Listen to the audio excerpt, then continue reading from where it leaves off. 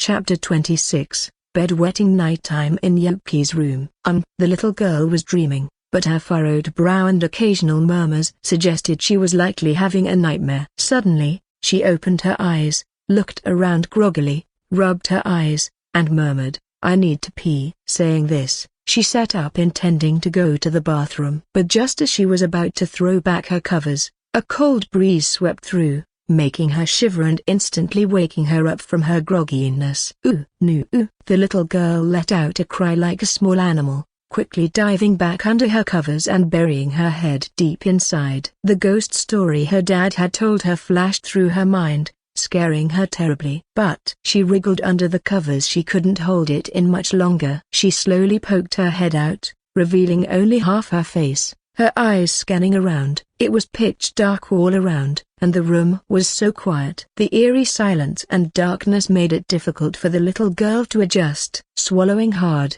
she slowly pulled back the covers and stood up, running to her desk to grab her magical girl wand from a drawer. The moment she touched the wand, she felt a surge of power. Not even monsters could defeat her now. "Humphrey, bring it on." "I'm not afraid of you." With a defiant swing of her wand, she struck various poses and was about to head for the door. Swipe. Just then, a shadow flicked past the window. This froze the little girl's bold movements, and her eyes slowly turned to the window. Although it was just through a curtain, she could see a shadow lingering outside the window. The watermelon ghost. Without a second thought, the little girl dived back under her covers, shivering in fear. 1 minute, 2 minutes, 3 minutes. The trembling of her body stopped, and then her little hand slowly reached under her buttocks, jerked back sharply. She had wet the bed. She, a big kid now, had wet the bed. And with the terrifying shadow outside the window, her feelings of distress turned into tears. You are Tilda in Ren's room. At that moment, Jada suddenly sat up,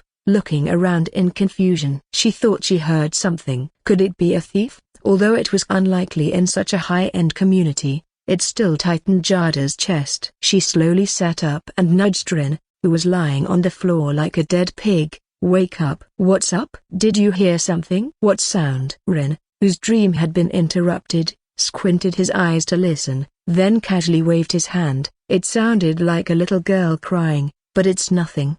"Crying?" Ren sat up immediately, locking eyes with Jada. They both exclaimed in unison, "Wei-you." Then they rushed toward the little girl's room, not even bothering to dress properly. Could she have rolled off the bed while sleeping? Or was she feeling unwell? Their hearts were filled with worry. When they reached the little girl's room, she was curled up under the covers, crying continuously. Ren approached and tapped on the blanket. Wei-you, Wei-you, come out. "What's wrong?" "Tell Daddy." The little girl shook slightly and continued crying. Ren stood awkwardly by the bed, scratching his head, not knowing what to do. "What's wrong, dear?" "Mommy's here. Tell Mommy what's wrong." Seeing this, Jada also approached to ask, but the little girl pushed her hand away just the same. "It's not good to stay covered up like this all the time." Jada frowned at Ren. "Lift her blanket off." Ren felt it was necessary to and grabbed the blanket. But just as he was about to lift it, the little girl cried out and grabbed the blanket too. "No, don't." "Don't." But how could her strength match Ren's? After a brief struggle, the blanket was pulled away by Ren. Then both Ren and Jada saw the wet patch on the bed and the little girl's tearful, embarrassed face. And then they both chuckled. Seeing this, the little girl's tears flowed even faster. "It's sweat." "Just sweat." Of course, it's sweat." Jada and Ren nodded repeatedly. They knew the little girl's temperament. It was time to go along with her narrative. Then Ren approached the little girl, gently placed his hand on her head, and said softly, "Whether it's sweat or whatever, you should always call for Mommy and Daddy, okay?" The little girl doodled on the floor with her toes, her eyes red as she looked timidly at Ren. "I was scared." "There's nothing to be scared of. Daddy and Mommy will always protect you, no matter what." Jada also squatted down and pinched the little girl's cheek. "Okay, let's go change your clothes. Aren't you uncomfortable with it being so sticky?" Saying this, Jada pulled the little girl towards the wardrobe. Meanwhile, Ren began changing the bed sheets. On the other side, as Jada helped the little girl change her underwear, she learned a bit about what had happened. Of course, the little girl insisted the liquid on the bed was cold sweat she had frightened out of herself, refusing to admit it was urine. So, as she changed, Jada said, "Don't worry, it's just bedwetting. Let me tell you, your dad wet the bed when he was 10 years old." What? Hearing Jada's words, Ren, who was changing the bed sheets, suddenly became defensive. "Who wets the bed at 10? What are you looking at? Your bed wetting at 10 is a fact, isn't it?" Jada glared at Ren. If it wasn't for his ghost story tonight, would their child have been scared to not even go out? Feeling guilty, Ren, reprimanded by Jada, twitched his mouth and nodded. "Right, Dad."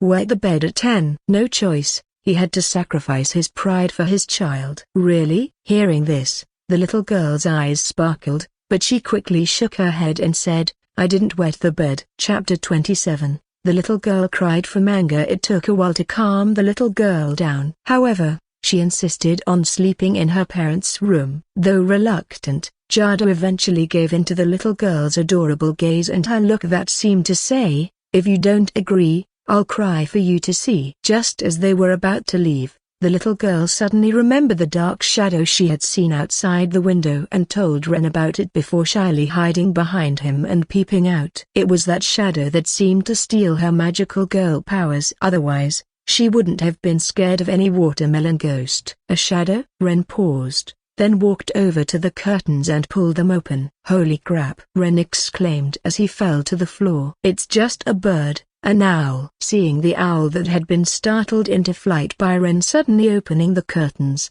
and looking at Ren sitting on the ground, Jada laughed. Then she pinched the little girl's cheek and said, "See, there's no ghost." Bad owl." The little girl patted her chest and pouted, scaring Wei-Yu. Ren rubbed his bottom as he got up, speechless. He felt like he was experiencing something his age should not have to handle. "Let's go." The little girl pulled them out of the room, and after they arrived in Ren's room, she looked at the floor and then at the bed. She gave Ren a look that said, "You're sleeping on the floor again."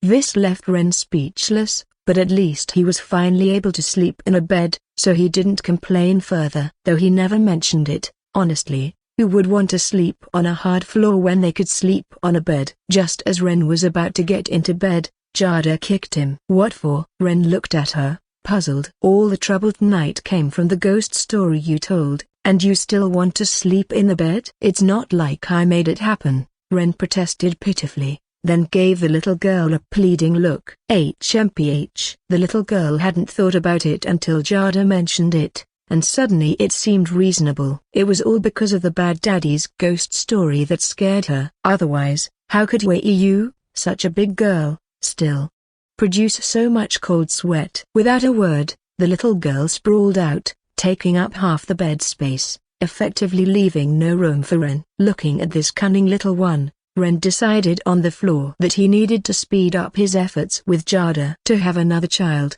preferably a boy this time, as male camaraderie seemed more reliable. Then it would be 2 against 2, and he couldn't lose. And if there was a second child, and it had his surname, that would be acceptable to his parents. He could even play games with his son in the future. The more Ren thought about it, the more appealing the idea became, and he slowly drifted off to sleep. Unaware of Ren's concerns, the little girl, initially worried about him, heard his snoring and huffed softly.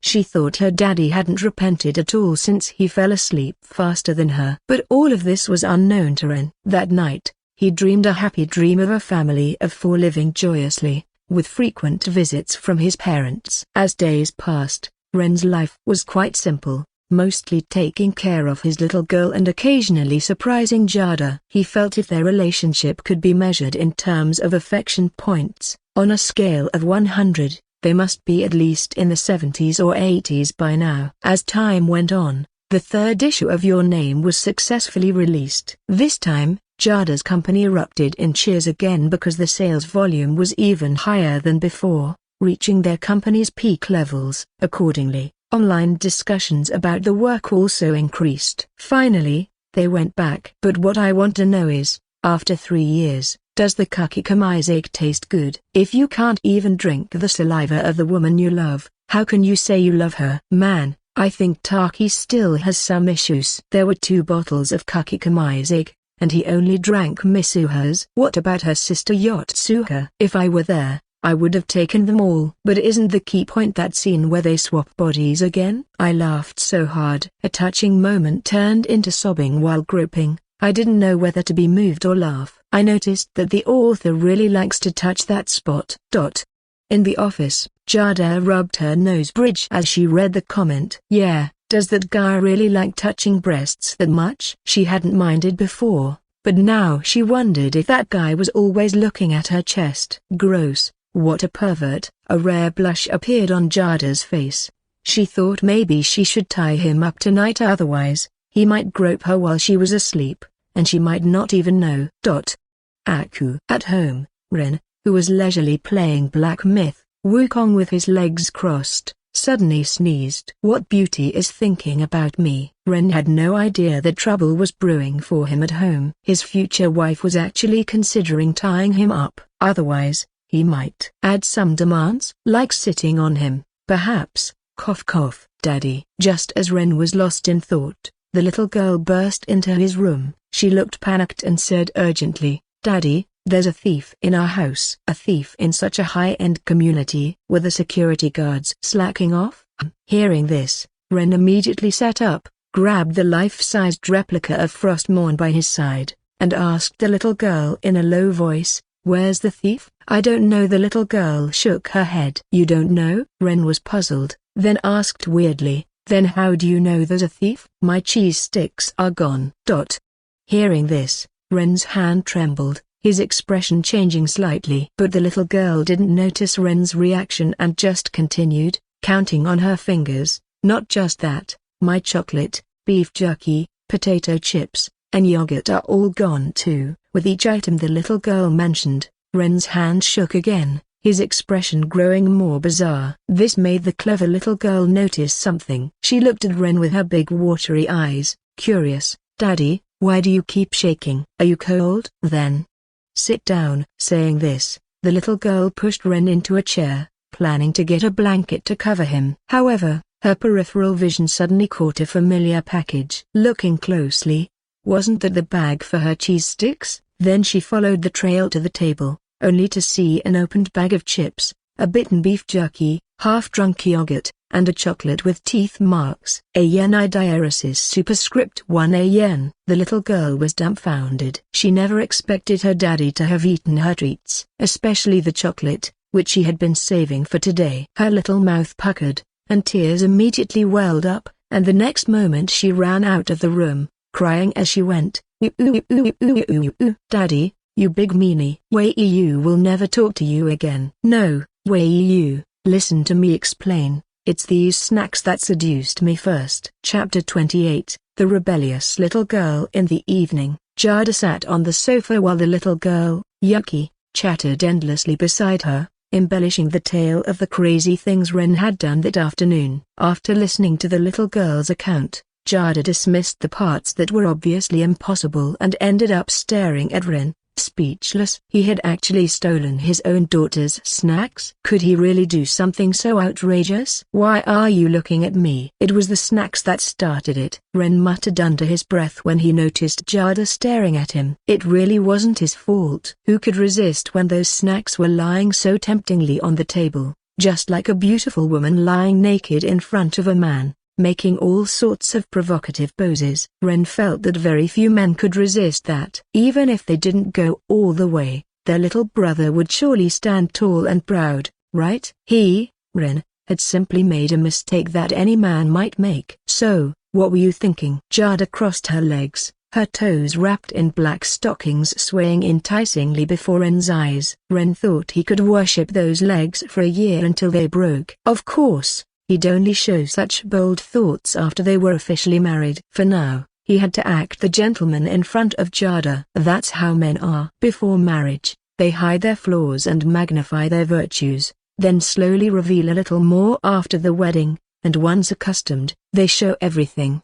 By then, the woman is too used to it all. Clearing his throat and avoiding looking lower, Ren put on an expression of a virtuous man and pondered for a moment before saying, what was I thinking? Well, The other snacks were okay, but the cheese sticks, I don't think they were tasty. They weren't sour enough to be called sour, nor sweet enough to be sweet. They tasted kind of off. Jada was baffled. Was that really what she had asked about? She wanted to know what he was thinking when he decided to steal his daughter's snacks. The little girl, Yuki, was even more displeased. Not only had her father stolen her snacks, but he also dared to say they weren't tasty. That was her second favorite snack. With tears welling up in her eyes, she turned to Jada with a sobbing voice, "Mommy, a broken bar." Although she only said 2 words, Jada understood the little girl's grievance. She even felt a moment of dissatisfaction with Ren and gestured to him with a curled finger, "Come here, stick out your bottom." Ren's thoughts wandered off track, becoming awkward, and he whispered to Jada, not realizing their daughter was present, "Isn't this inappropriate? The kid is right here." Jada's forehead vein popped as she sucked in a breath, then began to kick Ren's rear. Of course, she only used some force for the first few kicks. The rest were just for show to let her daughter see she was taking action. Otherwise, the little girl might hold a grudge for a long time. Realizing Jada's intentions, Ren pretended to be in pain, making all sorts of agonized noises as if the kicks really hurt. After a while, Ren lay sprawled on the sofa, covering his bottom. Seeing Ren's pained expression melted the kind-hearted little girl's heart. Although she wanted her mom to teach him a lesson, seeing him in such pain made her feel sorry for him. She jumped down from the sofa, ran to Ren's side, and looked at him with concern. "Daddy, are you okay?" Seeing his daughter's worried look warmed Ren's heart. Indeed, this child was his little angel. He decided he really couldn't bully her anymore and would try not to sneak her snacks. Well, he will try his best. Ren made a painful resolution in his heart and smiled at her. "Daddy's fine. This is the punishment I deserve for stealing Wei-Yu's snacks." He played the part convincingly. Jada couldn't help but laugh, attracting the little girl's attention, who then pouted, "Mommy, you're laughing. And after you hit Daddy so hard." "What if Daddy runs away from home again?" Ren pursed his lips, afraid to laugh out loud for fear that Jada's anger might turn on him. Jada's expression stiffened momentarily. Which side was her child really on? But, after all, it was her child. Even if she was angry, as long as the little girl hadn't made a significant mistake, Jada couldn't bear to scold her. Taking a deep breath, she said, "Yes, it's my fault." "Wei-Yu, why don't you go out for a bit? Didn't your dad buy you a lot of snacks this afternoon?"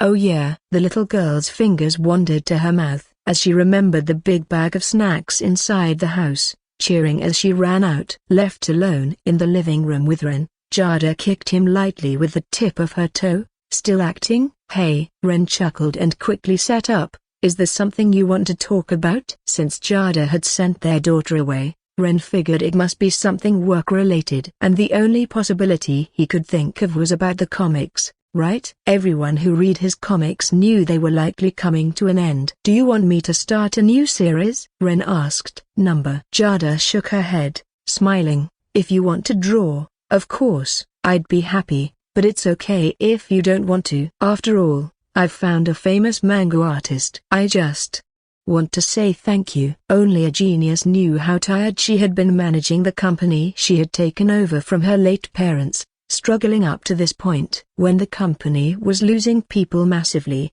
she even felt despair. But Ren had stood up, supporting the manga all this time. "Oh, it's nothing." Ren waved his hand nonchalantly, then seriously added, "You've thanked me several times already, you're too polite." "Isn't this what I should do?" Then stretching lazily, he continued, "But since you've found a manga artist, I guess I can retire." Compared to being a manga artist, I prefer being a kept man. Thinking of the future, Ren felt even better. His future wife's company was back on track, he already had a daughter, and soon he might have a son for a perfect family. After settling down, he'd bring his future wife to meet his parents, living happily ever after. But he didn't know that he would soon be wrestling with manga again. Chapter 29, Your Name Is. The question of whether the manga Your Name would conclude was not only known to Jada but also hotly debated among its readers. many of whom asked about it on Twitter. The staff at Picker Comics gave a very official response: please look forward to it. However,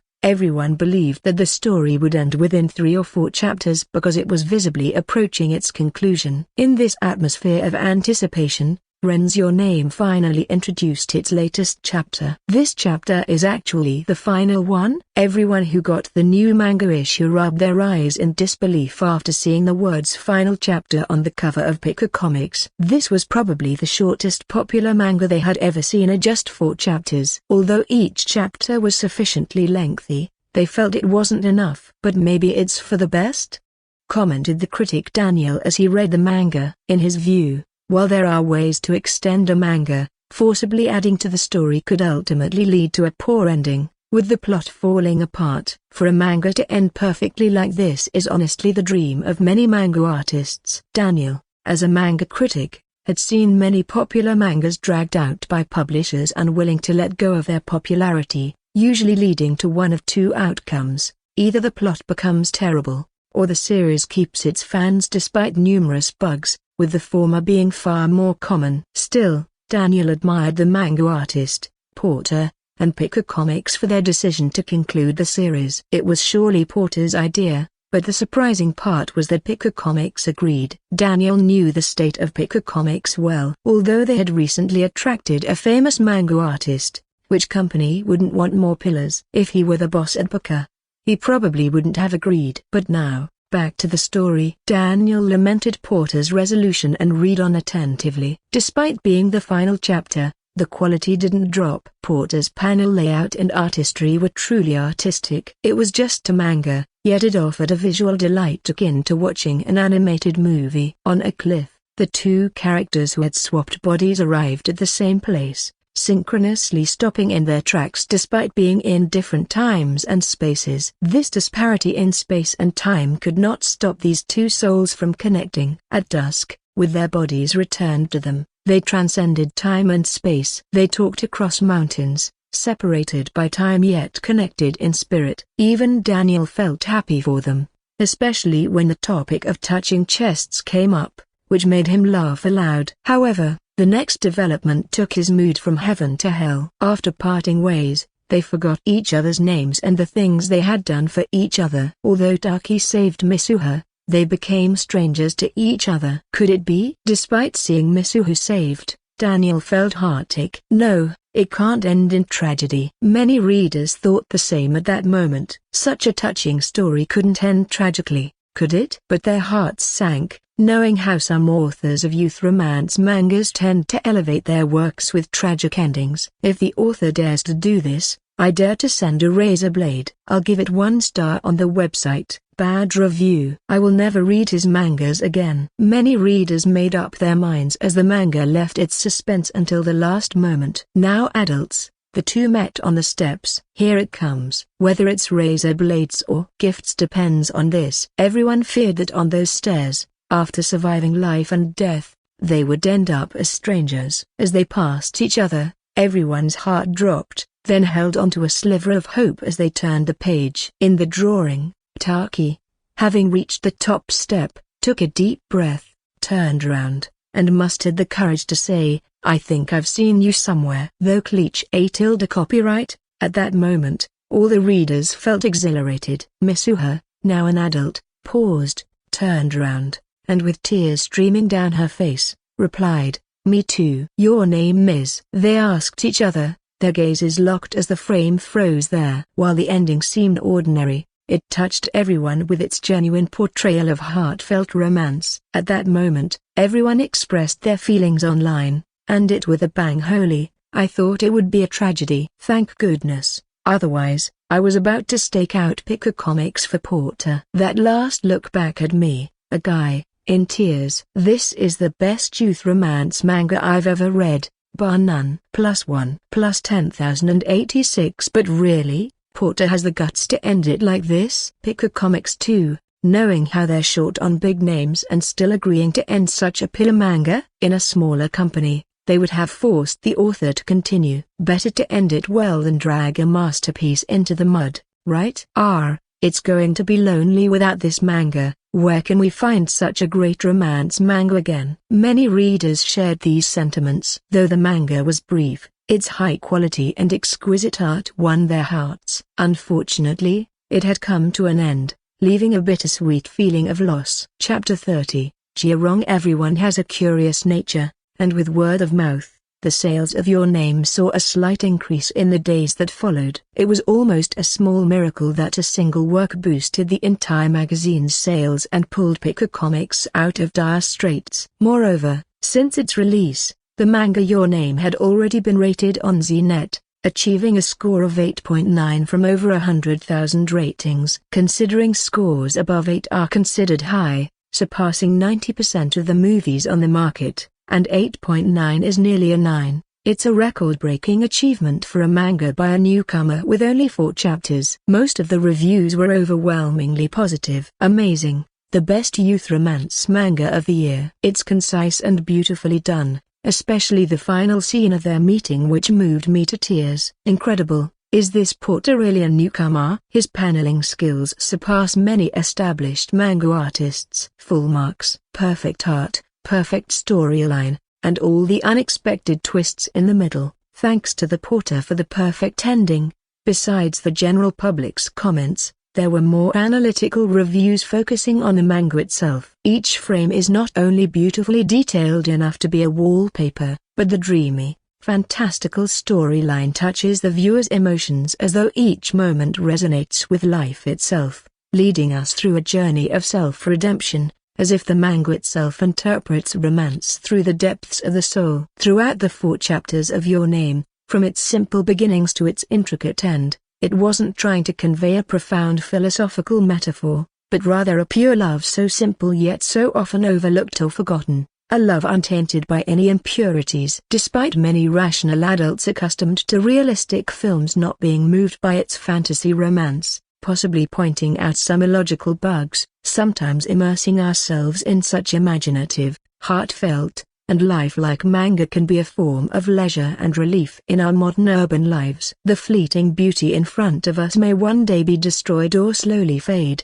but at least the memories it leaves in our hearts will not vanish, just like encountering a loved one. It's a marvelous, indescribable beauty. The thousands of words in the article meticulously analyzed each frame and lavishly praised the manga artist's fantastic imagination. Jada's lips curled up slightly as she read these reviews. For some reason, seeing others praise Ren and his work gave her an inexplicable sense of delight. However, she quickly noticed something else and started typing furiously, her eyebrows furrowing. Even as Ren approached her, Jada didn't notice, continuing to focus on the screen, typing rapidly, almost as if she could punch through the keyboard with her fingers. Ren watched for a while before realizing Jada was in a heated debate with a netizen online. Although the exchange was polite and rich in content, the situation was intense, with nearly 200 comments already exchanged. The dispute arose because a netizen pointed out various unreasonable aspects of the work,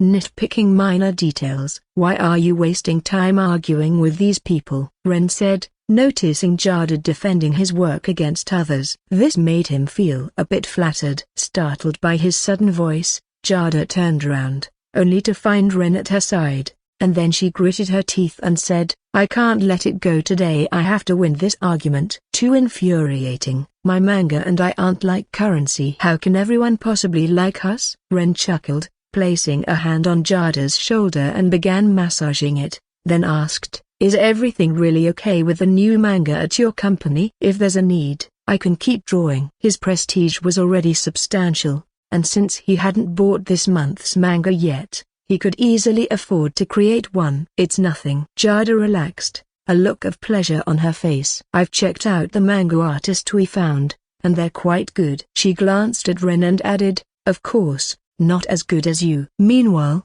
in a certain apartment building, a man and a woman were enjoying drinks and chatting happily. If Jada saw them, she might recognize the man. This was the former pillar of her company, Singing Off Key, a manga artist who left for Jirong Comics, a subsidiary of Jirong Real Estate. If it weren't for his sudden departure, Jada's company wouldn't have been so short-handed. Ha ha, Editor Zheng, You flatter me. Then congratulations on your new work's success, Teacher Warren, Zara said with a smile. But she quickly thought of something else and added, speaking of which, Teacher Wang, do you know about the new manga artist at your old employer, Picker Comics? You mean the porter?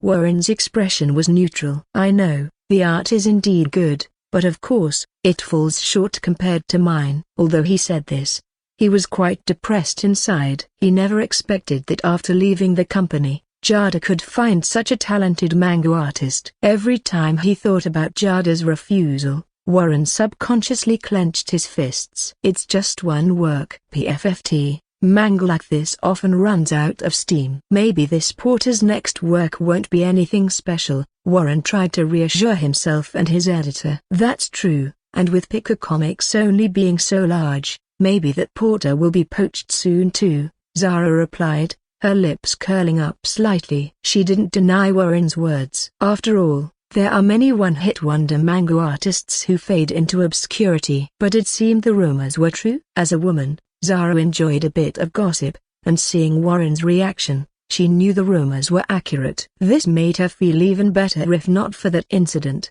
she might not have been able to poach Warren, a key figure for her company. Right, there's a reporter coming to interview you. You know what to say and what not to say, right? Don't worry, I'm no newbie. Warren waved his hand. Inside, he felt content with his choice. After all, Jiarong Real Estate was rich. When he was at Picker, who would have sent a reporter for a new manga release? Chapter 31, It's decided, it's you children are magical creatures. On weekdays, they sleep later than pigs, requiring shouts to wake up. But come Saturday and Sunday, they rise earlier than chickens. Such is the case with little Yuki. In Yuki's room, the blanket had somehow been kicked off during the night, revealing her tiny, pale belly beneath her slightly lifted pajama top. Seemingly dreaming about something, Yuki smacked her lips and absent-mindedly scratched her belly. Pan-fried dumplings. Yummy. After mumbling in her sleep, Yuki slowly opened her eyes, looked around in a daze, and with a grunt, climbed out of bed and scampered in her little slippers toward Ren's room. Finding Ren lying on the floor, she stood with her hands on her hips and sighed like a little adult. Really, Dad made Mom mad again. So immature. Dad, wake up, the sun's shining on your butt. Yuki then pounced onto Ren's bed. Startled by the sudden jump, the sleeping Ren woke up. However, he pretended to be asleep, having stayed up cultivating late into the night and not wanting to get up just yet. Unfortunately, his desires were secondary to Yuki's whims. Seeing that Ren wasn't waking up, Yuki giggled, laid on top of him, and began tickling his nose with a strand of her hair. It looked like there would be no sleeping in today. Ren sighed internally but couldn't really complain. This was his daughter, after all. He grabbed Yuki, pinched her cheeks, and couldn't help but indulge in one of his favorite pastimes, squeezing her chubby cheeks. Perhaps all children are like this, but Ren certainly found squeezing Yuki's cheeks to be particularly soothing. Yuki protested, slapping away Ren's hands, her lips pouting like a hamster's. Dad, how many times have I told you, if you keep squeezing, I'll turn into a round ball. She felt her face had gotten rounder recently. Oh no. What to do? Wei Yu won't let Dad squeeze her cheeks. Dad feels unwell, Ren theatrically complained. Since I can't squeeze, I need Wei Yu's kisses to energize me for the day. He then pointed at his cheek. Really, Dad is just like a kid. Yuki sighed, exasperated by the immaturity of adults these days. Mwah. She quickly pecked Ren on the cheek. That seemed to cure all his aches. As he sprang up, scooping her into his arms amidst her startled cries, off we go to brush our teeth and wash our faces. After brushing their teeth, washing up, and having breakfast, Yuki tugged at Ren's shirt with a pitiful look. Daddy, can I play the game console for a while? You can, but only for an hour, and keep your eyes far from the screen, Ren agreed after some thought. Children are often more curious about forbidden things, so rather than outright denying Yuki, he set some restrictions. Okay. Got it. Delighted, Yuki hurried into Ren's room, retrieved her console, and nestled into Ren's belly. Her favorite spot was on her dad's belly. It was soft, bouncy, and very comfortable. Ren shifted to make her more comfortable and began scrolling through his phone. Suddenly, he paused on the news article. The keywords are Warren, manga artist, Jironga caught his attention. If these words had been separate, Ren might have overlooked them, but together, they reminded him of Warren, the manga artist who had left his wife's company for Jironga Comics. He clicked on the article. Reporter, Mr. Warren, there are rumors that you left Picker Comics because your confession was rejected. Is that true? Warren, sorry, no comment. Today is about my new work, not my personal love life. Reading this, Ren narrowed his eyes. A confession. As Ren was about to call Jada, Yuki seemed to hear Warren's voice from the phone. She looked up at Ren's screen with a disdainful expression and complained, "That's a bad uncle. He used to bring ugly flowers to Mommy and then he left, making Mommy stay up late for a while." Here, Ren turned to his daughter. "Can you tell me more about what happened between Mommy and this man?" It was like this." Yuki began to recount the story. Moments later, a cold smile appeared on Ren's face. It turned out Warren had pursued Jada, who had repeatedly rejected him. Angered, he had left, vowing to bankrupt her company. If it weren't for Ren's sudden appearance and the acquisition of a system, there was a real chance Warren might have succeeded, or at the very least severely damaged Jada's company. That guy had tried to swoop in while Ren was away and nearly brought down his future wife's company. These actions were enough to infuriate Ren. Checking the release date of Warren's new work, Ren took a deep breath and looked at his system page. It was just the right time for a showdown, as his monthly refresh allowed him to choose a new work to rival Warren's release. Faced with the options of Berserk, Gintama, and Cooking Master Boy, Ren immediately ruled out Gintama. While famous, its heavy Japanese cultural references and multitude of inside jokes made it ill-suited for this world, where those references didn't exist. Berserk, though a favorite, was too violent and bloody for the female-dominated readership of Picker Comics. That leaves a broken bar. Ren's gaze settled on Cooking Master Boy. "It's decided, it's you, little chef." Chapter 32, Explode. Reality. Chakayakuban might be a name unknown to some, but many more would recognize it by another name. Cooking Master Boy. The story begins with a struggle for inheritance rights at the famous Chrysanthemum Pavilion in SC Province, southwest China. The story describes how the young chef, Liu Moxing, recommended by Governor Li, goes to Guangzhou to train at Yangquan Restaurant. There, he earns a prestigious chef qualification, makes friends who share his passion for cooking, and collects legendary kitchenware while battling the Dark Cooking Society. In essence, this is a culinary anime that taught many that a dish that doesn't shine isn't a good dish. He remembered thinking it was a Chinese anime when he first watched it. It was somewhat irritating to learn that it was created by a Japanese author. It felt like a blow, especially since many of the recipes seemed made up. Fortunately, domestic anime companies didn't fall behind. Although their styles seemed a bit juvenile, they produced Cooking Master Boy, though its plot was somewhat distressing later on. However, Ren didn't plan to stick entirely to the original manga. Why? Because he considered the manga to have a poor ending, turning into a story of supernatural powers, much like Prince of Tennis and Naruto in their later stages. After all, while it's fine for a battle series like Naruto to ramp up the supernatural elements, shouldn't a culinary anime win through cooking skills? Compared to the manga, Ren preferred to conclude the series as the TV version did, with a final showdown at a Manchuhan imperial feast in the palace. Liu Maoxing's mentor and friend, Chef Lan Feng, turns against him under the influence of the Dark Cooking Society. They plot to control the emperor's diet. Eventually, Liu Maoxing defeats them, frees Lan Feng from their control, and saves the nation. Afterward, Lan Feng joins Liu Maoxing's team, continuing their quest to find the remaining legendary kitchenware and combat the Dark Cooking Society. See, isn't this much better than those supernatural abilities? It also sparks more thoughts, making such an open-ended conclusion the best. Having made up his mind, Ren calls Jada. After the call, Ren, as planned, takes his little daughter out. "Daddy, where are we going?" the little girl asks curiously from the back seat. "We're going shopping for Wei Yu," Ren replies with a smile. He hadn't really taken his daughter out much since coming here, and everything he bought for her was funded by his future wife's money. Though he had resolved to be a kept man, his male pride was still adjusting. But the shopping wasn't just for his daughter. His royalties had come in. It wasn't much, but it was the first money he'd made from his comics. Previously, he'd always used Jada's money. He didn't mind using it for himself and his daughter, but he felt awkward spending it on his parents. He planned to buy some things to send back home, along with transferring some money to his parents. Really? His daughter's eyes widened, shining with joy. Daddy, you're the best. Wei-Yu loves you the most. At the department store, Ren heads straight for the children's section, filled with magical girl IP limited edition clothes, small staircases, toys, and more. Looking at these flashy items,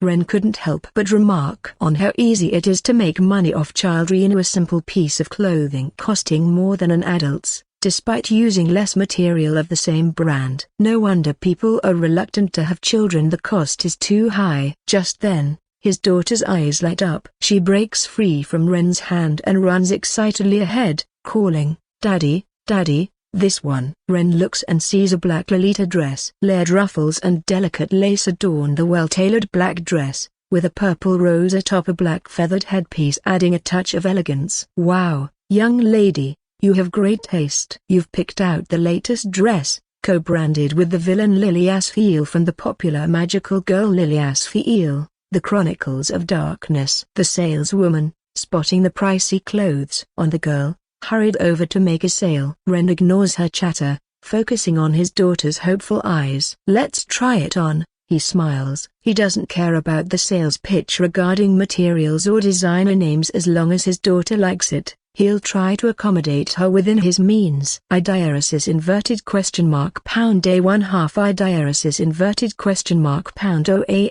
inverted exclamation mark a colon a. Soon, his daughter comes out of the fitting room, strikes a bizarre pose and bursts into laughter. Explode, reality, shatter, spirit. Banish this world. I am the dark fallen magical girl, Lily Asfiel von Hohenheim. Ren. Clap clap clap. Applause follows. Out of the corner of his eye, Ren sees a group of excited children admiring his daughter. "Wow, it's just like Lily Asfiel. It's Lady Lily Asfiel, HMPH." His daughter crosses her arms and lifts her chin proudly. "Don't call me lady, call me princess." Idiosis superscript 1, so embarrassing. Ren, in disbelief, watches his daughter deliver these cringeworthy lines and promptly pushes her back into the fitting room. 5 minutes later, with one hand holding his daughter's and the other carrying a bag, Ren walks out of the clothing section, flustered, while the sales staff's grin blooms like a chrysanthemum flower. Once they are out of sight of the clothing section,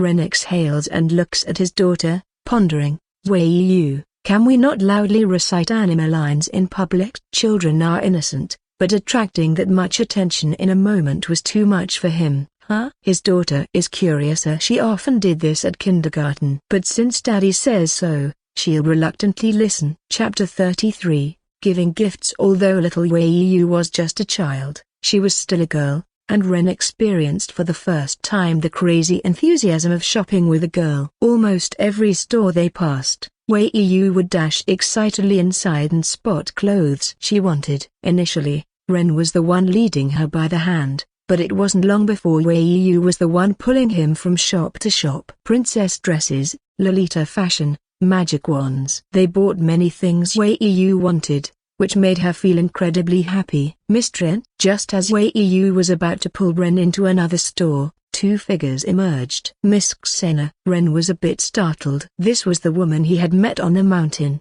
The young lady whose help had been crucial in adding some details to his manga. "Wow, the dancing big sister!" Wei-Yu sweetly exclaimed. Even though Xena was as old as her mother, Wei-Yu called her sister quite eagerly. "Hello there." Xena ruffled Wei-Yu's hair. Ren smiled, then looked at the young child next to Xena, somewhat surprised. "Is this your child?" If he remembered correctly, Xena had mentioned she wasn't married. Was it another story of being unmarried and pregnant, just like him? Why did he think another? "No," Xena quickly clarified, waving her hand. "She's my sister's child, recently staying at my place, so I brought her here to shop." She trailed off as she noticed Ren staring at her, and his gaze seemed a bit off. Subconsciously, she covered her chest. "Ren?" Realizing his gaffe, Ren blushed. "Sorry, I was just wondering where you bought that necklace." He thought Xina's necklace looked nice and figured Jada would be happy if he bought her one. "The necklace?" Xina breathed a sigh of relief.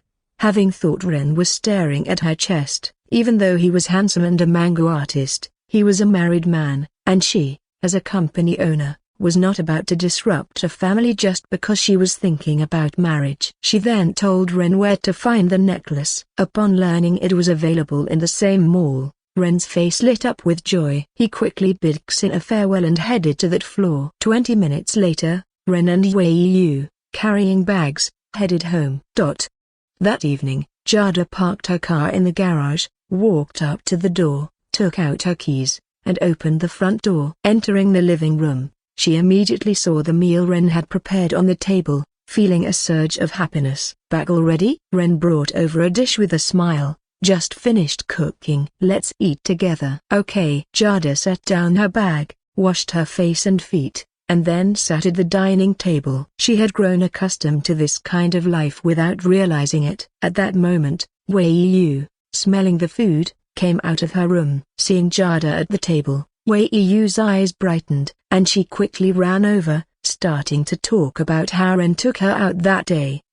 Just then, Ren interrupted Jada, who was chatting with Wei Yu, his tone hesitant. He had rehearsed a romantic gift-giving scenario in his mind many times, but when the moment came, Ren found he couldn't speak. Mouth agape, he finally pulled out the box with the necklace. "I used the money from my latest paycheck to buy you something." After speaking, Ren began eating, not daring to look at Jada. Jada, holding the box, was stunned. She hadn't expected Ren to give her anything. With a slight smile, Jada opened the box, and a necklace caught her eye. Seeing Ren eating quietly, Jada felt conflicted. She wasn't a child. She could tell from Ren's actions that he was trying to pursue her. And they had already done everything a married couple would do. But for some reason, she was still afraid of marriage, so she had never brought it up. After a moment of silence, Jada pushed the necklace towards Ren. Seeing his disappointed look, Jada smiled and said,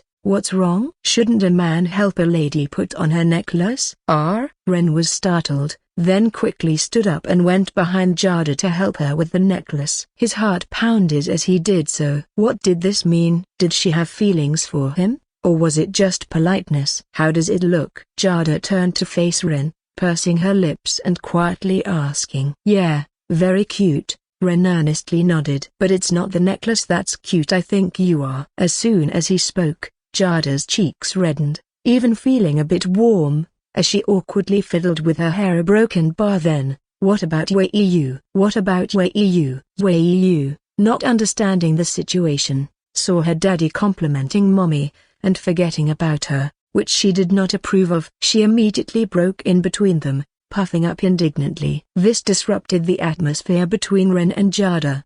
They looked at each other, then simultaneously pinched Wei Yu's cheeks and said in unison, "Wei Yu is also very cute."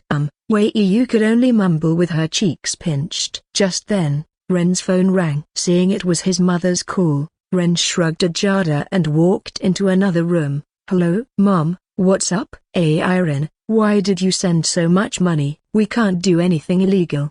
His mother's voice was urgent. How could she not be? She saw her son had transferred tens of thousands of yuan into her bank account. She knew what he earned. Where did all this money come from? "Mom, don't worry, it's legally earned," Ren reassured her, warmed by her concern. "It's from my manga royalties." "You can draw?" His mother was incredulous. Did she not know her own son? "You've never had a drop of artistic talent in your life. How can you draw?" "I've been learning these past few years," Ren replied, somewhat helplessly. "Don't you know me? I'm a good guy. I wouldn't do anything illegal." "Daddy." Just as he was speaking, the door burst open, and Wei Yu poked her head in. "Hurry up and eat, Daddy. The food will get cold." "Daddy?" On the other end of the phone, his mother's voice suddenly rose. Chapter 34, Tattling and New Works, 2 in 1. The room was silent, especially on the other end of the phone where Ren's mother was even more so. Initially worried about her son suddenly transferring such a large sum of money,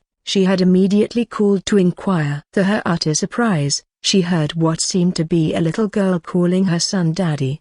Ren's mother was both thrilled and angry, thrilled to be a grandmother, but furious that her son had gotten married without telling her. In her generation, not informing one's parents about marriage was enough to make her chase him around the yard with a feather duster. Spill it. What's going on? Ren's mother's tone was furious. If she could crawl through the phone, she would have already gone to bash Ren's head in. Well, my daughter, your granddaughter. Ren decided it was best to be honest. The situation being as it was, there was no continuing to hide it. When did this happen?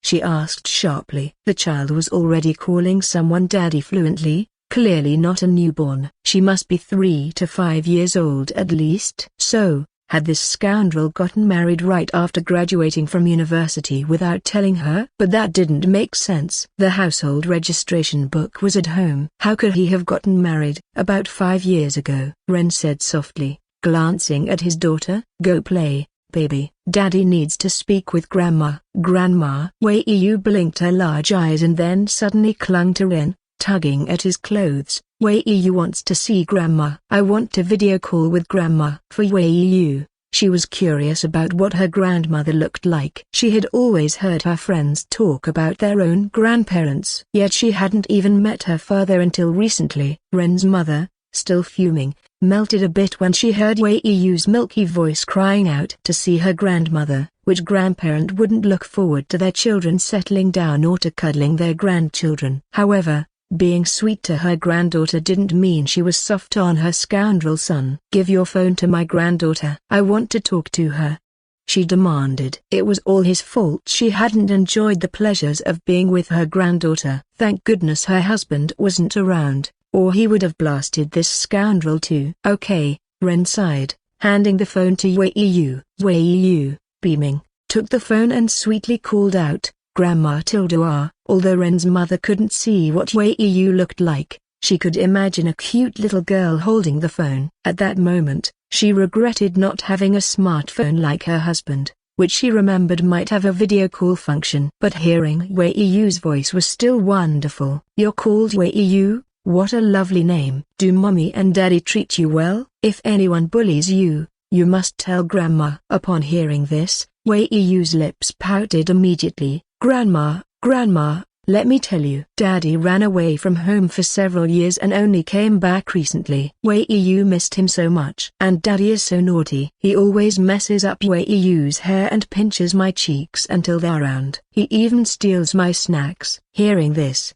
Ren's eyes widened in shock, and he quickly tried to take the phone back. However, Wei Yu was quicker and screamed, Grandma, Daddy's taking my phone. Scoundrel. With that shout from the other end of the phone, Ren immediately clammed up. Seeing this, Wei Yu's eyes sparkled. She felt her moment had come. From now on, if Daddy dared to steal her snacks, she would tell Grandma. Humphrey Tilda. Seeing Ren's sheepish look, Wei Yu's face lit up with joy, and she stuck out her tongue and blinked mischievously at him. Watching Wei Yu's antics, Ren was irked. But what could he do? The hierarchy at home was clear. Mom greater than Dad greater than himself. Even his own father was afraid of his mom, let alone him. However, he decided once Wei Yu hung up, he'd teach her a lesson by eating all her snacks right in front of her, to teach her the harshness of the real world. Unaware of Ren's thoughts, Wei Yu, seeing that he hadn't approached, became even more cheerful and confidently sat in a chair, her little feet swinging as she chatted away. Every so often, she made Ren's mother laugh. After a while, Ren's mother's voice came through the phone. All right, Wei Yu, Grandma needs to speak with your daddy. You can go now, and I'll make sure your daddy doesn't bully you anymore. Really? Wei Yu was initially delighted but glanced at Ren with a trace of concern, then whispered, Grandma, don't scold Daddy all the time. He's actually quite pitiful. Mommy is very fierce, and Daddy often sleeps on the floor. Archu. Jada, sitting in the living room, sneezed suddenly, looked around, and rubbed her nose. Who's talking bad about me? All right, Grandma understands. Relieved by her grandmother's response, Wei Yu hopped off the chair, handed the phone back to Ren, and quickly scampered away, as if afraid he'd keep her there. "Hello, Mum?" Ren glared at Wei Yu and reluctantly picked up the phone. "Tell me, what exactly is going on?" His mother's voice came through, filled with suspicion. "Did you and Wei Yu's mother have a child out of wedlock? And you two still haven't settled things, huh?" "Mum?" Ren was startled by her words. How did his mother know all this? "Hey!" His mother scoffed. "You don't have a marriage certificate, you only met Wei Yu recently, and she said you always sleep on the floor." "It's just like that TV drama I watched recently. There's only one truth. That is, you didn't even know you had a daughter before this." "Great." His mother had turned into Detective How Mum. So Ren could only hum in response. "Is that so?" After hearing Ren's response, his mother seemed to understand and then said, "Then tell me some things about that girl." "It's like this." After a moment, having heard all about Jada, Ren's mother couldn't help but exclaim, "A flower stuck in cow dung." "No, Mom, I think Jada is quite nice." "Why call someone cow dung?" Ren protested. "Hey, I'm calling you cow dung," his mother retorted, rolling her eyes. "She's a company boss, good looking, and she had a child with you? Our family must be blessed." "Wait, Mom, am I really your son?" Ren's eyes widened. Did having a wife make him forget his son? When did he become cow dung? Was cow dung ever this handsome? "Picked up," his mother replied without hesitation. "Bring your wife home sometime soon. I need to talk to her." "You already have a child and haven't made her your wife yet. It's shameful." "Such a nice girl, with plenty of suitors. If someone else sweeps her off her feet, you'll be too late even if you cry." Ren opened his mouth, recalling a previous incident with Warren, and was speechless for a long time. "Meet your parents?" Jada pointed at herself, incredulous at the returning Ren. "Yeah." Ren scratched his head awkwardly. Originally, he had planned to pursue Jada before introducing her to his parents. But his little traitor of a daughter had sold him out during the phone call. "There's a traitor among us." Thinking this, Ren flicked Wei Yu's head with his finger. "This girl sold me out. No choice, we'll have to visit my hometown soon." No sooner had he spoken than Wei Yu began punching his stomach with her tiny fists, her tone urgent. "No way." Wei Yu is not a human trafficker. Though Wei Yu was clever and quirky, her understanding of some things was still limited. In her mind, selling people meant being a trafficker, and she didn't want to be taken away by the police. Greater than Idiosis Superscript 1. Chapter 35. Chapter 35. Believe it or not, Chapter 35 is the title of the chapter. While marveling at Ren's artistic skills, Jada started to read the story very carefully. The story takes place in SC Province, at the famous Kikaro restaurant in the Heavenly Dynasty. However, while the original setting was during the Qing Dynasty, Ren replaced it with a fictional dynasty to avoid potential criticism over historical inaccuracies, such as characters in the Qing Dynasty sporting buzzcuts. Kikaro Restaurant is a royal culinary establishment. Its head chefs through the generations have been renowned throughout SC Province. After their mother, Pei Ai, passed away, the siblings, Liu Maoxing and his sister Liu Karen, took over the state-owned Kikaro Restaurant. Unexpectedly, one day, a former disciple of their mother, Xuan, came to the restaurant to stir up trouble, claiming he was the new head chef. The narrative introduces Xuan's ungrateful past and emphasizes how well Pei Ai had treated him. This setup is typical for an action-packed mainstream manga, introducing the protagonist and then quickly bringing in an antagonist to kick off the main plotline. Ren's portrayal of Xuan as a treacherous character immediately engages the readers, who eagerly anticipate seeing the protagonist defeat this ingrate, effectively capturing their attention. Jada, with her years of reading manga, could easily spot these storytelling techniques. The stage and characters were all set. With this, the story officially began. As the protagonist and the treacherous Xuan argued, a man riding a horse approached leisurely. This man was General Li, who stopped the dispute. He challenged Xuan to create a dish that would impress him. The dish in question was fried rice. Flipping through the manga, it seems different from the TV version, especially the iconic fried rice scene from Season 1, which I couldn't find. Many may not have seen the manga version of Cooking Master Boy, So it's better to stick with the TV plot here. Fried rice, what's there to compete with? Jada was puzzled when she read this. To her, fried rice was just about throwing leftover rice into a pan and stir-frying it. Even with variations like egg fried rice or beef fried rice, it seemed straightforward. However, she soon read Xuan's explanation. In Chinese cuisine, fried rice is fundamental, clearly demonstrating a chef's skills. Though she had never cooked, this statement somehow made sense to her. Xuan skillfully juggled ingredients with 2 cleavers, chopping them in mid-air with effortless grace. Even the way he tossed the pan carried an air of authority. Soon, Xuan's fried rice was served to General Li, who seemed to see landscapes explode with his first bite. As General Li was about to declare Xuan the new head chef of Kikaro restaurant, which his mother loved, Liu Maoxing couldn't sit still. After tasting Xuan's dish and feeling it matched his mother's cooking, he voiced his thoughts and gained General Li's approval to cook as well. Handling a wok with flipping motions and his egg-cracking hand moving so fast it blurred, Liu Maoxing seemed to be enveloped in flames. At that moment, Jada felt unexpectedly exhilarated. Wait, why was a culinary manga making her feel this excited? It was as if she was reading a battle manga. What does a good culinary manga need? Before Ren's manga, the answer seemed simple: realism. Previous culinary mangas were quite bland, focusing on realistic street scenes and the appearance of the dishes. The most popular was Food Supplier, which won many foodies' hearts. However, due to its monotonous plot, many readers abandoned it after a while. After all, many manga readers are young people, and while a fresh concept is appealing at first, it can become tiresome. But from what Jada saw in Ren's work, it seemed to have captured the essence of energetic mainstream manga, making the reader feel fired up. The following scenes shifted into high gear. It was just simple fried rice, yet Liu Maoxing managed to elevate it to the level of a rare delicacy. Soon,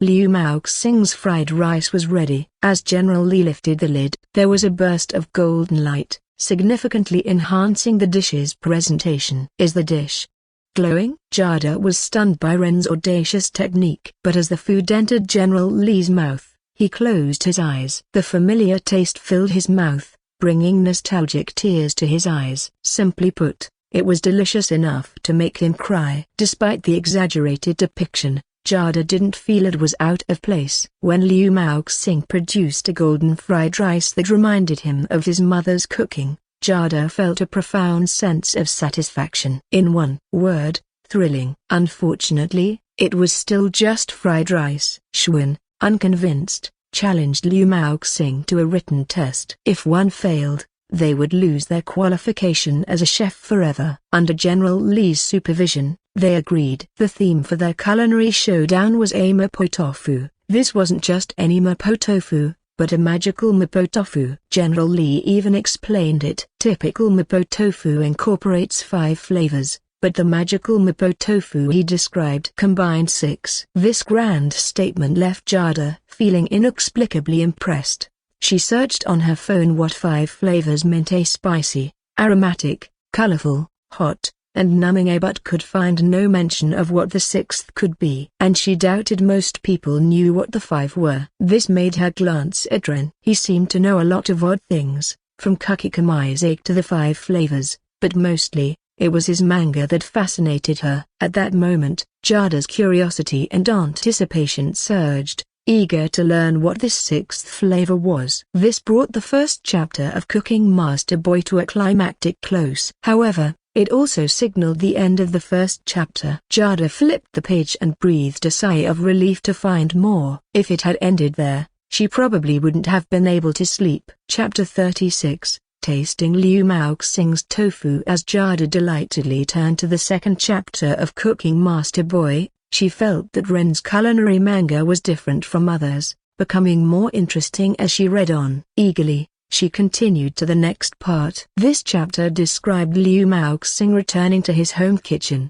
attempting to recreate the magical mapo tofu with 6 distinct flavors that his mother used to make. Unfortunately, he found the task challenging. From the previous evening until the sunrise of the next day, Liu Maoxing could not figure it out. Exhausted, The siblings slumped over the stove, reminiscing about their childhood. Suddenly, Liu Maoxing remembered something and started searching through a yearbook documenting livestock in Sichuan province, his face lighting up with excitement. Has he figured out the sixth flavor? Jada watched as Liu Maoxing hurriedly left, filled with anticipation. The scene shifted to Liu Maoxing and Shun presenting their finished mapo tofu to General Li. General Li didn't eat immediately but instead looked at them and said, "Sichuan's mapo tofu is known for its integration of spicy, numbing, colorful, aromatic, and hot flavors. Now, I ask you both, what is the crucial sixth flavor of magical mapo tofu?" Unexpectedly,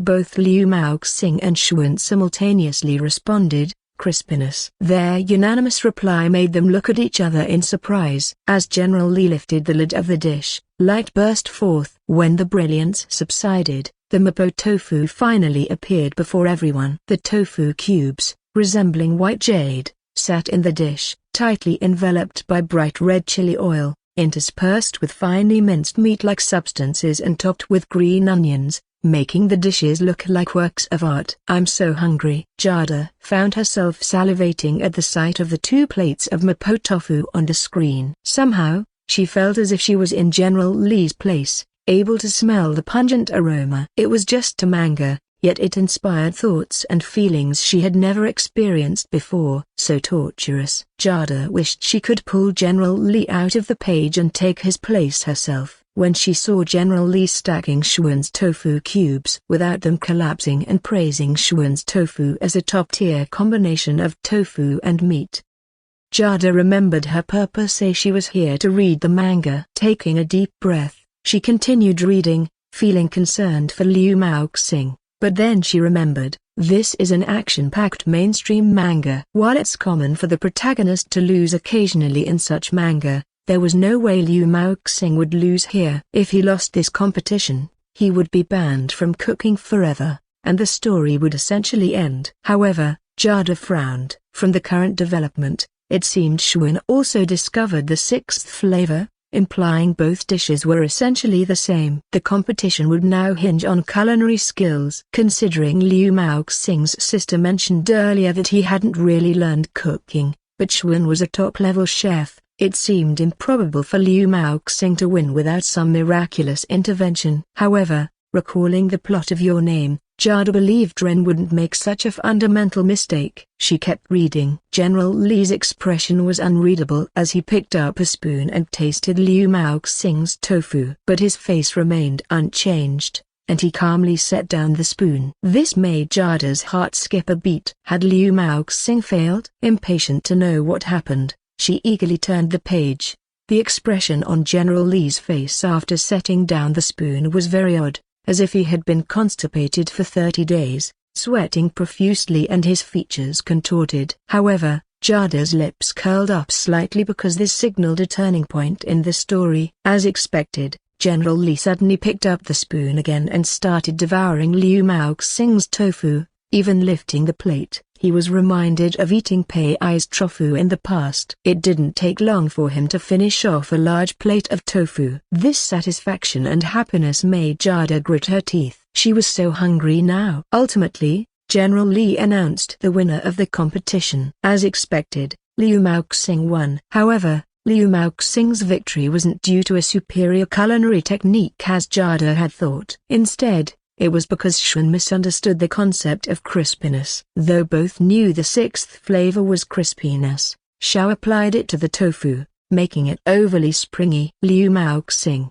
on the other hand, applied it to the minced meat. Was it the ingredients that made the difference? But soon, General Li pointed out the difference between their meats. When pressed with a spoon, Shun's meat simply flattened, whereas Liu Maoxing's could be sliced in half and would bounce away. "That's not scientific," Jada exclaimed, looking at Ren. "Even in a culinary manga, some semblance of reality should be maintained. How could meat have such elasticity?" "It was like beans." "Don't worry, there's an explanation," Ren chuckled. He had always enjoyed the outlandish explanations in culinary manga. Even though they were nonsensical, they seemed somewhat plausible. Reassured by Ren's words, Jada continued reading until Liu Maoxing tossed an ingredient in the air, prompting her to raise an eyebrow. Had she guessed right about the beans? After seeing Liu Maoxing's explanation for the bean treatment, Jada's face bore an expression of disbelief. Can it really be done like this? How could it? Ren waved his hand dismissively. It's all just fancy talk. Although the dish turns out tasty, no frying method can achieve that crispiness.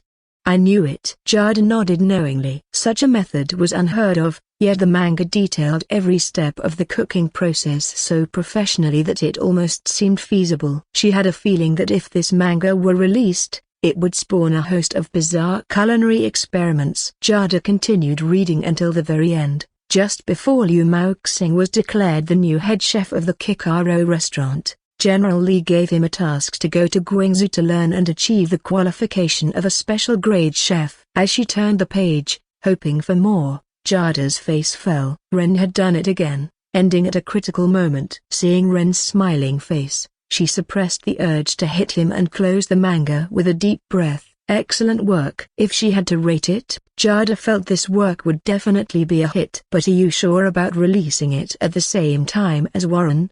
She still couldn't help advising. While I'm happy you're standing up for me, his marketing and fame are greater than yours, putting you at a disadvantage. In her view, Ren's decision to release his manga simultaneously with Warren stemmed from Warren leaving her company, unaware that Ren was motivated by Warren's attempts to poach from next door. It's fine. Ren smiled. It has to be at that time. Really? Then, as you wish. Jada looked at Ren, defending her honor, her lips curving up slightly. Then, she playfully kicked him. Hey, you're responsible for me, huh? Ren looked puzzled. Responsible? Could it mean? He suddenly brightened. Shall we go to my hometown tomorrow to get our household registration book and register? Household registration book? Jada realized Ren had misunderstood and blushed. How could it be about marriage? Your manga has made me crave mapo tofu. Was she using him as a chef? Seeing this, Ren secretly thought, watch me make you eat so much your belly grows. Chapter 37, Riding the wave of popularity. Time quietly passed. The poster for Cooking Master Boy officially appeared on various media platforms' promotional pages, and along with it, the release date for the single volume of Your Name was also announced. The poster for Cooking Master Boy was prominently featured in the center of several media platforms, rotating with other comic posters, and accompanied by a few lines of text, the most noticeable of which read, "The latest masterpiece from the author of Your Name." At this moment, not much time had passed since the conclusion of Your Name, and the fervor for that work hadn't yet faded. Many readers of Your Name discovered this news and clicked through. Super fiery, super blood-pumping mainstream culinary manga. What exactly is the sixth flavor of mapo tofu? Men silent, women in tears. Someone has actually eaten the protagonist's tofu. Seeing these comments, many readers of Your Name became excited. First a comment, excited for the new manga. Marking this spot. Is this the new work by the author of Your Name? Why not continue with the romance genre? My youth is over. A manga about Chinese cuisine? I don't want to say it, but I'm not very hopeful. Food manga are all the same, routine and not very interesting. Your Name was amazing. Looking forward to the author's new work. Hey, nice. A new manga following the single volume release, double the joy. Delightful. Slowly, many people learned about the new manga by the author of Your Name, and the comments section grew increasingly lively. As a critic who watched Your Name rise to fame, Daniel also noticed Ren's new manga launch right away. Although he wasn't very enthusiastic about food manga, this was still a new work by the author known as the Porter. Just based on his previous works and his old classmate Xina's drawings, Daniel decided to promote it. But why does the launch date of this new manga seem so familiar? Daniel found the release date on the cover a bit odd. He felt he had seen this date somewhere before. Could it be his wife's birthday or some kind of holiday or anniversary? Suddenly, a light bulb went off in his mind, and a mischievous smile appeared on his lips. Could it be? He quickly typed away at his keyboard and indeed, he discovered something interesting. The same day as Warren's new work, Picker Comics sure has guts. In his view, with Jiarong Real Estate's backing, Jiarong manga had a lot more promotional power compared to Picker Comics. Plus, with Warren's popularity, Aside from a few top manga artists, most would not dare to clash with him. Yet, because Comics had indeed set their new star to compete directly with him. Is it because they are very confident in the new work? This move made Daniel even more interested in Ren's new work. Somewhere in a hotel, due to the deep pockets of Jeorong real estate, even though Warren was just one of their recently acquired pillar manga artists, he still received a lot of promotional resources. Various interviews were continuously scheduled. At this moment, some reporters were asking Warren about his new work. But as he picked a reporter, the reporter unexpectedly asked a question he hadn't anticipated. "Hello Mr. Warren, I'm a reporter from So Lang Entertainment." The reporter suppressed his excitement and asked, "Your former employer, Picker Comics' new work will be released at the same time as yours. What do you think?" "What?" Warren was momentarily taken aback. He had been busy with the promotion of his own work and hadn't paid attention to other news. "Picker Comics' Porter's new work Cooking Master Boy will be released at the same time as your new work. Do you feel confident about leading in sales and popularity over Cooking Master Boy on that day?" Sorry, I didn't know about this. This session is supposed to be about my work. I don't want to discuss others." Though his response was quite standard, the media often lacked scruples, and soon Warren's comments were twisted into another version. Warren dismisses Porter's new work. Cooking Master Boy is out of its league and not even considered by Mr. Warren. Between a newcomer and an established manga artist. This news quickly became a headline in the manga entertainment section. Even Your Name and Cooking Master Boy were mentioned. Warren's works were indeed famous in the manga industry. This news also attracted a lot of readers' attention. Who is this big shot behind Cooking Master Boy? When does it serialize? A new manga artist daring to release the same day as Mr. Warren? You say that, but I just checked out this author's Your Name and it has a lot of good reviews. Just buy both.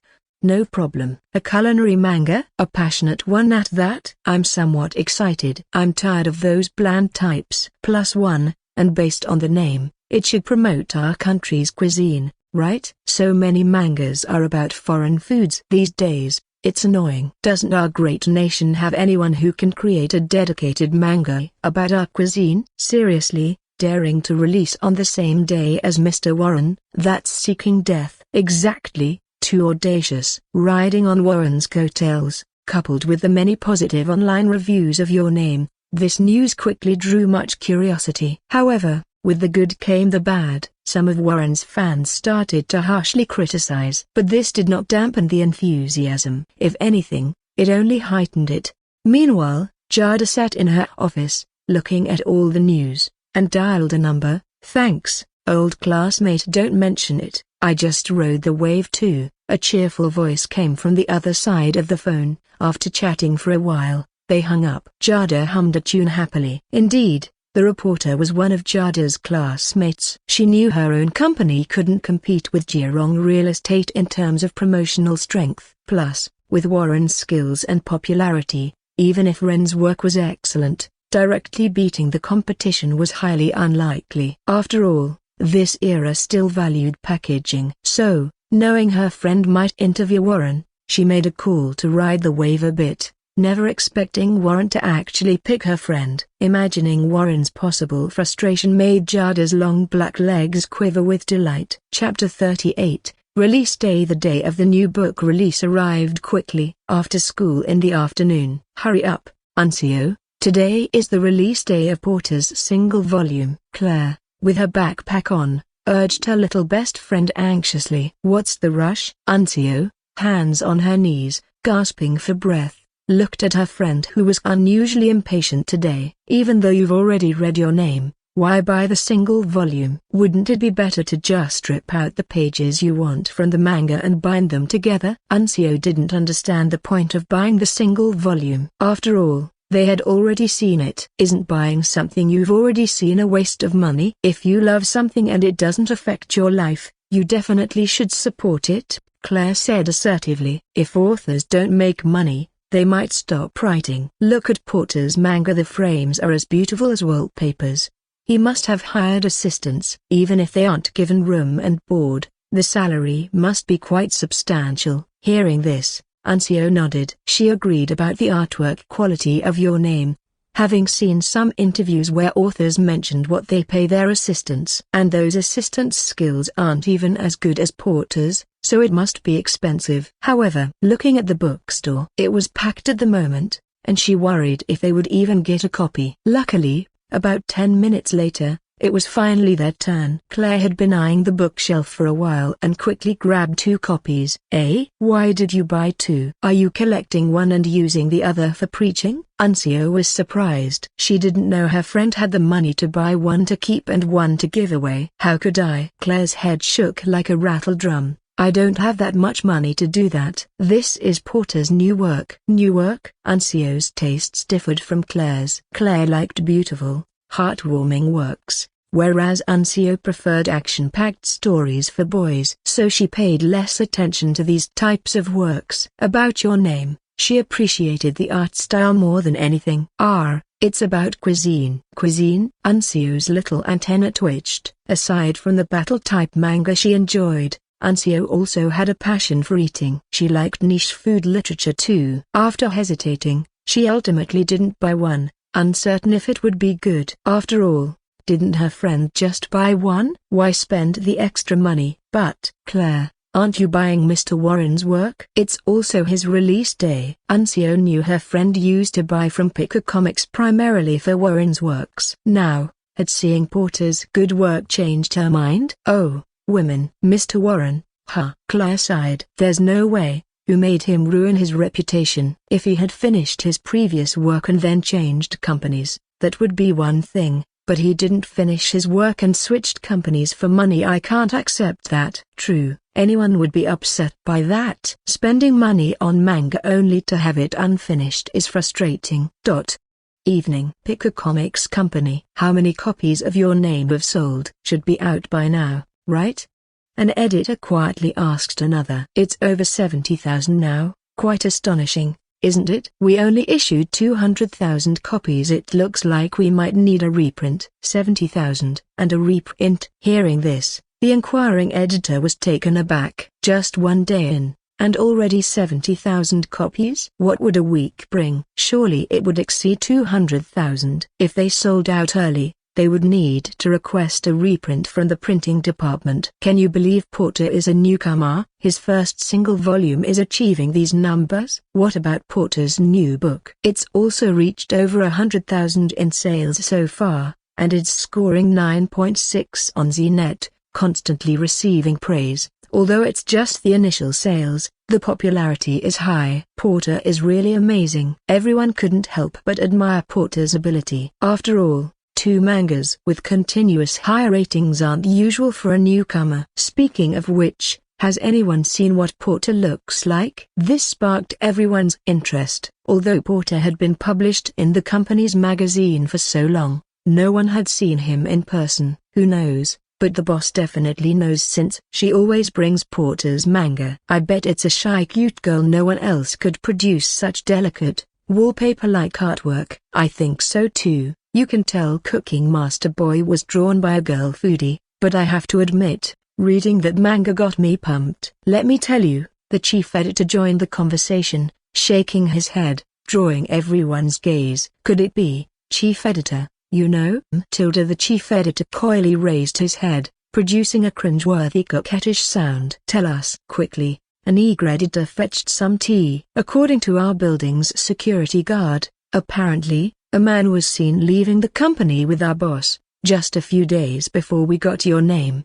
What's more, he seemed to be with the boss's daughter, looking very much like a family of 3. Oh? Everyone was now more interested in the man than in the sales figures. Although they knew the boss had a child, they had never seen her husband. Rumors had circulated that the boss was divorced. But now? How does he look? The chief editor didn't really know and was about to make something up when, suddenly, a cough echoed through the office. The room fell silent. Right, I need to hurry some manuscripts. Huh? Seems like something didn't print right. The crowd dispersed, leaving the chief editor alone, turning to see who was behind him. Boss, write me an analysis of Cooking Master Boy, over 5,000 words. 5,000 words. Chapter 39, Just looking makes you hungry, completely satisfied. A classic is a classic. No matter how many times you watch it, it never gets boring, and the poster is really nice too. Claire sat at her desk,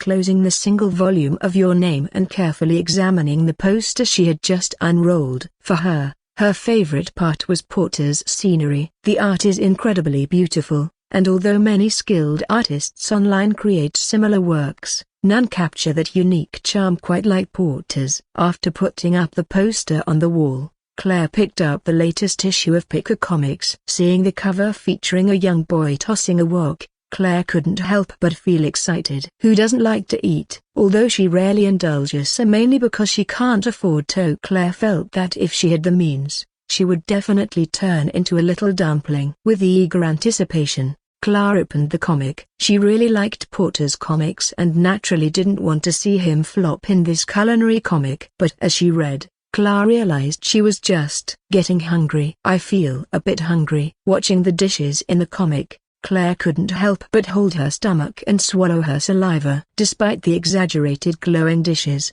for some reason, they intensely stimulated her taste buds, making her feel unbearably peckish. There's no denying it, Porter's art skills are too impressive. The mapo tofu glistening with chili oil in the comic seemed to tantalize her taste buds, its steam as if reaching out from the pages to her face. As Lee, the character, indulged in the food, Claire felt as if she was truly tasting it herself. Yet, it was this very illusion that tormented her even more. No, I can't take it, I must eat something. Despite her intention to diet, she couldn't help herself at that moment. She slipped into her slippers, rushed outside, then came back with a cucumber and stuffed it into her mouth. Only after finishing the comic did Claire understand what truly appetizing food looked like. Of course, she wasn't the only one feeling this way. At that moment, CNET was abuzz with comments. I now understand that if it doesn't glow, it's not good cuisine. Who knew a dish could be so exhilarating? No, did you see the sixth flavor of the mapo tofu in the finale? Could it be that Porter really found the so-called sixth flavor? It sounds quite convincing. Yes, he talks so convincingly. I almost believed it was real until someone tried to replicate it and failed. Reading these comments, Daniel deeply inhaled and closed the comic. Recalling his own experience reading the comic, Daniel felt that Porter was truly exceptional. If Your Name brought emotion and warmth, then Cooking Master Boy brought fiery enthusiasm and an irresistible hunger. He's really amazing, doesn't seem like a newcomer at all. Daniel murmured. Indeed, the panel transitions, artwork, and even the intensity were impressive. But among the veteran manga artists, there was none quite like him. Well, time to write something. Daniel opened his laptop, then feeling hungry again, immediately grabbed some noodles. Truly a meal enhancer. Soon, a post appeared on his Weibo. Today, I came across a culinary manga called Cooking Master Boy. Different from other culinary mangas, it's very thrilling.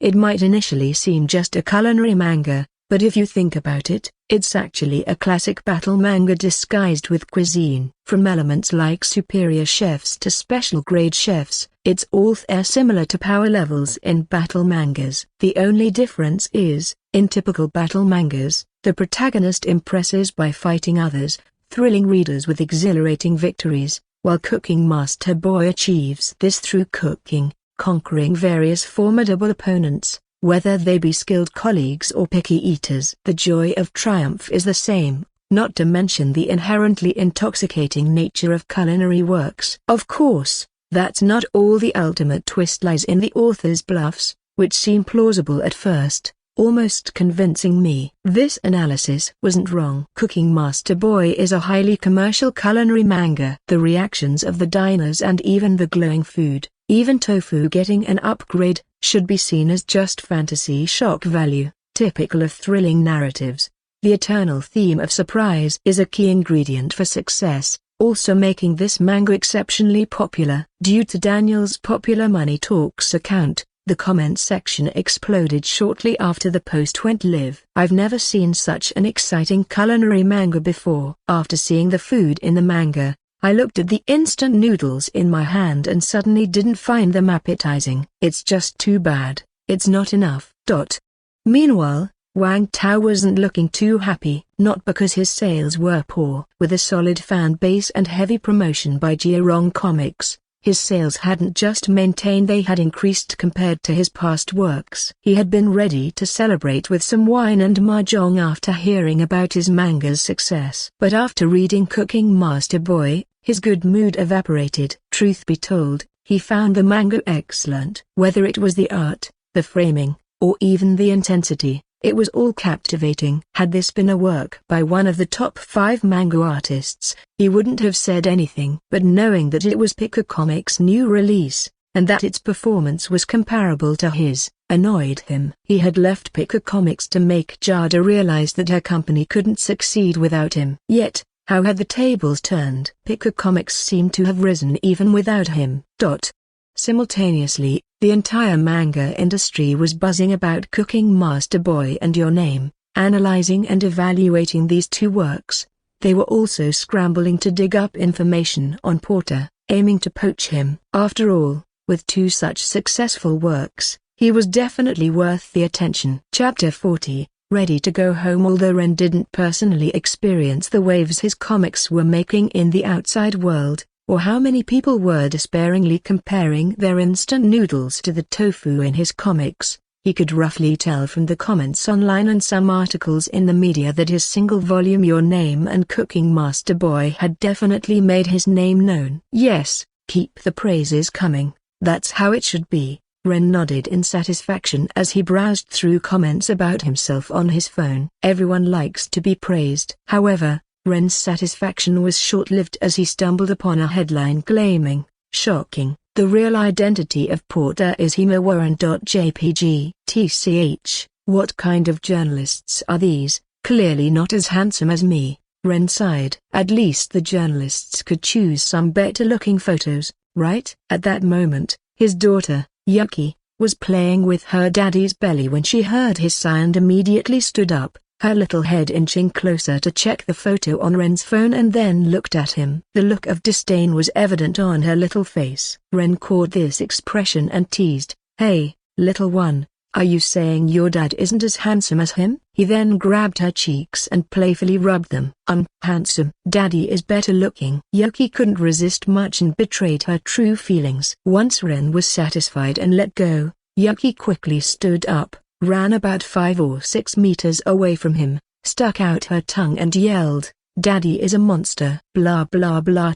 Seeing Ren stand up, Yuki giggled and hurriedly ran upstairs. This kid. Ren returned to his sofa and continued reading the comments. He had to admit, these comic reviewers knew their stuff, recognizing the high quality of his work and heaping on the praise. Plot, art style, paneling all received a thorough commendation. Some even analyzed aspects that he himself hadn't realized, similar to doing a reading comprehension exercise where sometimes even the author couldn't answer the question correctly. As Ren was contentedly reading the comments, Jada came back and glanced at him before saying, "Ren, are we going to your hometown this week?" she asked somewhat nervously. Though she and Ren weren't married, the thought of meeting his parents was still somewhat intimidating. "Yeah, this Saturday." Ren sat up and poured Jada a glass of water. "Don't worry, just pretend you're my wife." He felt a bit awkward saying this. Actually, his mum already knew that Jada wasn't his wife, but his mum had specifically instructed him over the phone to act this way,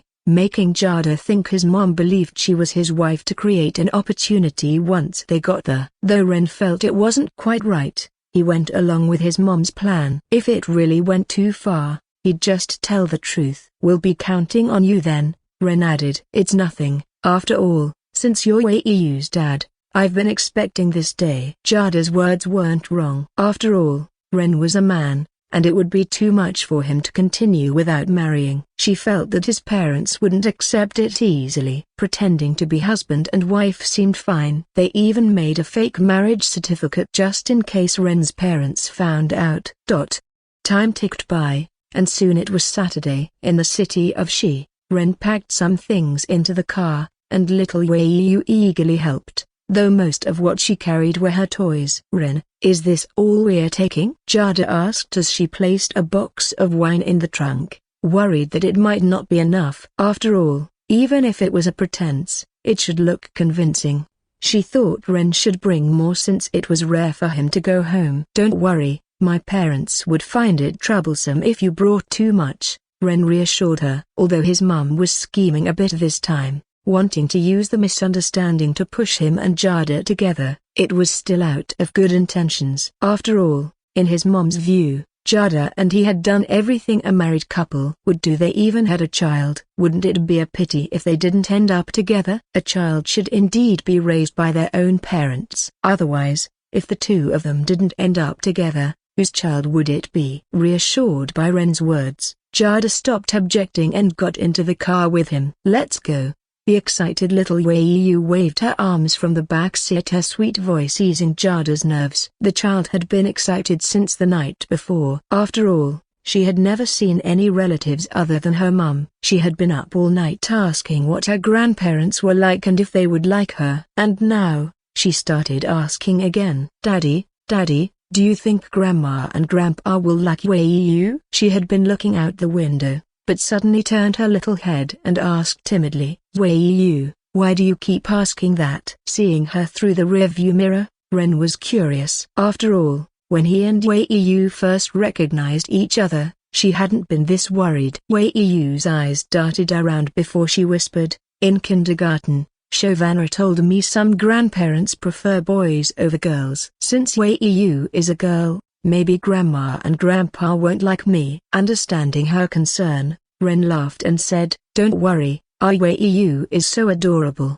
How could Grandma and Grandpa not like you?" "Yeah, Wei, don't worry," Jada soothed her, patting her head. Reassured by the praise, Wei hugged her face shyly and chirped, "That's right Tilda, I'm so cute. How could they not like me?" "Right. That's right." With newfound confidence, Wei patted her chest and sighed in relief. Seeing her like this, both Ren and Jada couldn't help but laugh. Chapter 41, A Scam. Ningbo County, Qinshan Town, Liua Village in Shanning Village. This is a very ordinary little village. Nestled in a valley formed by mountains, it boasts picturesque scenery. Unfortunately, due to poor transportation, the village's economy hadn't developed much. It was only a few years ago that a road was built, slowly bringing some improvement. On this day, with the weather sunny and perfect for travel, inside a common household in the village, "How's it going?" a middle-aged woman asked eagerly. Her name is Quinn,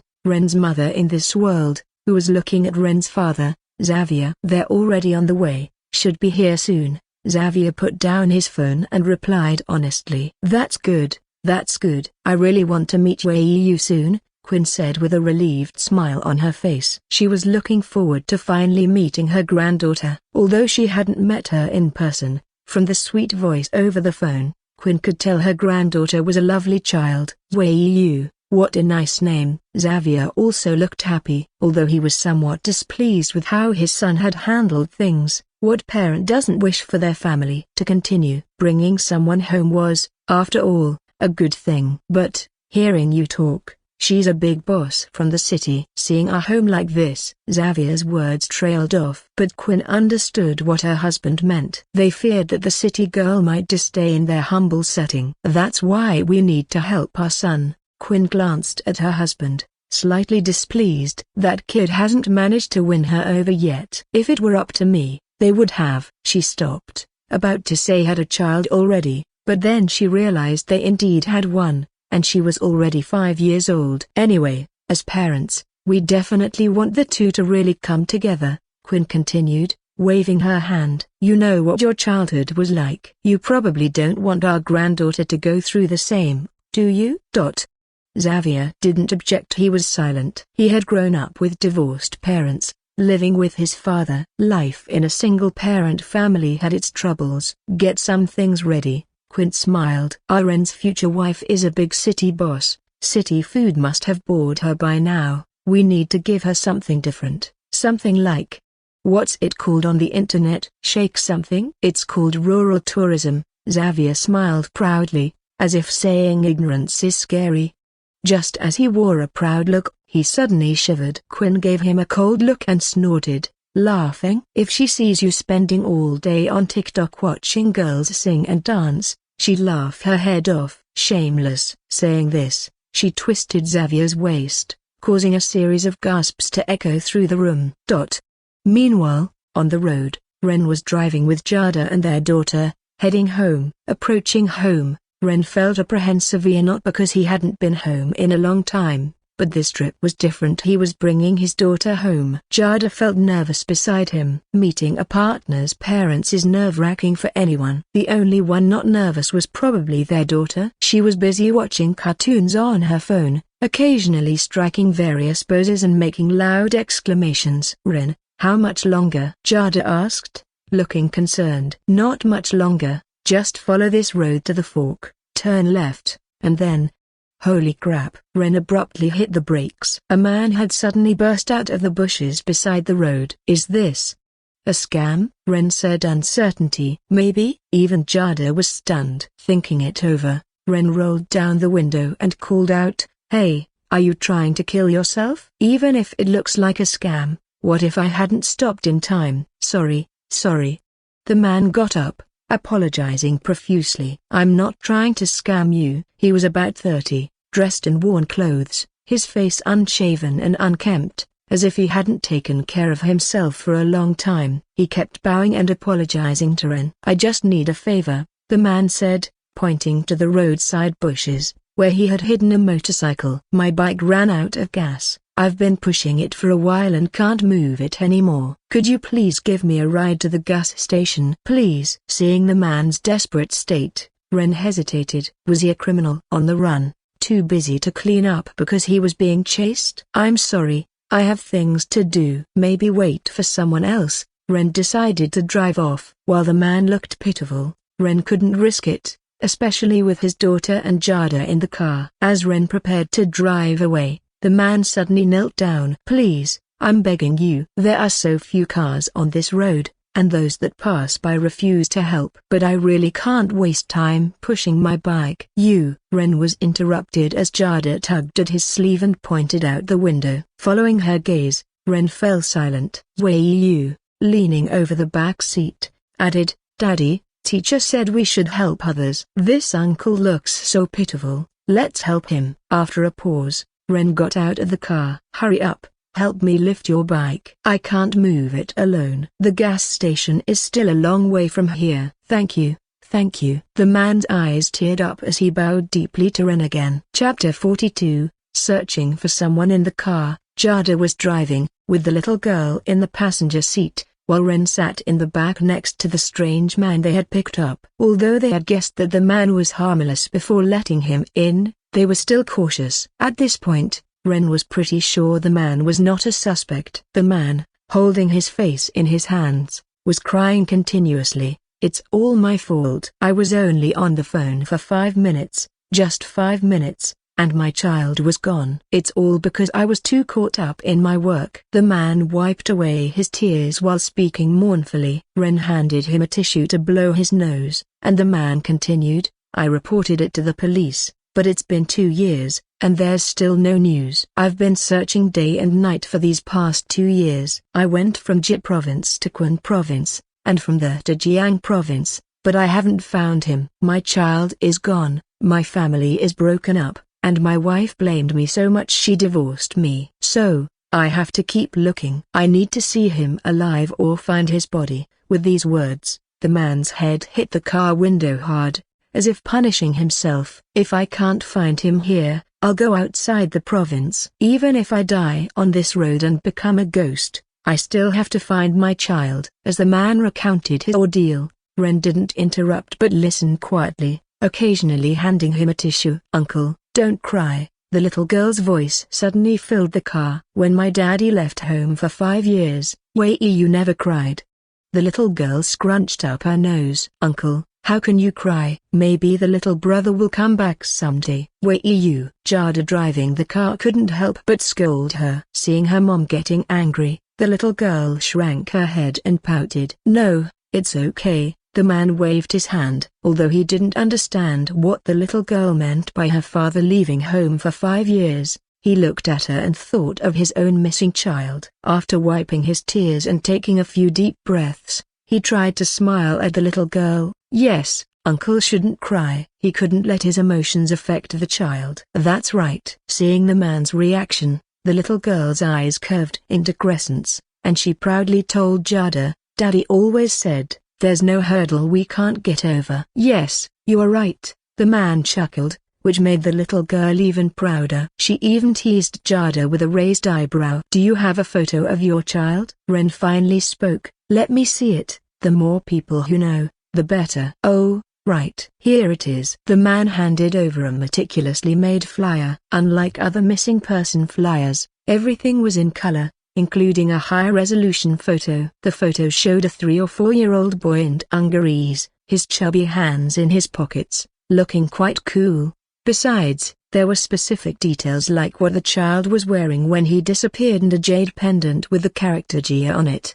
Perhaps seeing the photo triggered his emotions, and the man's eyes reddened again. But seeing the back of the little girl in the front seat, he forcefully suppressed his sorrow. Children are easily influenced by others' emotions. He remembered how his child would cry when other kids cried. He didn't want the innocent little girl in front to be affected by his sadness. Screech. The car stopped. "We're at the gas station," Jada announced. "Thank you, thank you." The man quickly thanked them again and then got out of the car. Ren also got out to help him with the fuel-less motorcycle. "Where will you search for your child next?" Ren asked as he watched the man. "If I can't find him here, I'll go to Lan Province." The man sighed. He knew how difficult it was to find a child in this vast world. The child was young when he disappeared, and even if someone had taken him in, he would have changed a lot by now. "Is that so?" Ren nodded. "Keep your spirits up." With that, he patted the man on the shoulder and got back into the car. The man stood there for a moment as his motorcycle was refueled, then prepared to put on his helmet. Just then,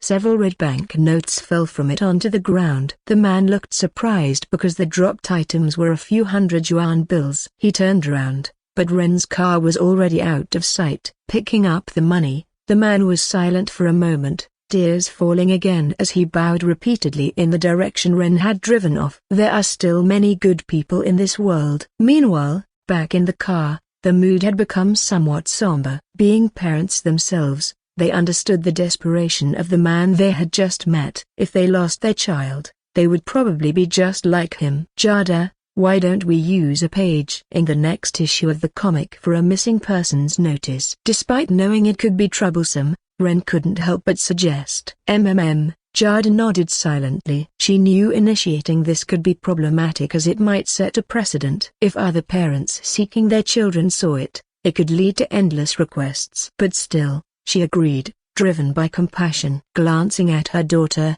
she gripped the steering wheel tighter. No one could take her child away, not even Jesus. Meanwhile, Ren took a photo of the missing person flyer and posted it to the social media accounts managed by his company. Though his follower count was only in the hundreds of thousands, small compared to the vast population, it was still a help. Maybe someone among his followers could find the child. Chapter 43. Arriving home at the Howe residence, Ren's parents sat anxiously in the living room, their legs shaking nervously. "Why hasn't IWU arrived yet? What if something happened on the road? Should I call and check?" Quinn couldn't help but look towards Xavier. "Come on, talking on the phone while driving can cause accidents too." "It's just a trip home. I haven't seen you this worried before." Xavier waved his hand dismissively. "How can you compare the two?" Quinn glared at Xavier, then huffed. "And did you forget how you stayed up until 2 or 3 in the morning worrying about your granddaughter? Worrying she wouldn't like you? Now you act as if it's nothing."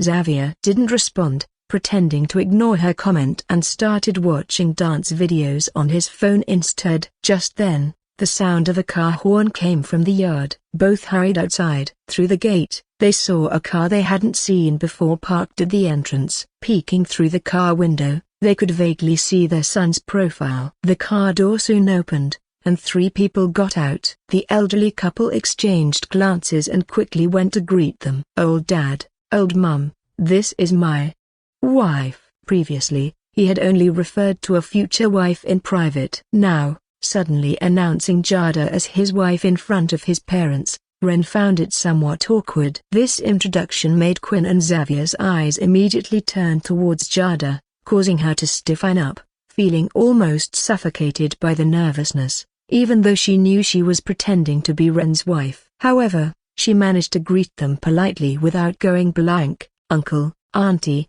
hello." Observing Jada, Quinn nodded internally. The woman had both looks and figure, and she was also a big boss of a company. How did their son manage to snag her? Oh, what a good girl, Quinn thought, her face breaking into a pleasant smile to make Jada feel more at ease. But no need for uncle and auntie, it's too formal. Just call us mom and dad, or like this scoundrel here, old dad and old mum. Before Jada could respond, Quinn continued talking, setting the terms of address right there.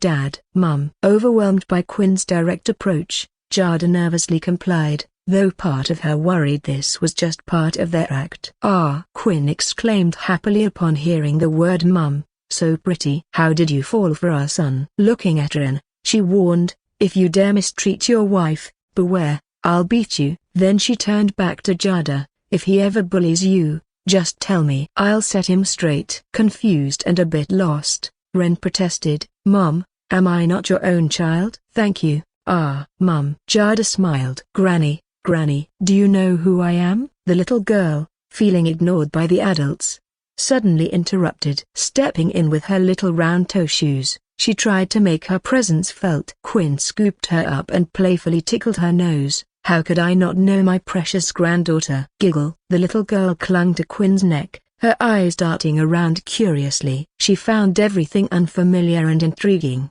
unlike anything she had seen before. "Wei Yu, do you know who I am?" Noticing his granddaughter's attention all on his wife, Xavier felt left out. He hadn't even had a chance to hold her yet. The little girl looked at Xavier, pondered for a moment, and said, "Your grandpa." Then, eyeing his beard, she asked, "Grandpa, can I touch it?" She had been curious about his beard ever since she walked in. She had begged her daddy to grow a beard before, but he never agreed. Thinking this, the little girl pouted at Ren, confusing him with her stare. "Sure, go ahead." Xavier grabbed her hand and brought her close to his face. Giggle, "It's so soft and fun." The girl tugged at his beard, laughing joyously. But children don't know their own strength. A sharp pull made Xavier cry out in pain. The little girl quickly let go, retreating her hands in fear. "Wei Yu, you shouldn't do that." "How can you pull Grandpa's beard?" Seeing this, Jada scolded her,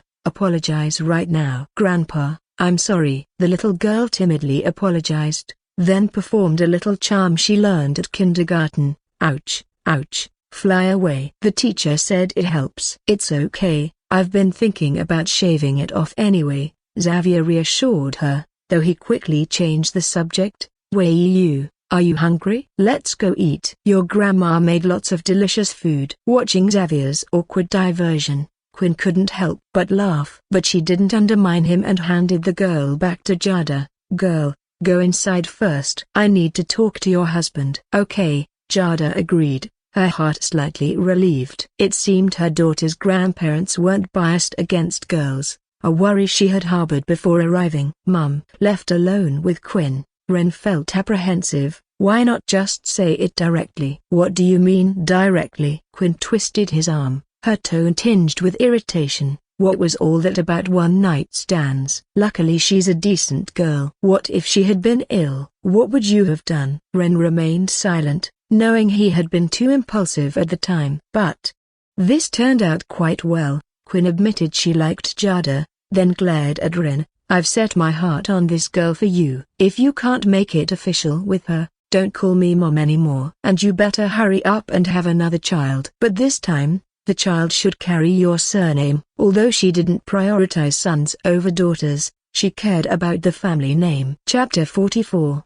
The village bullies. The arrival of Ren and Jada created quite a stir in the small village. After all, in a village, any small disturbance can quickly become the talk of the neighbors, and before long, the entire village knew that Ren had returned with his wife and daughter in a fancy car, reportedly a luxury model worth millions. Neighbors unfamiliar with them pretended to pass by their front door to sneak a peek, while closer relatives knew to come over for a visit. Jada greeted the visiting relatives with a smile. Miss Dong, third brother, fourth uncle, second uncle-in-law. The names were confusing, and eventually, Ren, seeing Jada's overwhelmed expression, simply took her to the backyard. It must be tough for you, Ren said apologetically. There's no helping it. People in the village love visiting each other. It's all right, I think it's lively and fun, Jada replied, tucking a strand of hair behind her ear. Her thoughts, however, drifted to herself. Before Ren came into her life, she had never experienced such liveliness, the closest being her company's annual parties. But even then, the employees would act unnaturally in her presence. She hadn't felt this sense of lively community since her parents passed away. Sensing Jada's sadness, Ren patted her shoulder. Don't worry, this is also your home now. You can come here whenever you want. Wah! Daddy, save me. Their conversation was suddenly interrupted by chaos nearby. Little Wei Yu was seen running for her life, her little shoes clacking rapidly, crying as she sprinted. Chasing her was a goose, wings spread wide as if to peck at her. Jada quickly scooped up her daughter. City dwellers might not understand the combat prowess of a goose. Jada had thought the goose would flee upon seeing an adult. Instead, the fearless goose switched targets and charged at her. Another round of chaos ensued, much to Ren's amusement. Jada's scream could have shattered glass. Ren instinctively covered his ears before intervening. He grabbed the goose by the neck, lifted it, and locked it in a cage. Woo woo woo woo. Wei Yu sniffled, her eyes teary. What's going on? Why is Wei Yu crying? Attracted by the commotion, Xavier and Quinn came rushing over. Seeing her tear-streaked face, the grandparents were heartbroken. It was our goose. Somehow, she managed to upset it, Ren explained. The village had its three bullies, the goose, the fighting rooster, and the yard dog, with the goose being the most formidable. Many village children, including Ren, had been terrorized by geese. Seeing Wei Yu's plight reminded him of his own childhood sprints under the setting sun. I heard that swans dance beautifully and wanted the goose to dance for me, Wei Yu said in her defense. But then it chased me. Quinn was furious. That wretched goose. Wei Yu wanted it to dance, and it chased her instead. We'll stew it tonight. Mom, there's no need, Jada quickly intervened. Don't be silly, girl. Quinn waved her off. You've never tasted a real tough goose. It's delicious. I'll make it for you today. Eventually, however, Jada convinced Quinn not to cook the goose, and they instead focused on cheering up Wei Yu. Before long, she was smiling again. Wei Yu, how about Grandpa shows you the puppies? We've got a lot of little dogs. Xavier, feeling a bit jealous of the attention his wife was getting, chimed in. Puppies? Wei Yu's eyes lit up. Yes. She followed her grandfather. Jada, intrigued, joined them. Ren's dog, a Chinese rural dog named Bailey, was similar to a Shiba Inu but sturdier and with distinctive fur patterns. Bailey, having just given birth, was initially wary of the strangers, baring her teeth at Wei Yu, who quickly hid behind Ren. Bailey, this is my granddaughter, your little mistress. Don't scare her, Xavier coaxed, patting the dog's head to calm it. After a few reassuring pats from Xavier, Bailey relaxed and wagged her tail. Come see, Wei Yu, but don't get too close, Xavier advised. The mother dog is protective of her pups. Xavier could easily pet the puppies, but it was too risky for Wei Yu, given the dog's unfamiliarity with her. Okay. Wei Yu crouched down to look. She saw several tiny bundles suckling energetically, occasionally pushing each other away in a cute display of sibling rivalry. They looked utterly defenseless, endearing themselves to Wei Yu, who clasped her face in delight. So cute. Wei Yu, if you like, Grandpa can give you one. How about it? Really? Wei Yu looked at Xavier, excited, then turned to her mum. Mom, can I? No, Jada said, shaking her head. While she liked dogs, caring for one was a different matter. Wei Yu was disappointed, her excitement dashed. Stingy. She pouted, losing interest in the puppies. Chapter 45, Chubby So, you need to hurry up. At this moment, Ren and his mother Quinn were chatting in the room. They were, of course, discussing Jada. Quinn looked at Ren with a face full of disappointment. Since you said that girl runs a manga company and you are good at drawing manga, why are you talking about wanting to be supported by her? After you finish this manga, you should continue drawing. In the future, isn't that company going to be your child's? As parents, of course, you must pave the way for your child. The better you draw, the bigger your wife's company will get, and the less trouble your child will have, right? Also, you said that the manga company was left to her by her parents, right? Since you play a big role, why not help her improve the company? That would surely deepen your relationship. Listening to his mother's lecture, Ren could only nod silently. After hearing his mother's words, he felt there was some truth to them, but drawing manga continuously was really tiring. How nice would it be to just relax? But he really shouldn't just think about himself. Considering Jada's behavior, it was obvious she valued the company highly. As her husband, he should help his wife. If he thought drawing manga was tiring, why not hire some assistants? He could come up with the stories, and let the assistants do the drawing. Hey, Daddy, why are you still here? Just then, the door opened. Little Wei-Yu and Xavier walked in, staring at Ren with wide eyes. Could it be that Daddy, such a big person, still sleeps with Grandma and Grandpa? Embarrassing tilde enough. You think about it yourself. Quinn waved her hand dismissively. Go sleep in the same room with your wife. Don't disturb me and Wei-Yu talking about our feelings. Saying this, Quinn seemed to think of something, her lips curling slightly as she waved her fist. Go for it. Go for it? What does she mean by that? With that, Ren returned to his own room feeling a bit odd. To pretend they were a couple, of course, Jada and Ren had to share a room. So, when he entered the room, he could see Jada. Upon seeing Ren enter, Jada looked up and said, "Your parents only left one bed." Jada was obviously a bit flustered. Although the two had shared a bed before, at that time, there was always Wei-Yu between them. Hearing Jada's words, Ren's confusion disappeared. Was this the help his mother was talking about? Sharing a bed with Jada without any disturbances? No wonder his mother had specifically had Wei-Yu sleep with her tonight. True to a master's form, she had thought of everything. Should I ask for an extra bed? Ren thought aloud. He said this, but it was mostly out of politeness. The opportunity created by his mother was not to be wasted. As the saying goes, familiarity breeds fondness. Though they weren't sleeping day by day, wouldn't they get used to it if they kept sleeping together? Initially, they were uncomfortable sleeping in the same room, weren't they? And now, wasn't it all right? No need, otherwise, your mom might notice. Jada clearly didn't catch on and shook her head. Then I'll just stay over here, okay? How can that be? As Jada spoke, the blush on her face under the lamp's light became more vivid. Over time, the blush spread from her cheeks to the back of her neck, as if emitting a gentle and sweet scent of flesh. Taking a deep breath, Jada said, "Come on up." With that, she patted the space next to her. "Really?" Ren asked, suppressing the joy in his heart. "Of course, there's no extra bed, and you can't sleep on the floor, right?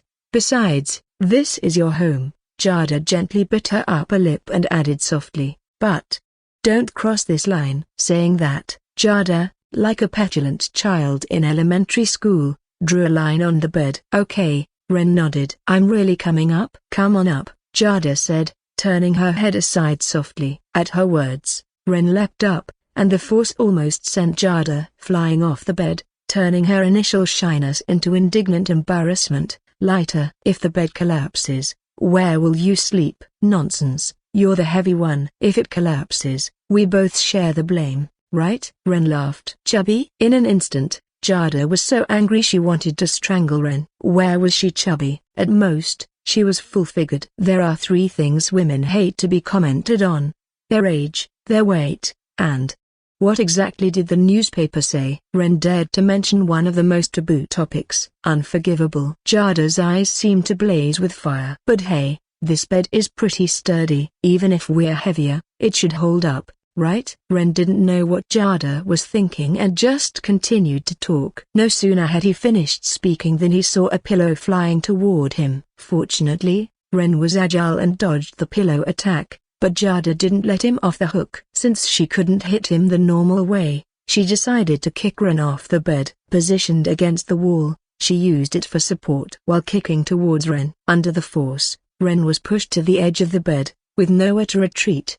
Nowhere to run now, huh? Jada wore a victorious smile. Just as she was about to deliver the final blow, she was horrified to find her foot caught by Ren, who was pulled off the bed, pulling her down with him. At the same time, Ren saw a figure plunging towards him. Ouch! In an instant, Ren and Jada's bodies were pressed tightly together, covered by the bedsheet. Meanwhile, outside the room, Quinn, not trusting her son, had heard the commotion from Ren and Jada. Blinking, she murmured, "Goodness, are young people nowadays always this noisy?" She felt the bed in the room might collapse from the couple's antics. But, "Good job, son." Quinn was overjoyed. From the sounds of it, even if it cost 100 beds, she wouldn't mind. She hoped the two would get their marriage license soon and have a child for the Howe family. "Truly my son," Quinn nodded in satisfaction, then quietly left. She felt it wouldn't be long before she could celebrate their wedding. Chapter 46,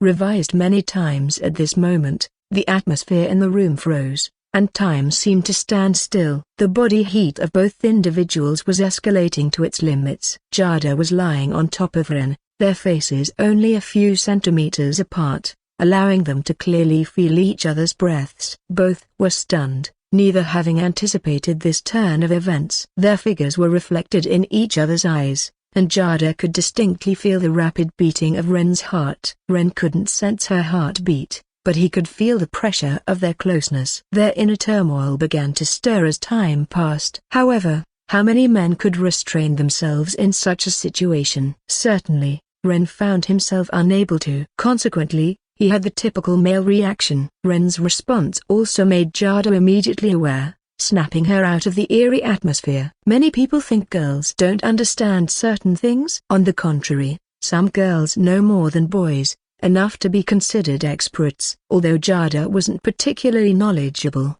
she had once, driven by curiosity, watched some relevant material with her roommates in college. Even though they were separated by 2 layers of clothing, reality was reality, and the sensation became increasingly obvious. Coupled with Ren's handsome face, it made her breathing quicken, almost pulling her into a whirlpool. However, she managed to come to her senses. She hurriedly propped up her body, attempting to escape this awkward position. But the more frantic her thoughts, the more likely awkward incidents occurred.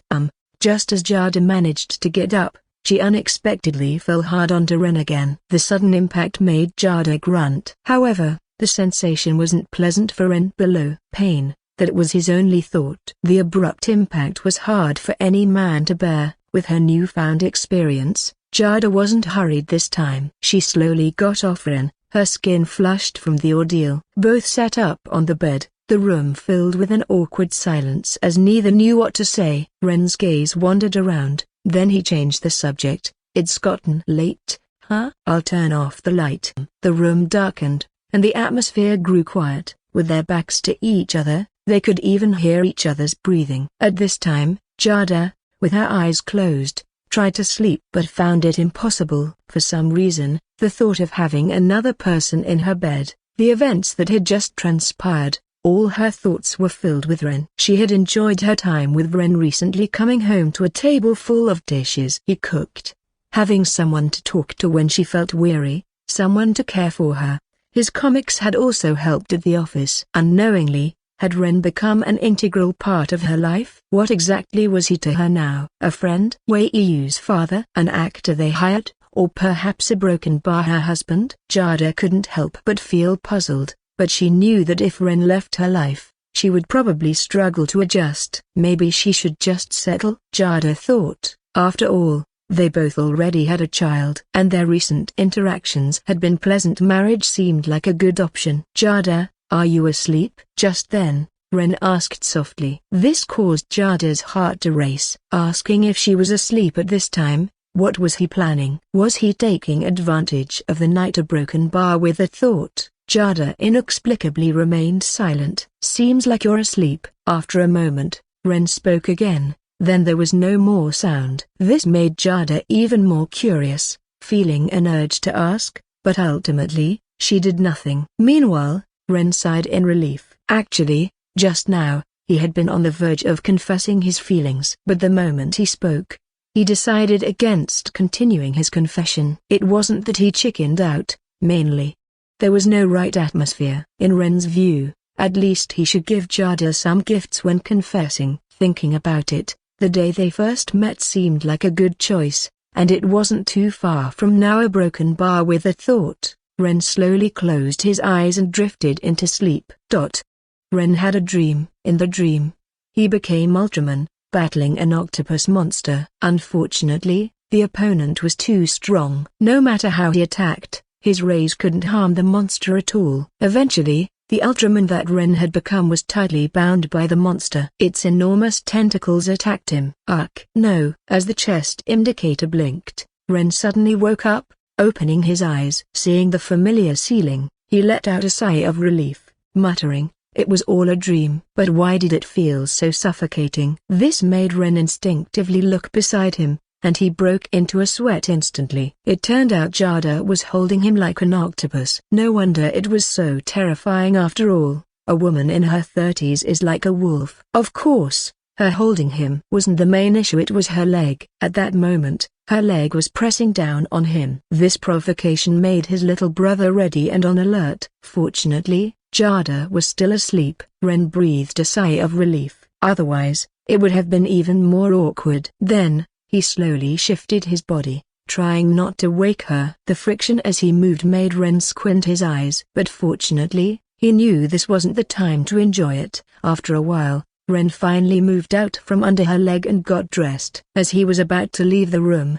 Ren suddenly paused, looking at Jada still lying in bed, staring at her lips, inevitably having some thoughts. He bent down slowly and kissed her, then, like a startled rabbit, hurried out of the room. However, what Ren didn't know was that the moment he closed the door and left, Jada, lying in bed, suddenly opened her eyes. Her face flushed. She had already been awake when Ren was moving. She just felt too embarrassed to say anything. Touching her lips, Jada cursed quietly. TSK. Chapter 47, Discussions. After a pleasant weekend, Ren and his family set off for home, their car loaded with mountain goods gifted by his parents. When leaving, little Weiyu cried profusely, lamenting the loss of the chicks, ducklings, and puppies. The day after Ren and his family returned, the latest episode of Cooking Master Boy was released.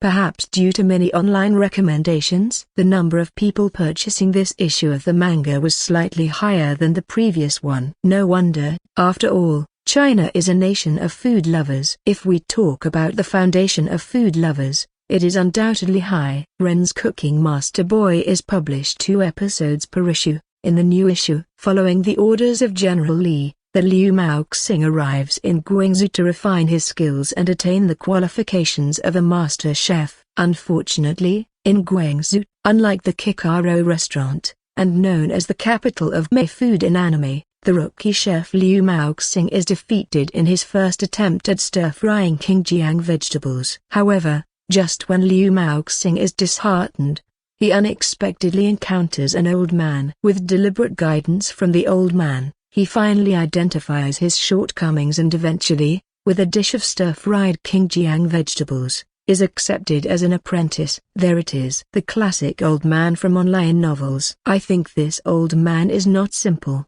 probably similar to the sweeping monk from Shaolin. Everyone was eager for the next plot, quickly flipping to the 4th episode. This was both their happiest moment and the part that amazed them. Many mangas are published 1 episode per issue, but Ren's Cooking Master Boy is 2 episodes per issue, which really shows Ren's influence. However, this is also related to the current state of Pika Comics. Now, Pika Comics has only a handful of notable manga artists. If the quality is up to standard and the artist is willing, it's acceptable to publish 2 or 3 episodes in 1 issue. But very few manga artists do this. After all, this means they would finish their works faster, and more importantly, they don't have that much time. The effort it takes to create manga is substantial, and if it weren't for the system-endowed abilities Ren possesses, he would also need assistance for drawing. The content of the 4th episode talks about Liu Maoxing's experiences after joining the Kikaro restaurant. After entering Kikaro restaurant,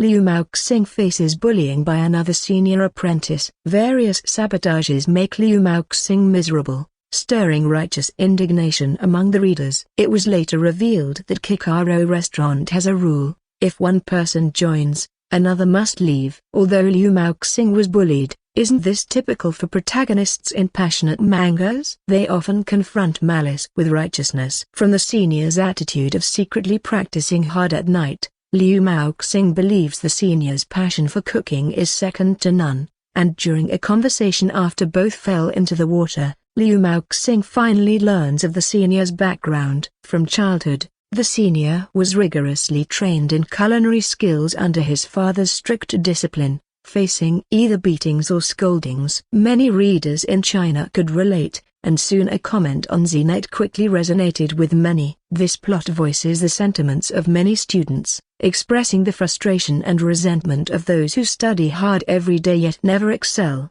forever under the pressure of their parents' expectations for them to succeed. Many parents on the path of their children's growth only know to push them to study. If the grades are good, they take it for granted, but if there are any fluctuations, they only criticize the child without seeking the reasons behind the fluctuations, only blaming the child. This results in the child developing a resistance to learning a broken bar. This was a rare lengthy comment, not only analyzing a scene but also praising Ren. This also made Ren, who was watching the child at home, flip through the comments, finding the name somewhat familiar. Money Talks. Ren remembered this person had been commenting on his manga from the beginning, mostly with praise. This made Ren feel a bit strange. Could this person know him, or was he a devoted fan? But this didn't really concern Ren. After a broken bar, this person is a man. However, online comments were much more chaotic. Many threads quickly went off topic, the kind that couldn't be salvaged. Initially, the discussion was about the plot of Cooking Master Boy, but soon some began to anonymously share their grievances about their parents. Then it shifted to their teachers. Ren browsed for a while but soon lost interest. However, he quickly noticed comments about the missing persons notice in this issue of the manga. He remembered he had also posted about it on Weibo. Although there were many comments, most were trivial, and very few were actually about the missing person. They've been missing for 2 years now, probably gone for good. Even if found, the child is so grown now, probably doesn't remember their biological parents. Although I sympathize, honestly, I'm not optimistic they'll be found. If kidnapped by human traffickers, the child might have been harmed to enforce begging. Yeah, I agree with the comment above. I think the chances of finding them are slim, but I shared it anyway since it's the first time Pika has posted on Weibo. Reading these comments, Ren couldn't help but sigh deeply. Although he was uncomfortable, he knew these people were right. 2 years could change a lot. Not bad. At Xina's home, she was looking at the latest issue of Pika Comics. Honestly, she wasn't usually a fan of manga, but she loved to eat. Looking at the food in Ren's manga, for some reason, she felt her appetite increase. It's a pity there's no glowing food in reality. A broken bar. Saying this, she casually nibbled on a piece of sweet and sour pork rib from her plate and was about to close the manga. But as she turned to the last page, Xina paused. This ice a broken bar. She saw a missing persons notice, and something about it made her look closer. After a moment, she took out her phone and dialed a number. Hey, sister, the child you adopted from the orphanage. He had a jade pendant, right? Is there a character on that pendant? Chapter 48, Coincidence. During the following period, Ren found himself with nothing much to do. He spent his days playing with his little AEU and even bought a gift, eagerly awaiting the day he would first meet Jada. While Ren was waiting, the storyline in the Cooking Master Boy manga had progressed to the dumpling competition. When General Lee was injured by the Dumpling Brothers,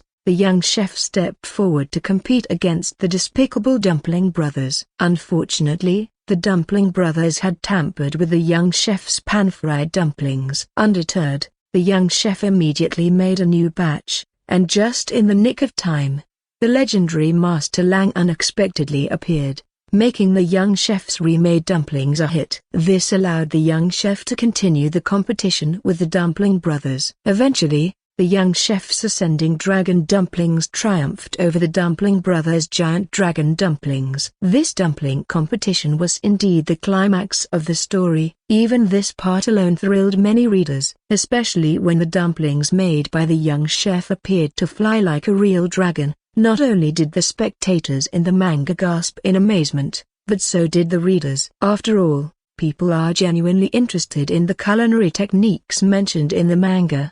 Besides the culinary descriptions, many were also keen on what would follow this part of the story. With everything being so exciting so far, the competition for the title of Master Chef was seen as a major climax by all readers. Many speculated about the kind of dishes Ren would present in the competition among Master Chefs. At home, Wei Yu was having fun blowing into an electric fan, enjoying the way her voice changed with the wind, giggling happily. Since their visit to her grandparents, Wei Yu had developed a fondness for playing with the fan. So, although the weather was no longer very hot, Wei Yu still insisted on buying a small fan. While Wei Yu was playing with the fan, Ren finished drawing the next issue of the manga and came out of the room to the living room. Seeing Wei Yu lying on the couch playing with the fan, Ren unhesitatingly scooped her into his arms amidst her startled cries, rested his chin on her head, and used her as a pillow. It couldn't be helped, the girl was chubby and very comfortable to hold. A few more years,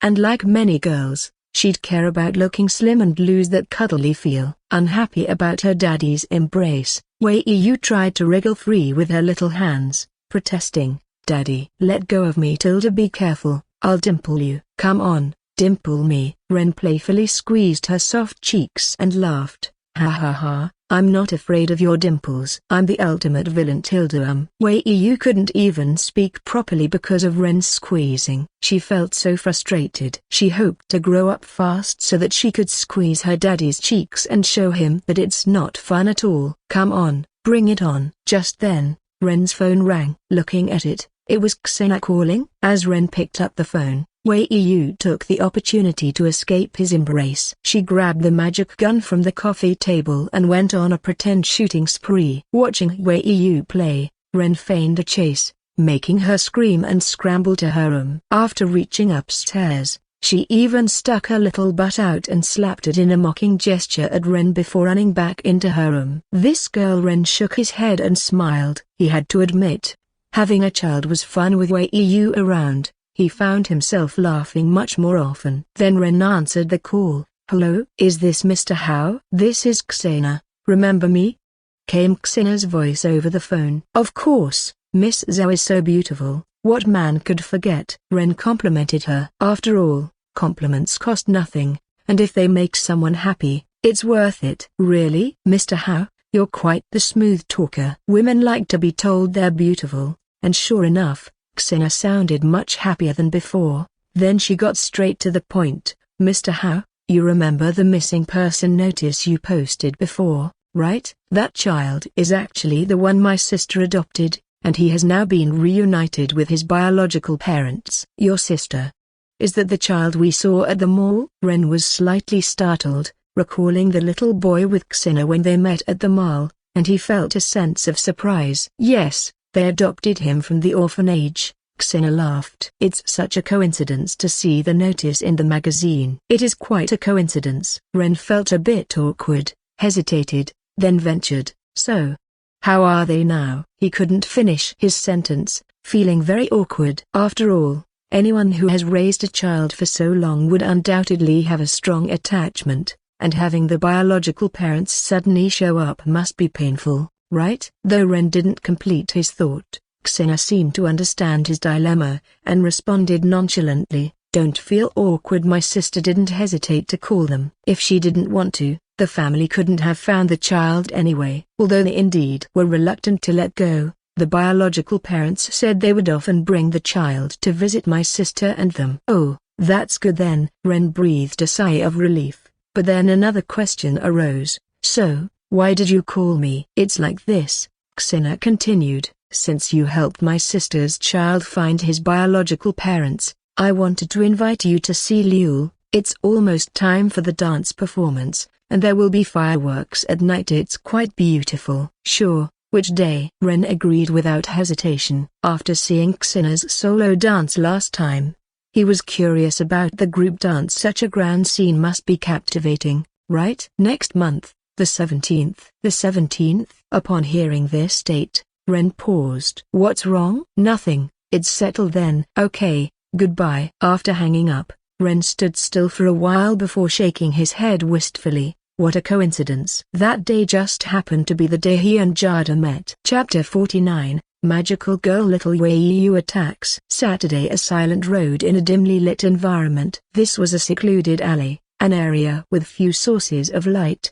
where the occasional street lamp flickered due to bulb issues, giving the entire street a spooky appearance. Claire had just watched the latest movie and decided to take a shortcut home through this road. Her footsteps echoed one by one on the street. She couldn't tell if it was her imagination, but the footsteps that had been regular just moments ago suddenly seemed to become noisy. It was as if someone else had joined her. This realization sent a shiver down Claire's spine, causing her to stop dead in her tracks. Claire glanced around, seeing nothing but the empty street and walls covered with moss. Perhaps it was psychological, but Claire, who hadn't been scared at all initially, now felt utterly creeped out. Was there a ghost? Or was a pervert following her? She shook her head slightly, dismissing the wild thoughts from her mind, and continued walking. It couldn't be such a coincidence that just this once when she took the shortcut, she'd be targeted by a bad person, could it? She thought it must be her imagination. 1 step, 2 steps, 3 steps. As she moved forward, the footsteps started again. No mistake about it, someone was following her. She didn't believe in ghosts, so the only possibility was a broken bar, a criminal with bad intentions. Without taking time to think further, Claire immediately started to run, shouting for help, hoping someone would hear her. Unfortunately, there was no one around. On the contrary, her cries for help seemed to provoke the person following her.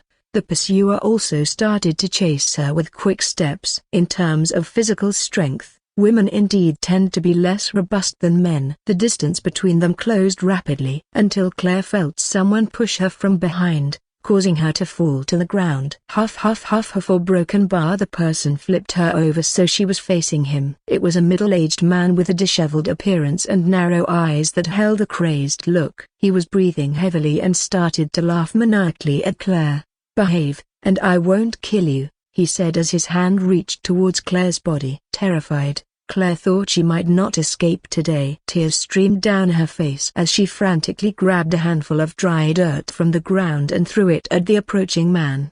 Perhaps the man hadn't anticipated this defensive move from a seemingly meek student. The dirt blinded him momentarily. While the man covered his eyes, Claire kicked him and ran for her life without looking back. She couldn't let him catch her. She needed to get to a crowded place. That was Claire's only thought. Moreover, she took out her phone to make an emergency call, hoping to scare off the man following her. Unfortunately, Claire's actions seemed to have enraged the man further. He pulled out a knife from his belt and chased after Claire, shouting obscenities. "Don't let me catch you, or I'll you first." And then Claire ran even faster, and the policewoman who picked up her emergency call could hear the man's crazed words, adding urgency to her tone. It seemed like the god of misfortune always loves to push people into the abyss when they are down. While running, Claire tripped over something and fell to the ground. "Got you, thought you could escape." The man's smile widened as he looked deranged, his eyes fixated on Claire while he approached step by step. The dagger in his hand gleamed under the dim streetlight as he lunged at Claire. Fearing the worst,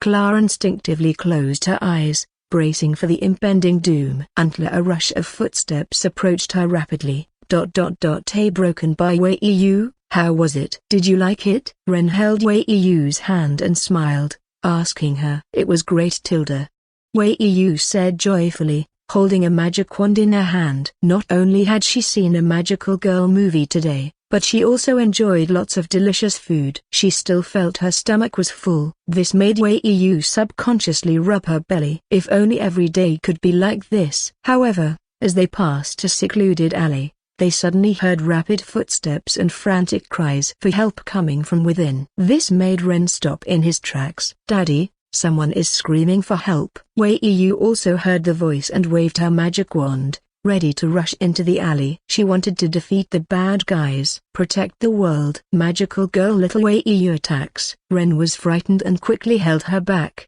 then hid by the wall and peeked inside. If it were just him, Ren might have checked it out directly. But with Wei Yu by his side, he had to assess the situation. If it was truly dangerous, all he could do was apologize to the person screaming for help and make an emergency call. Cautiously, he led Wei Yu deeper into the alley. That's when he saw a young girl pass by. Following her was a disheveled middle-aged man with a small knife in hand, spewing vulgarities. Ren's expression darkened slightly. A murderer? Seeing the man chasing the girl, Ren quickly concluded. Then he saw the girl trip and fall. The man walked step by step towards her. Honestly, Ren didn't want to intervene directly since the man had a knife. But Wei Yu, holding onto his shirt, looked up at him with innocent eyes and tilted her head, softly asking, "Daddy?" That look made Ren hesitate. He looked at the two people in the distance and then at his daughter. Biting his lip, he weighed his options. The man was turned sideways to him, focused entirely on the girl, giving Ren a chance to act. He noticed several cobblestones lying on the ground. Picking one up to feel its weight, Ren whispered to Wei Yu, "Hide here." Chapter 50, Freeze. "Put your hands up." He. The man looked at Clara on the ground and let out a chilling laugh. Just released from prison today, he found the world completely changed from the one he knew over a decade ago, feeling as though he had stepped into a foreign land. Everywhere he went, it seemed there was no place for him. Upon returning home, he found that not a single familiar face was left. His parents had passed away while he was serving time. So, he harbored thoughts of revenge against society. He planned to take advantage of the girl before making his escape. That was his intent. Looking at Claire's legs and her tear-stained face, her delicate appearance filled him with desire. "Don't worry. It'll feel great." But just as he lunged at her, he heard footsteps from the side and instinctively looked up. A shadow flew towards him at high speed. He tried to dodge,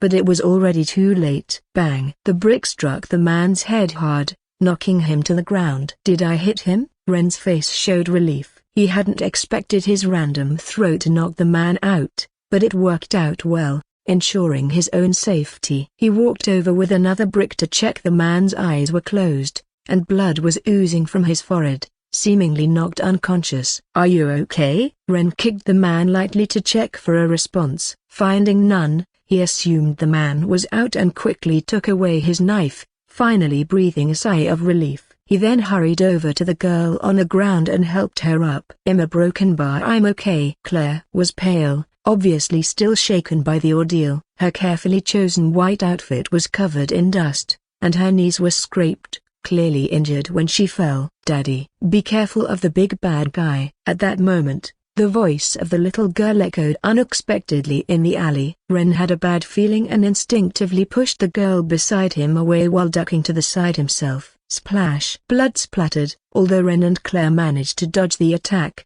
the assailant's sharp knife pierced through Ren's right hand. Ugh! In pain, Ren's face twisted. Despite the agony, Ren was tough. Enduring the intense pain, he struck back. He turned and delivered a knee to the assailant's groin. Crack! Ow! It sounded like something had broken. The man clutched his groin like a goalkeeper and fell to the ground, writhing in pain. There's no doubt, even a woman would feel pain if kicked there, much more so for a man. This knee effectively incapacitated the man. But this time, Ren didn't let his guard down. In front of Claire, he undid his belt. "Make do with this for now." He said this as he quickly tied up the assailant, ensuring he couldn't repeat his earlier actions. Unfortunately, when he stood up, his pants fell down, exposing his underwear, causing Claire to instinctively cover her eyes. At the same time, a broken bar freeze. "Put your hands up." Several police officers, having received the call, came over and rushed towards Ren's awkward situation. A broken bar. "Are you okay?" Jada arrived at the hospital, panting heavily with her bag. Just then, she had been waiting at home for Ren to return when she suddenly received a call from the police saying Ren was injured, so she rushed over immediately. At the entrance, she saw Ren holding their little girl, his hand wrapped in a bandage, his grimace indicating he was in pain. "It's nothing." In front of the person he cared about, every man has a desire to appear strong. Ren tried to act nonchalant. "It's just a scratch." "I didn't even blink." "Back in the day, I fought my way from the southern gate to the northern gate with 2 melon knives in hand." A broken bar. Ren was enjoying his tall tale, but he had forgotten about a little traitor in their midst. "Mommy, let me tell you, Daddy was crying so much on the way here when the police brought him." The little girl hugged her mother's legs and interrupted Ren's bluff. Ren's face fell, and he pinched the little girl's nose and twisted it playfully. "Weren't you also screaming for Daddy not to die?" "No, you heard wrong. I didn't shout that." The little girl slapped Ren's hand away, pouting. Then she buried her head into Jada's stomach, covering her face. She had been terrified. Seeing all the blood on her daddy, she thought he was going to die. Seeing Ren still able to joke, Jada breathed a sigh of relief, approached him, and flipped his collar, her tone filled with anger and unhappiness. "Really, you rush forward when the other guy has a weapon? Do you have a death wish? Don't forget about your daughter next to you." Sorry, it was an emergency," Ren said, seeing Jada's worried expression and smiling sheepishly. "Sorry, it's all my fault." At this moment, Claire, standing nearby, bowed and apologized. "Are you a broken bar?" Jada hesitated, then said, "The person Ren saved." The police had clarified everything over the phone, so she immediately guessed the identity of the girl before her. "Yes, a broken bar." The girl's eyes were still red. Clearly, the recent events had left a deep mental scar. "If I hadn't taken a shortcut, this wouldn't have happened." It's okay," Ren waved his hand casually. "From now on, don't take shortcuts at night. Take the main roads, even if it's longer. Safety is most important." "It's lucky I was passing by, otherwise, it could have been much worse." After that, Ren looked at Jada and waved his injured hand. "I think I really need to find some comic assistants now, or else I won't be able to keep up with the next issue." Injured as he was, although he had trained his ambidexterity to a certain extent with the system's help, the left hand was still not as good as the right, and his efficiency would be much lower. "Indeed. I've been telling you to get assistants." Jada nodded and then smiled. "Luckily, there are plenty at the company. I'll get the best for you." At this point, Claire timidly stepped forward, raising her hand hesitantly. "If possible, could I help too? I could be an assistant. For free." Chapter 51, Kindness. Seeing Jada and Ren looking at her, Claire instinctively took a step back. But remembering what they had said about hiring an assistant, combined with her own guilt, she continued, I know a bit about this stuff. Hiring an assistant must be expensive, right? I can do it for free." Claire had seen many famous manga artists in magazines, but she had never seen one as handsome as Ren. This probably meant he wasn't a famous artist. As for the porter who had never shown his face, how could it be so coincidental that she would meet her favorite manga artist, the porter, just by going out? If that happened, she would be willing to do a handstand and pee. Given that, hiring an assistant must be quite an expense for Ren, especially since he had a child and a wife. Hiring an assistant would likely strain the family budget. Although she had never actually been a manga assistant, she was good at drawing and had been practicing privately. Especially after her friend suggested she could become an assistant, she had been practicing whenever she had free time. Now, she had confidence in her abilities. So, upon hearing that Ren needed an assistant, she decided to repay him this way. "No need," Ren waved his hand, "we can still manage." "But you need one," Claire interrupted urgently, her voice filled with guilt as she looked at Ren's injured hand. "If it weren't for me, your hand wouldn't be hurt. So please, let me help." Ren, seeing Claire's earnest and guilt-ridden expression, was at a loss for words. After thinking for a moment, he said, "You look like a student. Wouldn't being my assistant waste your study time? At your age, it's better to focus on your studies. Plus, your family might not agree to you being a manga assistant." Claire hesitated upon hearing Ren's words. She wasn't worried about her grades, they were good, and she had spare time. But as Ren said, this was her own decision and hadn't been approved by her parents. Just then, she saw two figures hurrying towards her and quickly ran to meet them. "Dad, Mom, let me tell you." Soon after, Ren watched Claire talking to her parents, explaining everything. After a while, her parents nodded and came to Ren and Jada. "Thank you for saving our daughter. She's our only treasure. If something had happened to her, we would." Claire's mother started sobbing uncontrollably, clearly deeply affected. Her father almost knelt before Ren, but Ren stopped him in time. Parents are always the most pitiful. When they received the call from the police, the couple almost fainted. It was only after learning that their daughter was saved that they calmed down. "We don't know much about manga, but our daughter's drawing is really good." Claire's father patted his chest and pushed Claire forward. "Let her be your assistant." With this incident weighing on her, she won't be able to concentrate on her studies anyway. "Well, now there's no refusing." Ren looked helplessly at Jada, blinking repeatedly, seeking help. "Let's give it a try." Jada stepped forward with a smile. "But she will still have to pass our test. Being an assistant isn't just about good drawing skills. Even if she passes, we'll still pay her." Jada was just being polite.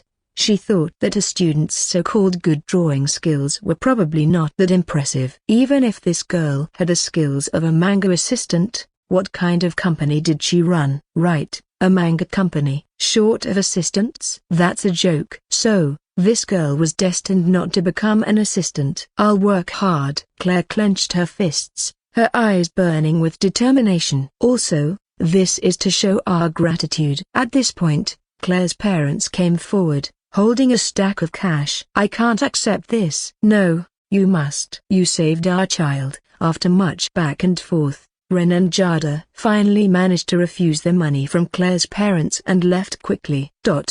The three walked side by side down the road. Ren and Jada were on either side, with little Wei Yu in the middle, holding both their hands. She kept telling Jada how brave her daddy was during the fight. "But he's still not as strong as a magical girl," Wei Yu sighed. In her mind, if a magical girl had intervened, she would have just used her magic wand to defeat the bad guy with a few bippity-boppities. However, Ren seemed to remember something. The reason he rushed to save Claire wasn't just because he was confident he could save her, but also for Wei Yu.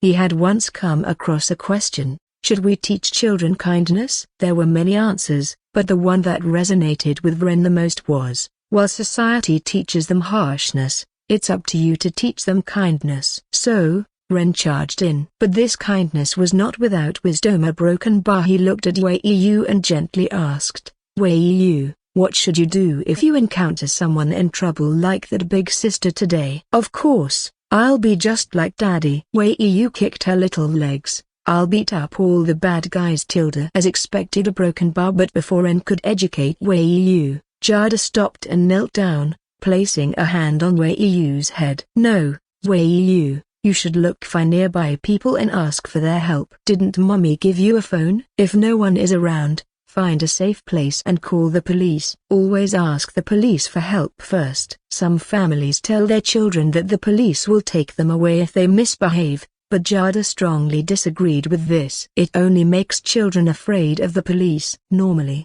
children should be taught to seek help from the police in times of danger. "Yes, your mom is right," Ren smiled. "Don't just rush in blindly. See, you can't even beat Daddy." "How could you beat a bad guy?" As he spoke, Ren playfully squeezed Wei Yu's cheeks. "See, Daddy is squeezing your cheeks, and you can't do anything about it. If it were a bad guy, you wouldn't be able to fight back at all. Also, if you see someone being bullied at kindergarten, don't intervene alone. Instead, tell the teacher immediately." Wei Yu looked at her parents and their serious expressions. Although she was young, she understood that they were doing this for her own good. So, Wei Yu nodded. Chapter 52. The Mysterious Chinese Cuisine. Another new week began. The latest issue of the Cooking Master Boy manga was released. This issue was the one readers had been eagerly awaiting the most. This chapter featured the story of Liu Maoxing participating in the special chef exam. In this issue, after winning the dumpling competition with his ascending dragon dumplings, Liu Maoxing, encouraged by everyone, decided to take on the challenge of the special chef exam. Armed with his mother's various tools and spices, which his sister had specially brought from Sichuan, Liu Maoxing faced this formidable challenge. The theme of the exam was the unparalleled national dish washwang noodles. Although the porter provided the origin of these so-called washwang noodles in the story, many readers still found it confusing and thought the porter's ability to make things up was getting stronger. Liu Maoxing, striving for the honor of becoming a special chef, was about to start when he realized he had forgotten a crucial stone. Frustrated, he dashed back to retrieve it and managed to bring it back just in time. However, this delay consumed a lot of time, and although he finished before the deadline, another chef named Wang Hu had already presented his dish to the judges. Now, 4 out of the 5 slots had been taken by top chefs. Based on the 10th chapter, the judges had given high praise to Wang Hu's noodles. So, did this chef Wang Hu succeed? The readers eagerly turned the pages to find out. But the next moment, everyone's face froze. The next page had only a few words to be continued. What? That's it? Where's your integrity, author? Are you the ancestor of cliffhangers? The readers, frustrated by this cliffhanger, flocked to Ren's Weibo and the Pika website. We strongly demand the porter updates more frequently. I think Pika manga can abandon the other comics and just focus on the porter's manga. The person above, do you want the porter to die from exhaustion? Porter, you left us hanging again? For cliffhangers, I only recognize the porter. Oh man, we have to wait another week? I'm done. I suggest we find the porter's address and lock him in a small black room, making him our personal manga machine. Another cliffhanger? I give up. I'm done. Despite their complaints, the readers still bought the manga enthusiastically. Due to the climax in this issue of the Cooking Master Boy, it attracted even more support, causing a surge in Pika manga's sales. Unfortunately, Pika manga's sales still didn't surpass Chirong manga's. It wasn't that Ren's manga was inferior to Warren's. On Z.com, Warren's manga had a rating of 8.3, while Ren's manga scored 9.1, a very high rating. It even surpassed the scores of many top 5 manga artists. However, Chirong manga had more renowned manga artists besides Warren, which gave them an edge in quantity over Pika manga. Claire slowly closed the manga she had bought, glanced at the messages in her group criticizing the porter, and couldn't help but laugh. She instinctively looked at her drawing tools. A manga artist? Starting tomorrow, I'll be entering this field too, but as an assistant. Thinking about it made her a bit worried. Although she had passed the test at Jada's place on Sunday and Jada seemed satisfied, could she really handle the job? But remembering Ren's injured hand, she clenched her fists. No matter what, Ren was hurt because of her, so she had to take responsibility. Ren had no idea about Claire's thoughts. At the moment, he was looking at the manga sales and rubbing his chin. He remembered what his mother had told him back home to help Jada more with her manga company. His system provided him with 3 manga scripts every month. If he had to draw them all by himself, it would be impossible. But what if he had more people? He could provide the scripts and have a team draw the manga. That way, he could help Jada improve both the quantity and quality of her company's publications. However, Ren decided to keep it to himself for now. He planned to wait and see. If he succeeded in confessing his feelings next month, he would bring it up then. Suddenly, he turned to Jada. Speaking of which, Jada, when will the manga assistants arrive? We need to work on this week's issue. Oh, tomorrow, Jada said, giving Wei Yu a light pat on the butt. I found 3.5. A half? Ren was puzzled. A half assistant? It's the girl you saved last time, Claire. She still has to go to school, so she can only come in the evenings. That's why I said half, Jada explained with a hint of excitement. That girl is really talented. Although still a bit inexperienced, with some guidance and a good storyline, she could debut as a manga artist herself. Ren remembered the girl he had saved not long ago, Claire. He hadn't expected Jada to give her such high praise. This made Ren reconsider his previous thoughts about her. Meanwhile, at webcomics, this was the largest gathering place for anime fans worldwide. It not only provided various anime-related purchasing channels but also a place for fans around the world to discuss anime and manga plots. Many die-hard fans gathered here to promote their country's excellent manga to the global fan community. Stark, an 11-year-old American college student and a 10-year veteran manga fan, was browsing the site when he paused. The mysterious Chinese cuisine. Turns out what we've been eating is fake Chinese cuisine. In the eyes of some foreigners, the East is full of mystery. Stark was no exception. To him, the most mysterious aspects of the East were martial arts and cuisine. That country was known as the land of martial arts and the land of Mei food. A story about Chinese cuisine? Let's see what real Chinese food is like. Muttering to himself, Stark clicked on the link out of curiosity. Chapter 53, The Arrival of the Assistant Swa. Daddy, give it back. Wei Yu's arms flailed wildly in the air as Ren held her head, keeping her from moving. Gotta say, toys these days are really something, Ren said, holding Wei Yu's magical girl wand and examining it closely. He swiped the wand lightly over one of the accessories on the sofa, and it made a sound. Not only that, the patterns on the wand changed as well, much to Ren's amazement. He still remembered the toys he had as a child, which at most had switches and buttons to make sounds. Hey, let Lilith show you some magic, Ren said, releasing Wei Yu's head and striking a pose with the wand. Wei Yu, who was about to snatch her wand back, stood still in shock, as if she had turned to stone. After a long moment, Wei Yu dropped to her knees in an Oz pose, hitting the ground with her small hands. What? Lilith isn't like that. A nearly 30-year-old man pretending to be a little girl was just too much. Wei Yu felt her idol,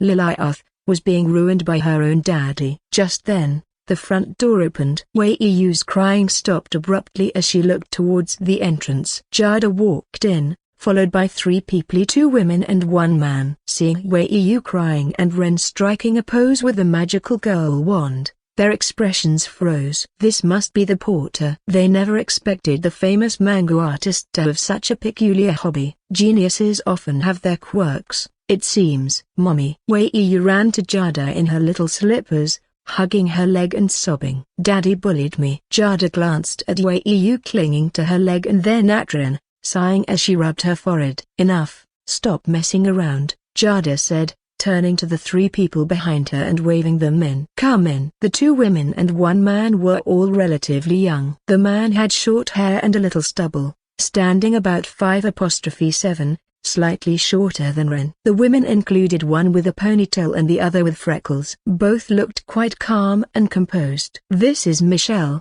Jazz, and Felix. They've worked as assistants for various artists before. As for Claire, her parents will bring her over after school. Jada introduced each person to Ren. Hello, Ren said, stepping forward to shake hands with each of them. At that moment, the girl with freckles, Jazz, suddenly pulled out a copy of your name and handed it to Ren. Porter, please sign this for me. After learning yesterday that she would be working for the porter, she had been thrilled. This would be the porter's first autograph. A real collector's item. Wait, the porter's first autograph should be mine, Felix said, pulling out her own copy. No, the teacher's first autograph is mine. Even Michelle joined in.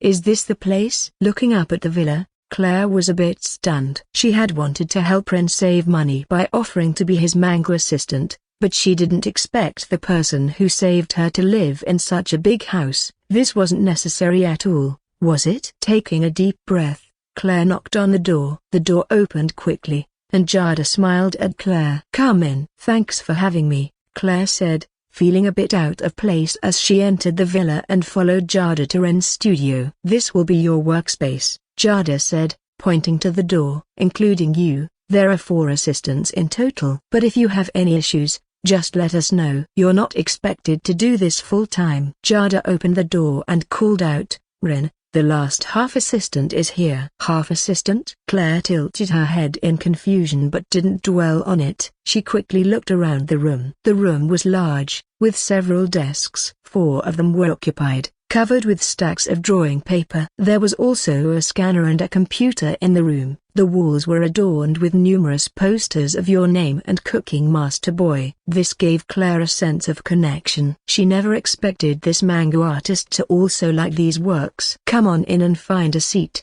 Ren said, smiling. Make yourself at home. By the way, do you know how to use digital drawing tools? While we still do some hand drawing, digital tools are much more convenient for post-processing. It was the 21st century, after all. Digital drawing tools were very useful. However, Ren still preferred to scan his drawings and do the coloring and finishing touches on the computer. "No, I don't." A broken bar, Claire said, feeling a bit embarrassed as she shook her head. Although she had practiced at home, she didn't have a scanner or digital drawing tools. She usually drew directly on paper. "Oh, it's simple. I'll teach you," Ren said, taking a piece of drawing paper and sitting down at a computer. "I'll show you how to add tones on the computer." Claire nodded obediently and followed Ren to the computer, ready to learn. But when she saw what was on the computer screen, she was stunned. It was a page from Cooking Master Boy. More importantly, she was sure this content hadn't been published yet. It was from the upcoming story. Could it be Broken Bar? Claire had an incredible thought but found it too coincidental to believe. "What's wrong?" Ren asked, noticing Claire's hesitation. "Are you a Broken Bar the porter?" Claire asked, barely able to contain her excitement. Chapter 54, Cooking Master Boy Invades America. "Yeah, that's me," Ren said with a smile, as if it were no big deal. "Surprised?" "You are Broken Bar?" "Yeah, a bit," Claire nodded. To be honest, most online guesses about the porter's gender leaned towards female. It was hard to believe a man could create such beautiful art and emotional, intricate stories. Plus, the second manga about food made people think the porter was a cute foodie girl. But it turned out the porter was a man. Come to think of it, didn't she once say she'd do a live stream standing on her head if the porter was a guy? Well, that seemed pretty difficult now. But that was something the past her said, and it had nothing to do with her now. "No need to be surprised," Ren said, unaware of the girl's thoughts. "The important thing now is teaching you how to draw." "Got it." Claire snapped out of her shock and focused on Ren's computer screen. Looking at the sketches, Claire couldn't help but mutter, "No matter how many times I see it, the teacher's drawing skills are amazing. I wish I could draw like this." "Don't worry. You passed Jada's test to get here, so your skills must be good. If you have any questions about manga, just ask me," Ren said with a smile. "Understood, porter." Claire's attitude shifted from just wanting to help to being eager to learn. After all, this was the porter, her favorite manga artist, who not only saved her but was also very handsome. Ren's good looks added to her motivation. Ren turned back to the computer and opened the software, explaining, "Look, first, you scan the paper into the computer. Then you open a drawing software, though some use Photoshop. See here, where it says no texture. Click that, and you'll see a Broken Bar. The studio buzzed with activity. They worked until 8:30 p.m., and then Claire was picked up by her parents." Looking at Claire's drawings, Ren was impressed. "She's very talented." Ren thought that if she kept drawing, she might even catch up to his system-boosted skills. "How is she?" "Pretty good, right?" "Her drawing skills are quite mature, though her paneling needs work." "But I think she's a great manga talent," Jada said, appearing at the door and smiling at Ren, who was holding Claire's drawings. "Yeah, she's impressive. But I wonder about her storytelling skills," Ren said, trying to hide his surprise. He couldn't help but think about his earlier ideas. Maybe it could work with her. Saturday, another weekend in a small town on the west coast of America. Stark got up early, ate breakfast, and headed out. As a well-trained otaku, Stark usually didn't go out on weekends, unless he couldn't resist. Like today, he couldn't resist because he had heard about a new manga about Chinese cuisine, Cooking Master Boy, arriving at the Beaker bookstore. Beaker was a store that sold comics from various countries. Stark had learned about Cooking Master Boy on Tuesday and had been waiting eagerly since then. Even though it wasn't translated, as a dedicated otaku, he had learned a few languages, including Chinese. "Hey, Stark." His neighbor and fellow otaku, Napier, was also heading out. They had planned to go to Beaker together. "Hey, Napier. Figured out what you're getting?" "Of course. I'm getting some Chinese kung fu comics. I heard Kingdom of Thanos has a new volume out. And there's that Japanese Hyakki Yagio, The girls in that one are gorgeous. What about you? Cooking Master Boy. Cook a broken bar in a broken bar master a broken bar boy. Napier struggled with a name. What's it about? Better than Kung Fu? He struck a few martial arts poses. It's about Chinese cuisine. I saw some pictures online on Tuesday. It looks great. Chinese cuisine? Napier waved dismissively. Come on. Chinese food? The Chinese restaurant nearby is awful. That's fake. Yeah. Right. No way Chinese food is better than burgers and fries. They argued all the way to Beaker. Though the store sold niche international comics, it did well because niche interests, once they form a group, can provide steady business. They browsed for a while, and by the time they checked out, they were carrying stacks of comics. Of course, they hadn't stuck to their original plans. Once you start buying, it's hard to stop. Napier, are you getting this one? The owner, Hollett, held up a copy of Kingdom of Thanos. I already got it, Napier said. No, this one's different, Hollett explained. It's a limited edition signed by the author. You're a big fan, aren't you? Hollett then pulled out another book. If you buy this, I'll throw in a copy of The Porter's Your Name. They say it made a lot of Chinese girls cry. I'm not a girl, Napier muttered, ready to refuse, but Stark said, Napier, buy it. I'll cover the extra cost. I just realized Your Name is by the same author as Cooking Master Boy. I want to check it out. All right then, Napier agreed readily. As they left, Hollett waved them off, shaking his head. He couldn't believe he'd actually sold a copy of Your Name. He'd bought it after hearing how great it was, but American girls didn't seem to feel the same way. Chapter 55, We Want Magical Mapo Tofu. Stark was lying at home, with an issue of Cooking Master Boy on the table and an open bag of chips beside him. Reading the manga, Stark felt a wave of satisfaction wash over him. It was a moment of face-smacking success. And it was incredibly satisfying. Is this really a food manga? Since when can a food manga be this exciting? It's just like Chinese kung fu, thrilling, heart-racing, exciting. This is a pure world of food, where the dishes made by chefs are their weapons. Even though there were only about 10 chapters, Stark was already deeply captivated by this manga. It was a unique food manga that stood out from all other similar genres. Only after reading it did Stark understand what real Chinese cuisine was. If you say the Chinese food in the manga can't be made, Stark would disagree, because each dish is explained in detail. He believes that by following the detailed instructions in the manga, these dishes could be made. Gulp. Stark's throat rolled as he realized he was starting to feel hungry. Especially looking at the food in the pictures, Stark felt a strong craving. He subconsciously grabbed a chip and put it in his mouth. Crunch crunch. Yuck. After a few chews, Stark suddenly found the chips tasteless. So, he wasn't just hungry, he wanted to taste the protagonist's dishes. Just then, his good friend Napier arrived. Hey, Stark, did you read the manga? How was it? If you think the food isn't that great, I could lend you my Chinese kung fu comics. Huh? Kung fu? Chinese food is way better than kung fu. Stark sneered with disdain. Napier's eyes widened. Oh, Stark, how dare you say that?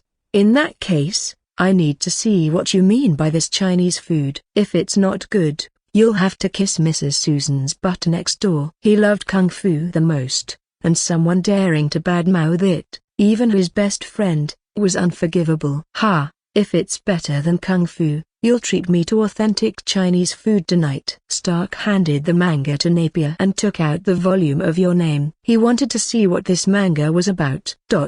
In the evening, the two met at Stark's house. As soon as they met, Starks burst into laughter. Napier, your wallet is going to be empty tonight. Oh, Stark, don't be like that. Napier's face fell, and he begged Stark, how about we skip the Chinese food? I could treat you to Mrs. Susan's apple pie instead. Ha. Stark didn't say a word, just sneered. It was clear he didn't agree to Napier's tempting suggestion. All right, you annoying guy, get in the car. Seeing this, Napier drooped his head and drove Stark to the nearest Chinese restaurant. As soon as they arrived, they found the owner. We want the most authentic Chinese cuisine, Magical Mapo tofu and golden fried rice? The owner was bewildered. Magical Mapo tofu and golden fried rice? What are those? He had never heard of them. Mapo tofu was just Mapo tofu, so where did the magic come in? And golden fried rice?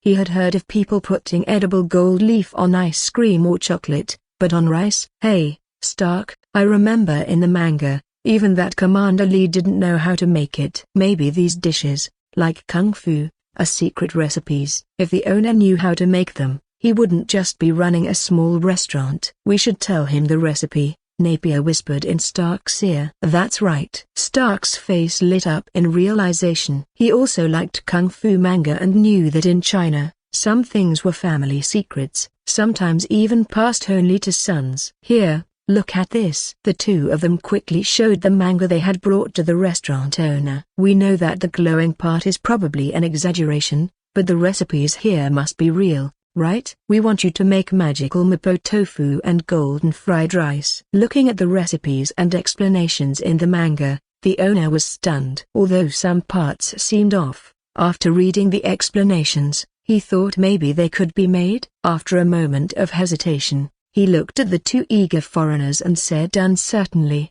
I'll try, but it will cost more. Of course, as long as you can make it. They nodded. A little while later. What's this? Oh my god, it just tastes like regular Mapo tofu. Owner, you turned something so delicious into something so ordinary. I'd rather go back and eat Mrs. Susan's stargazy pie. Why does this bin collapse at a touch? It should bounce back like in the manga. This golden fried rice tastes just like your regular fried rice. After tasting the so-called magical Mapo tofu and golden fried rice, they banged on the table and glared at the owner, feeling cheated. But I made it exactly as described in your manga. The owner wanted to cry. After all, it's just a manga. It must be fake. When he saw the finished dishes, he also thought something was wrong. How can that be? Look at the recipe here. Doesn't it make sense? Stark believed the owner couldn't cook, so he waved dismissively. Forget it. Let's just eat this and never come back. They didn't want to argue anymore. They quickly finished the food and left. Meanwhile, a man sitting at another table watched them leave, his eyes showing a hint of contemplation. He paid his bill and followed them out. Wait a moment, you two in front. The voice made Stark and Napier stop and look back at him. Chapter 56. If it doesn't glow, it's not real Chinese food. Who are you? Stark and Napier looked at the man behind them with confusion. They vaguely remembered him. This man seemed to be another customer in the restaurant, but why was he following them out? Oh, sorry, I'm a reporter from CBC. I just wanted to ask about the so-called magical Mapo tofu and golden fried rice you mentioned, said the reporter, Lawrence, showing his press card to the two. He had been curious about these two in the restaurant, especially after they ordered something called magical Mapo tofu and golden fried rice, which he'd never heard of, and when they tried to teach the owner using what looked like a manga, his curiosity piqued. Seeing the reporter's credentials, Stark and Napier exchanged a glance. CBC was a small newspaper, one they wouldn't have known about if they weren't locals. But a small newspaper is still a newspaper, and for fans like them, the best thing is to spread the word about their favorite manga. This was an opportunity. So, they got excited and started telling the reporter about their experience. Of course, it's from the manga Cooking Master Boy. What? You say manga is fake? How can that be? Look at the explanations, they're very scientific. This is China. Chinese cuisine, praised by many. Think about the so-called Chinese food we've eaten in local restaurants. It's not authentic at all. We have reason to believe that most Chinese restaurants in our country are probably run by people who didn't learn the real skills back in China. Of course, they can't make such delicious dishes. Look, glowing dishes. That's probably exaggerated, but the taste must be much better than ordinary food. I'm sure the dishes in the manga are the real Chinese cuisine. Stark vividly described the food from Cooking Master Boy. Naturally, it was somewhat embellished, and as a journalist, Lawrence took notes, also embellishing the story. Thus, the next day, CBC published a headline, "If it doesn't glow, it's not real Chinese food." For Lawrence, It didn't matter if the manga was fictional. What mattered was that someone went to a real restaurant to order food from the manga. Even if the glowing part was fake, he could turn it into something believable. This news created a small stir in the small city on the west coast. Even the manga Cooking Master Boy caused a minor sensation in the American manga community. Some manga enthusiasts became very curious about the so-called glowing dishes. Food-themed manga is a niche genre, and it's hard to find good ones. But once a good one appears, it can quickly gain popularity within the niche community. Oh, so the Chinese food we've been eating at local restaurants is super? I really want to try Magical Mapo Tofu. I found out the author has another manga called Your Name. People say it's very touching, but I didn't feel anything. +1, maybe it's a cultural thing? Time passed. Ren was getting more and more accustomed to having manga assistants. If you ask why, it's because they handled many tasks. Previously, Ren had to spend several hours a day on his manga, but now he spent less than half that time with assistants handling tasks like applying screen tones. Ren sometimes only needed to focus on key parts of the story. Everything proceeded smoothly. Soon, the manga reached chapter 14. The story continued from the previous chapter. In the last chapter, the protagonist, Cooking Master Boy, entered the formal special chef test. The theme of the test was noodles, but not noodles, and the test process was very exciting for many readers. For example, Cooking Master Boy decided to use catfish to make his dish, but someone sabotaged him during the competition, causing him to lose his sense of taste. Fortunately, who had previously given him hints during the National Twin Hero competition, helped him again. Also shared his childhood story and connection with Master B, inspiring Cooking Master Boy to work hard like F. He finally completed his catfish noodles but discovered a fatal flaw. How would he overcome this fatal flaw? Excited readers who had been waiting for a week eagerly opened the manga. The familiar competition venue, the familiar faces. Even though it was a static manga, readers could almost smell the food in the pictures. Especially during Shiren's competition, readers were stunned, because Shiren added poppy flowers to her dish. Actually, some restaurants do add it. I read a news article recently where a police officer tested positive during a checkup, and after an investigation, it was found that their takeout contained it. Really? Now I'm scared to order takeout. It's true. I saw that news too. But it's not just about takeout. You might have the same problem eating at a restaurant. Better to eat at home. It's healthier. If you feel addicted to a certain takeout and can't stop craving it, you should probably get checked at a hospital. People discussed this issue. Cooking should bring happiness to people. With this line from Cooking Master Boy, Feven pulled off Shiren's robe, revealing a needle kit with many thin needles. Damn. Seeing this, combined with the previous scene of pulling needles from Cooking Master Boy's body, readers realized that Shiren was the one who had poisoned him. Seeing Shiren get arrested, readers felt vindicated. Unlike the original story where the author merely revoked her chef qualification and banished her from Guangzhou, Ren changed it so she was imprisoned. The original punishment felt too lenient, and Ren couldn't accept that. Chapter 57, Star Rating. The competition in the manga continued. With Shiren imprisoned for using forbidden ingredients, Xiaodan eliminated for lack of creativity. It came down to Xiaodan with his beef noodles, Arf with his potato noodles, and Cooking Master Boy with his squid-enhanced catfish noodles. Readers were on the edge of their seats. Who among these three would ultimately win? Xiaodan from Dongjiang Pavilion wasn't much of a concern. No one wanted the main character,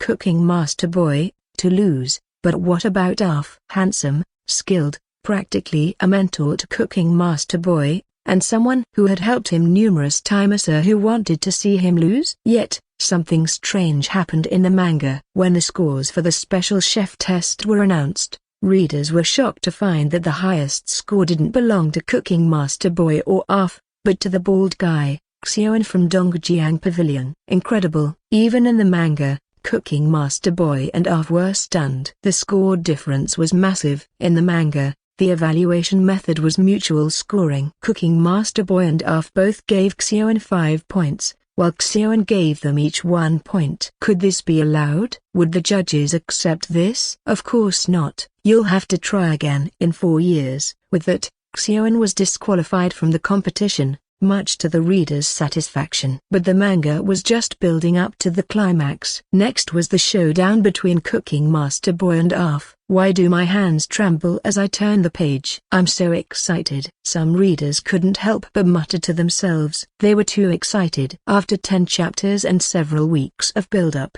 finally, in this chapter, the author, the porter, was delivering what they had been waiting for. After the incident with Xiaoan, Cooking Master Boy and Arf decided to score themselves.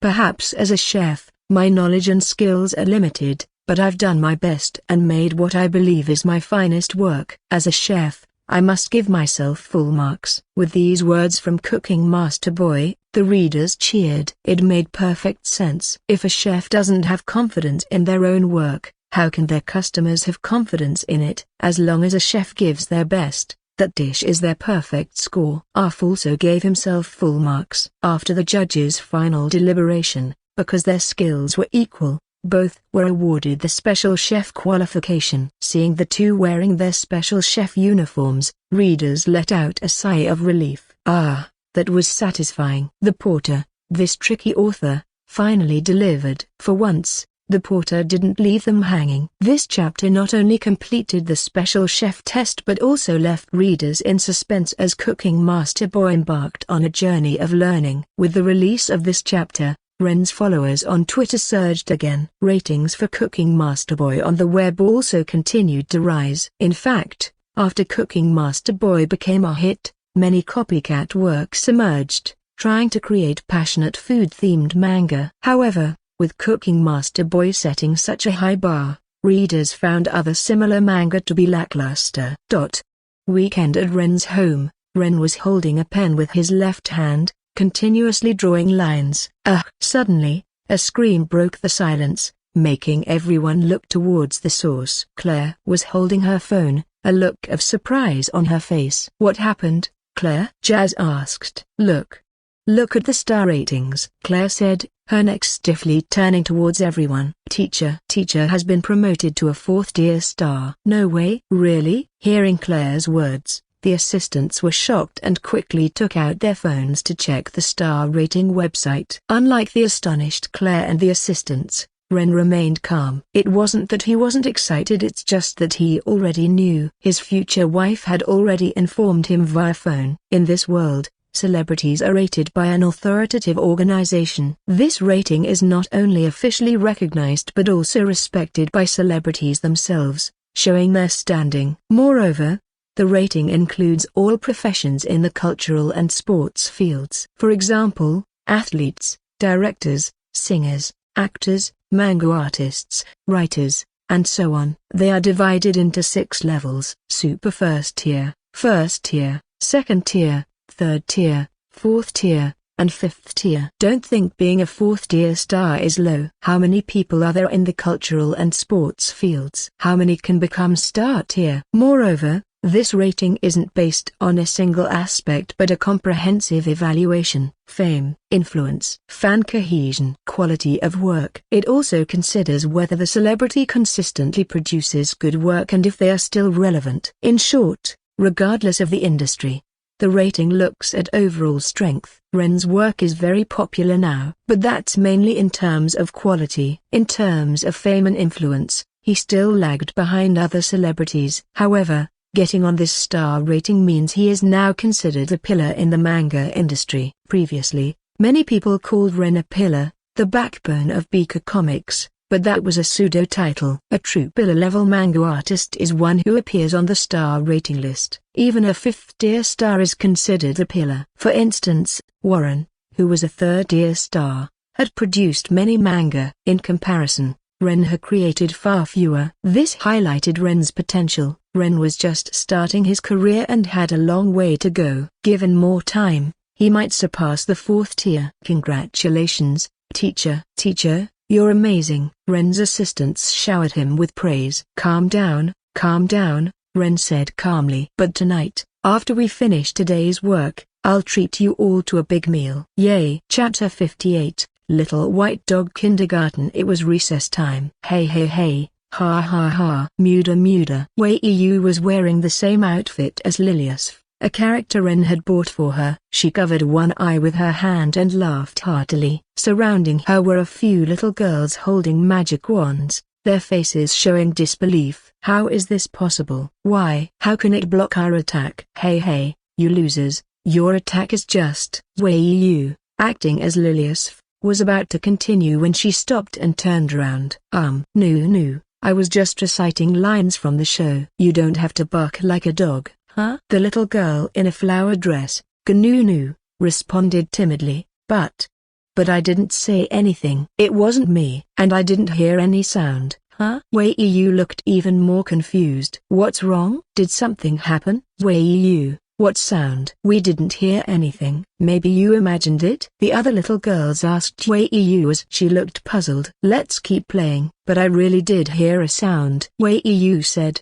putting her finger to her lips. Shh, listen. There's really a sound. Seeing her serious expression, the others fell silent. Woof woof, arf. Sure enough, they heard the faint sound of a puppy. Let's go see. After a moment, Wei Yu figured out the direction of the sound and waved her hand. She had a bit of a leader vibe as she led her little friends toward the source of the sound. Soon, they reached their destination and searched around. Over here. A girl who had crawled into the bushes called out loudly. What is it? Did you find it? The little group excitedly gathered around. Wow, it's so cute. A small hole had appeared in the kindergarten's iron fence. Outside were two white dogs, one big and one small. The big dog barked softly, wagging its tail as it saw the children. It picked up the puppy in its mouth and nudged it through the hole in the fence. Woof! The big white dog barked again, wagging its tail before turning and walking away reluctantly,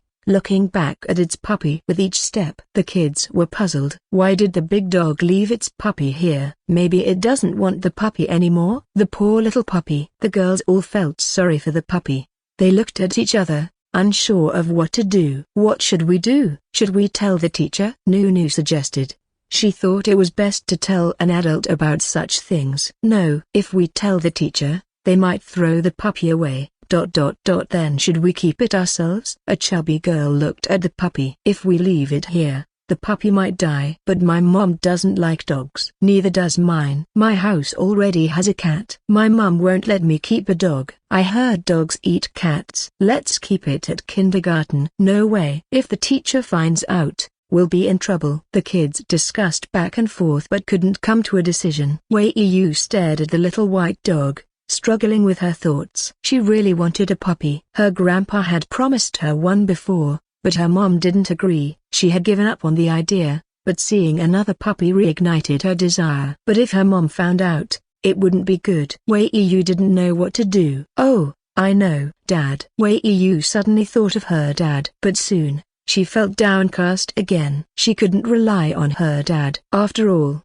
her dad was afraid of her mom. She had seen her mom making her dad sleep on the floor recently. But she really wanted a puppy. Ring ring ring. Just then, the bell rang. Students, class time. The kids became more anxious. What should we do? We can't just leave it here. I'll take care of it. In a moment of determination, Wei Yu said, biting her lip. She picked up the puppy, stuffed it inside her clothes, and ran towards the classroom. Her house was big, with some rooms not in use. If she hid the puppy in one, her parents might not find it. A broken bar at Ren's house. Goodbye, teacher. The assistant waved to Ren. Be safe on the way home, Ren responded. At that moment, Wei Yu ran up with her backpack. Goodbye, uncle. Goodbye, sisters.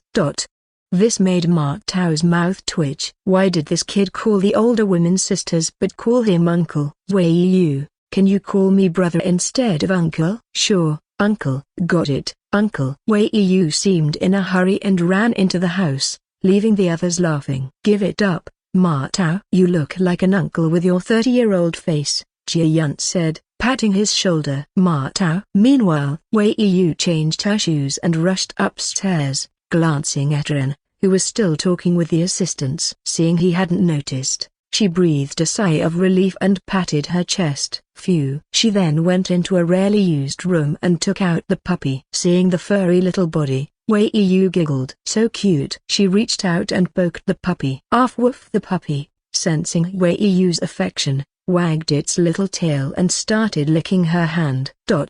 Hee hee, that tickles. Wei Yu laughed as the puppy licked her. Suddenly, she remembered something. Oh, you must be hungry. I'll get you something to eat, she said, running out in her slippers. Chapter 59, Itchy All Over, 2-1. The chapters are getting unbelievably shorter. When that is the case, I will include another chapter. Nighttime. Wei Yu's room. Wei Yu lay on her bed, playing with the little white dog under it. The puppy seemed to enjoy it, showing its belly and letting out excited little yips as she poked it. The soft fur, the warm little body, and its lively barks filled Wei Yu with excitement. She hadn't had the chance to play with a puppy when she was at her grandpa's house. Hee, Wei Yu giggled. Suddenly, she realized something. Oh, I haven't given you a name yet. Your fur is so white, like a little ball of cotton candy. I'll call you Little White. After school, her parents hadn't noticed the puppy. If things continued this way, she could keep it forever. But Wei Yu frowned. Puppies grow up into big dogs, which would be harder to hide. This thought furrowed her brows as she tried to think of a solution. Her pondering didn't last long as she felt sleepy. Picking up the puppy, she said, Little White, you have to hide in the closet when we sleep. Don't let Mommy and Daddy find you.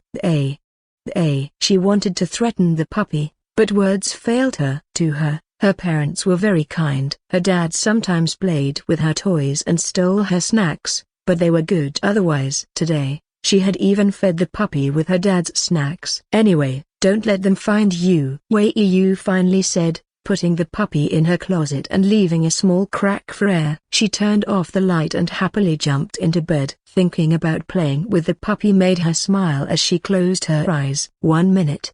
2 minutes.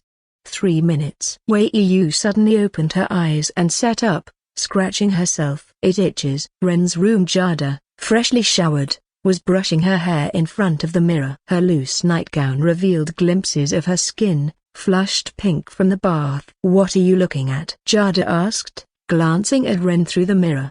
His constant gaze made her feel self-conscious. You look so beautiful, Ren said appreciatively. She felt a little flustered. Recently, Ren had been making these kinds of comments often, catching her off guard. She paused, blushing, before turning to face him. I look good now? Does that mean I don't look good at other times? She teased, trying to counter his compliment. Not at all. You always look good, Ren replied with a smile, still gazing at her. Feeling even more self-conscious, Jada picked up something from the dressing table and threw it at him, changing the subject. Do you think Wei Yu has been acting strange today? It seems like she's hiding something. Knowing their child well, Jada had sensed something was off with Wei Yu today. Ren shrugged. I didn't notice anything. Kids grow up and have their little secrets. What if someone is courting her? Jada's voice was serious. Impossible. Ren dismissed the idea. She's too young to understand love. Those kids in her class are just little kids themselves. Don't be so sure, Jada countered. Kids learn quickly from TV and anime. I remember a news story about 2 elementary kids breaking up because one didn't buy snacks. Ren tensed up, clutching the blanket. I can't believe it. Those kids in her class are not her type. Wei Yu wouldn't be interested. But what if one of those kids is persistent? Wei Yu is very cute. Ren fell silent. His daughter was indeed adorable. What if some persistent kid did have a crush on her? I need to talk to her. Ren stood up, heading for Wei Yu's room. Jada smiled at his back. She was sure Wei Yu was hiding something, but it wasn't about romance. It felt more like she had done something mischievous. Ren was the best one to talk to her about it. Meanwhile, as Ren reached Wei Yu's door, he heard her crying. He rushed in. What happened? Did you fall out of bed? He found Wei Yu sitting on the bed, crying. Her clothes were lifted, revealing red marks all over her pale skin, clearly from her scratching. Daddy, it itches. Wei Yu cried harder when she saw Ren. Jada, Ren shouted, hurrying to hold Wei Yu. She had red welts all over her body. What happened? Mosquito bites? Ren was puzzled. But there were too many welts for that. What is it? Jada, hearing Ren, rushed in. Wei Yu has all these red bumps. Raising a dog. Why are the fleas? Back from the hospital,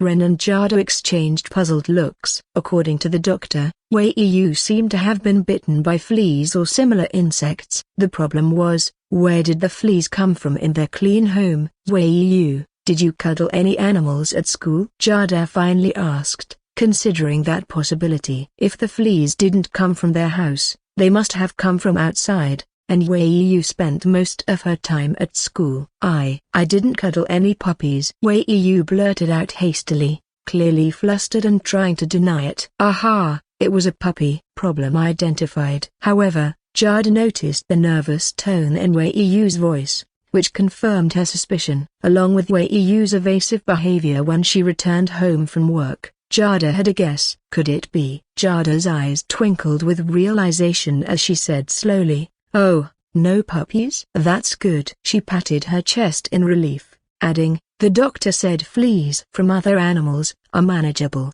but fleas from puppies are the worst." Greater than Idiasis superscript 1. Chapter 61. Pilgrims. 3 days later, Ren, Jada, and Wei Yu headed to Huangqing again. Just like before, they didn't drive. The distance was too far, and Ren found driving on the highway too exhausting. "So, we should have driven," Jada said, frowning at Ren.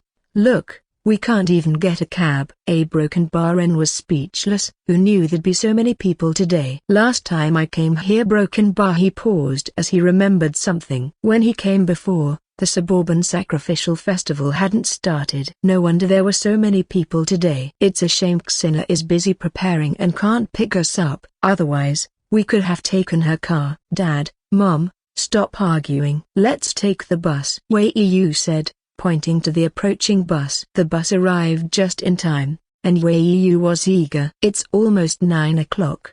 In ancient times, small-scale suburban sacrificial ceremonies usually took place between 7 and 10 in the morning. But now it wasn't ancient times, and some of the procedures had been lost, so the whole process wasn't as long. 9 o'clock was just in time to catch it. Apart from someone pretending to be the emperor for the sacrifice and the dancing, the rest of the day was filled with fun activities. Ren and Jada thought it over and then grabbed Wei Yu's hand to board the bus. The bus was extremely crowded. Most of the passengers seemed to be heading to the festival, with some wearing hanfu, carrying oil paper umbrellas, and holding fans. "Wei Yu, sit properly," Ren reminded as he stood next to Jada, chatting idly. As the bus moved, they could see the mountain body of Busu Mountain in the distance. Suddenly, the bus came to an abrupt stop. Amid the driver's cursing and the brief screams of the passengers, Ren smelled a fragrant scent and felt something soft in his hand. Jada hadn't taken the bus in a long time. With so many people and her wearing high heels, she lost her balance and fell toward Ren during the sudden stop. Ren instinctively reached out to support her, resulting in a somewhat embarrassing situation. A broken bar. Their faces were inches apart, and Jada's face turned bright red, feeling Ren's hand on her chest. She quickly slapped his hand away. "Ah, sorry." "It's a broken bar. It's finally a broken bar." Ren turned his head, pretending to look out the window, though he was secretly relieved. He flexed his hand, recalling the sensation. "Pretty big," he mused. After that, their occasional conversation turned to silence. Sitting in her seat, Wei Yu looked back and forth between her parents, confused as to why they had suddenly stopped talking. But children are easily distracted. When they passed a statue, Wei Yu pressed against the window and exclaimed in wonder. Time ticked by. Soon, they got off the bus with Wei Yu. The platform was packed with people, the air filled with noisy chatter. Everyone was talking loudly, taking pictures, strolling around, and sharing smiles. "There are so many people," Jada said,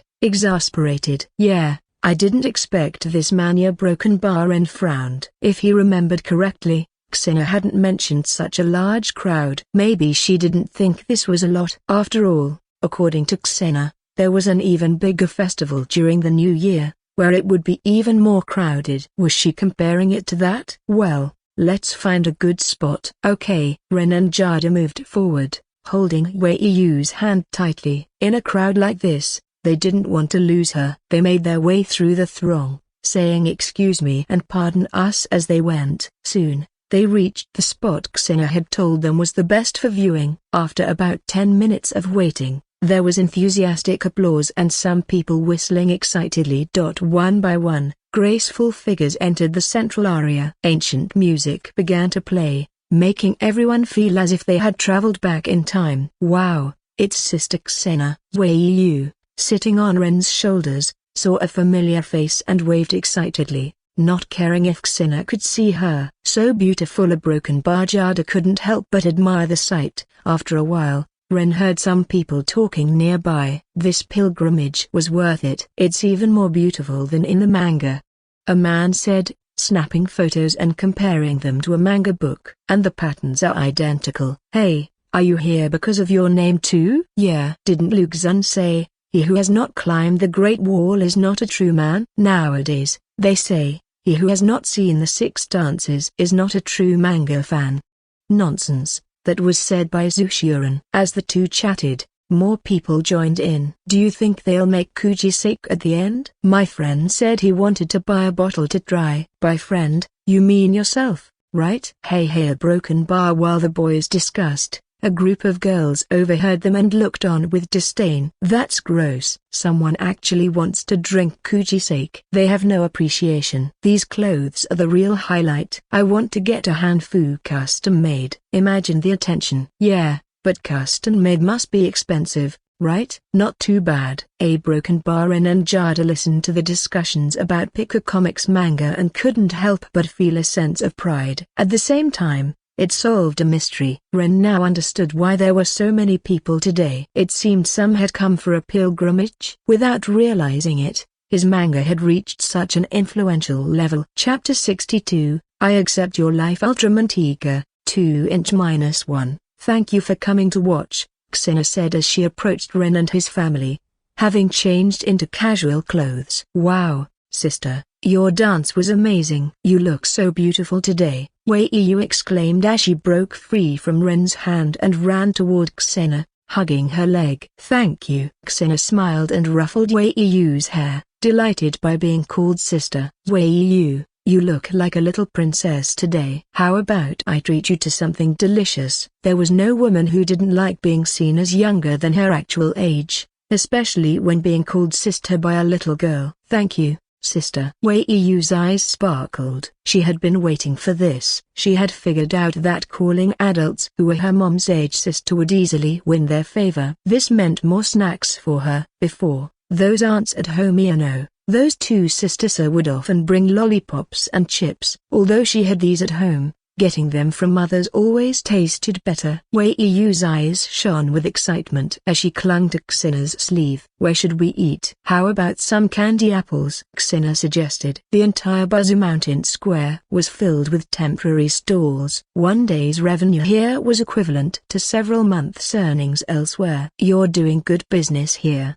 Ren said, noticing how excited Wei Yu was. He and Jada followed along. It's all thanks to you, Xena laughed. The manga Your Name has brought a lot of visitors to our place. It's your wonderful dance and your commitment to preserving this tradition that made it popular, Ren said, waving his hand modestly. As they walked through the bustling crowd, they passed numerous stalls. Wei Yu's hands were soon full of snacks, and Ren had to carry a bag of them. At 7:55 p.m., 5 minutes before the fireworks started. Wei Yu, you'll come with me. I'll help you change into a beautiful dress, Xena said, winking at Ren and flashing a discreet V sign with her fingers. Ren sighed in relief. Yes, he was about to propose. To avoid any interruptions, he had asked Xena to take Wei Yu away, pretending he wanted some undisturbed couple time with Jada. Ren took Jada to a small hill, the best spot to watch the fireworks. It offered an unobstructed view, thanks to Xena's influence allowing them entry without a ticket, which were hard to get. Today was so much fun, Jada said. She was now dressed in Hanfu, a traditional Chinese dress with wide sleeves adorned with pink floral patterns, and her slender waist cinched by a purple brocade belt with jade decorations. However, she noticed Ren hadn't responded. She looked over and saw him staring intently at her, making her blush with a mix of shyness and annoyance. "What are you looking at?" "A broken bar. You look beautiful today," Ren stammered. He wanted to slap himself. Why praise the dress? He should have praised the person. This was a critical moment he couldn't afford to mess up now. Fortunately, Jada understood his meaning, her eyes avoiding his as she played with a strand of hair. Thank you." An awkward silence followed. Suddenly, a bright flash of fireworks illuminated the sky, slowly blooming in the night. Boom! The fireworks exploded, lighting up the sky like a painting. Everyone looked up in awe. "Beautiful." A broken bar, Jada whispered, her eyes reflecting the fireworks, adding a radiant glow to her fair face. However, Ren wasn't looking at the fireworks. He was watching Jada, the light from the fireworks highlighting her delicate features. He reached into his pocket, took a deep breath, and pulled out a small box. "Jada." Jada turned, startled. She saw Ren holding a small box in front of her. "This ice a broken bar?" A thought crossed Jada's mind. "Please." "A broken bar." Ren looked deeply into her eyes. "Please walk through life with me." There were no flowery words, no grand promises, just a simple sentence that conveyed all his heartfelt emotions. Boom! Another firework exploded, reflecting in Jada's wide eyes. Her heart raced like a deer. Did Jada dislike Ren? No, she didn't. He was handsome, a good father, and a potential good husband. They already had a child together. She couldn't dislike him. But a broken bar. She was scared of marriage. Could she really be happy? What if it was all an act? Doubts filled her mind. Seeing Jada's hesitant look, Ren's heart sank. "Is it a broken bar?" he asked, his smile faltering as he began to put the ring away. Jada quickly grabbed the box, hitting Ren on the shoulder. "Who takes back a gift meant for a lady?" She hit his shoulder again, but Ren didn't mind. He was overjoyed, a smile spreading across his face. "You agree?" "I'll give it a try." Jada huffed, nodding. She slipped the ring onto her finger, leaned slightly, and rested her forehead on his shoulder. "I accept your life." Feeling the weight of her body against his, Ren couldn't find the words to express his feelings. Instead, he wrapped an arm around her shoulders, holding her close. Boom! Another firework exploded, illuminating them both. Ultraman Tiger. At night, Ren and his family stayed at Xina's house. Wei Yu, always looking for the best treats, quickly decided to stay with Xina after seeing her stash of snacks. Meanwhile, Ren was lying on the floor with his head buried in the bedding, rolling around. If he had a certain blue robotic cat, he would have changed his previous confession. Why did he have to say "I give my life to you"? It felt so embarrassing now. Wouldn't it have been simpler to just say, "Marry me"? No. Ren sat up and patted his face. If he kept thinking about it, he'd only get more embarrassed. He needed to do something to distract himself. Since Jada had accepted his proposal, he needed to work hard to help her. He knew Jada wanted to expand the company her parents left her. Although he didn't know much about running a company, he could provide good comics for Picker Comics. With this in mind, Ren opened his system. The 3 new comics for the month had been updated. The first one was Black Beast. Well, for those who know, they know. He passed on it right away. This was a serious novel, but it had some strange content. Why would the system give him something so weird? He wasn't interested in such themes. The second one was Madoka Magica. This was a masterpiece but had a fatal flaw. The beginning might be interesting for kids, but the plot would seem dull to older readers until the twist with Mommy losing her head. This pacing issue could lead to the comic being cut short. Manga companies weren't charities, and if a comic didn't bring in profits, it would be dropped. Of course, this didn't matter to him because his wife was the company boss. He could even draw Thomas the Tank Engine if he wanted. However, there was another issue. Wei Yu loved Magical Girl series. If she watched Madoka Magica, imagine the scene where she cheers, "Go, Mommy!"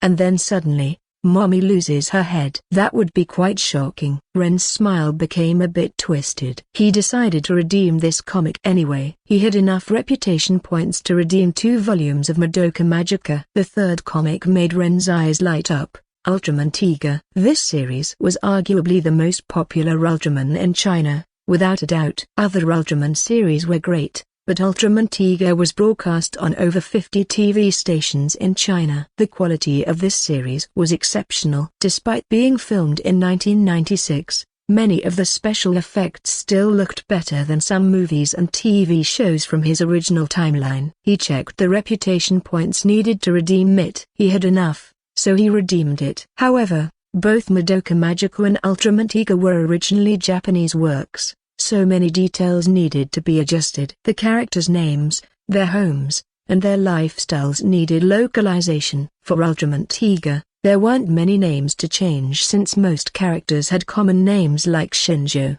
Rina, and Daigo. A quick search showed these names existed in China. The major changes involved elements with a heavy Japanese influence, like changing the name of the monster Shun-Na-Unit to something more Chinese, and altering the samurai to generals or martial artists. As Ren was contemplating these changes, Jada emerged from the bathroom. She was blow-drying her hair, wearing a bathrobe that revealed her pink-tinted shoulders. After drying her hair, she collapsed onto the bed. "Ugh, I'm so tired. My back hurts," she said, stretching out. "Well, you are getting older," Ren started to say, but before he could finish, Jada threw a pillow at him and glared. "Don't talk if you don't know what to say." This was the second time today he mentioned her age. Okay, broken bar. Ren tossed the pillow back onto the bed and nodded. "Let's sleep." "Yeah." With a click, the room went dark. But lying on the floor, Ren felt something was off. What was it? A broken bar. Ren suddenly sat up. "This isn't right. This isn't what I imagined." "What's wrong?" Jada,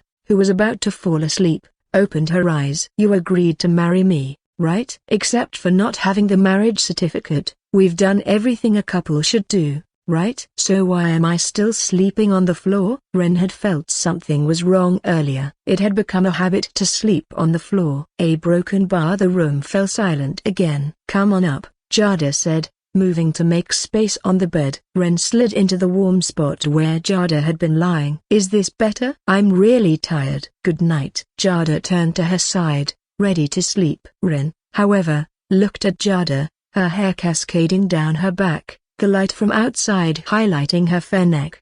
They were a couple now. Couldn't they do what couples do? Ren's heart raced. He turned and hugged her. Jada's body tensed. "Hey, we're a couple now." "Just a hug." "Then why are you touching my chest?" "I couldn't help it." "I'm telling you, I'm really tired tonight." Don't a broken bar. Jada blushed, feeling something against her. "You don't worry, I won't do anything else." "It's just a normal reaction," Ren said seriously. Chapter 63. Strange behavior of Xena. The next morning, at the break of dawn, there were many sparrows around, and they started chirping as soon as the sun came up. In his sleep, Ren felt a bit hot and kicked off the blanket. He turned over to find a more comfortable position and placed his leg on something. He sometimes had the habit of hugging a pillow while he slept. But the next moment, Ren froze. This didn't feel like a pillow. He quickly opened his eyes. Jada's figure came into his view. She was still asleep, but after a night of tossing and turning, her clothes had slipped off her shoulder, revealing most of her skin. Her legs were barely covered by the blanket, and he could see a glimpse of her white underwear and a few strands of her hair. Remembering the events of the previous night, Ren instinctively touched his waist. As the saying goes, a man's word can be unreliable, but Ren thought it should be, a woman's word can be unreliable. Jada had kept saying she was tired and didn't want to do anything, but in the end, she was more enthusiastic than he was. He even felt like his waist was strained. Shaking his head, Ren just looked at Jada's profile. "Yes, my wife is beautiful." Next, Ren reached out with his hand and placed it on Jada's chest.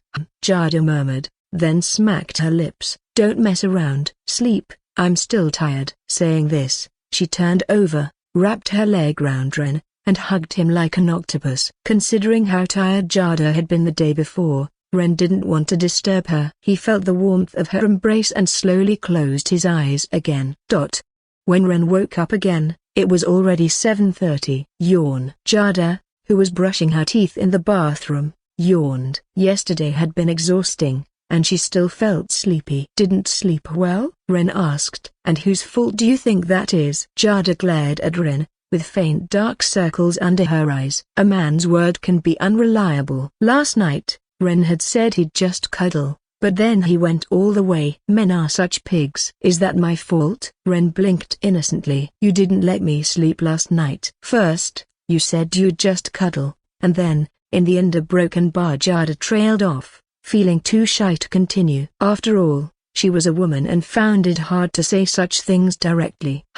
In the end, you were more enthusiastic than me. They say women in their 30s are like wolves. The ancients weren't wrong, Ren teased, raising his eyebrows. He had a cheeky look on his face. Ren's smug look made Jada's eyes widen, her face turning red. And he had the nerve to say women in their 30s are like tigers. She was only in her late 20s. You pig-headed fool. Jada reached out and pinched Ren's waist, making him gasp. I'm sorry. It's all my fault. Ren quickly surrendered. The two playfully argued their way to the living room and stepped outside, seeing Wei Yu happily watching anime and Xena, who had dark circles under her eyes, yawning. Seeing Ren and Jada, Xena greeted them. Morning. Good morning, Daddy and Mommy, Wei Yu said, taking a break from her show to greet them. Morning, Jada replied with a smile, but then she noticed the dark circles under Xena's eyes. Didn't sleep well? You look tired. She glanced at Wei Yu. Did she not let you sleep? No. Xena quickly waved her hand. Wei Yu was very well behaved and went to bed early. I was just thinking about something. Xena smiled awkwardly, but inside, she was crying. She felt like she was going crazy. Just thinking about the sounds from last night made her mind fill with images, making it harder to sleep. No, just thinking about it now brought the images back. Xena shook her head. Seeing Ren and Jada looking so refreshed after their morning, Xena couldn't help but feel a bit irritated. They'd kept her up all night, and now they looked better than she did. How unfair. Really? It must be about the company. Sometimes I stay up thinking about work too. Jada nodded understandingly. She knew Xena was a company owner, so she thought they might have similar experiences. No, you don't understand. Xena's inner voice screamed, but she nodded awkwardly. Yeah, it's company stuff. In fact, her company had been facing some issues recently. Their latest game had flopped, costing them quite a bit. But she wouldn't complain to others. Let's eat breakfast, Xena said, pointing to the table. Breakfast is ready, so let's eat quickly. Afterward, I'll take you guys around to explore some more. Oh, okay. Ren and Jada, seeing Xena's reluctance, exchanged glances and communicated silently. What's wrong? Maybe Wei Yu was too noisy, and she didn't want to say it? Could be. By the way, Wei Yu, having finished her magical girl anime, turned to Ren and Jada with her hands on her hips, looking angry. Daddy and Mommy, you said you'd get along. Last night, you were fighting again a broken bar MMPH. Before she could finish, Xena quickly covered Wei Yu's mouth, laughing. Oh, Wei Yu, let me show you something. A broken bar. Ren and Jada froze, then exchanged glances before looking at Xena. Xena's face was visibly red. The truth was out. Under the table, Jada's foot stepped hard on Ren's, her eyes glaring at him with a clear message. It's all your fault. No wonder Xena was acting so strange this morning. She had overheard everything last night. Chapter 64, The Shrine of Wandering Souls, 2-1. After Xena overheard everything, things became a bit awkward. However, while Ren and Jada felt a bit awkward, Wei Yu was having a blast being taken around by Xena. Ren and Jada followed them as they walked around the lake. At some point, Jada slowed her pace and glanced in a particular direction. Ren noticed and followed her gaze. A bride and groom in white evening dress and wedding attire were having their photos taken in the golden light of the setting sun. Nearby, on the lawn, tables were set up with flower baskets and a red carpet, indicating a grand wedding. A wedding? Ren looked at Jada. Judging by her emotional expression, it seemed she wanted a wedding too. After all, every woman dreams of a grand wedding. Should we have a Western or traditional wedding? Ren suddenly asked, holding Jada's hand gently. Surprised by the question and the hand-holding, Jada thought for a moment. However, her initial excitement faded quickly. She rubbed her temples, sighed deeply, and shook her head. We don't need a wedding. But I can see you want one.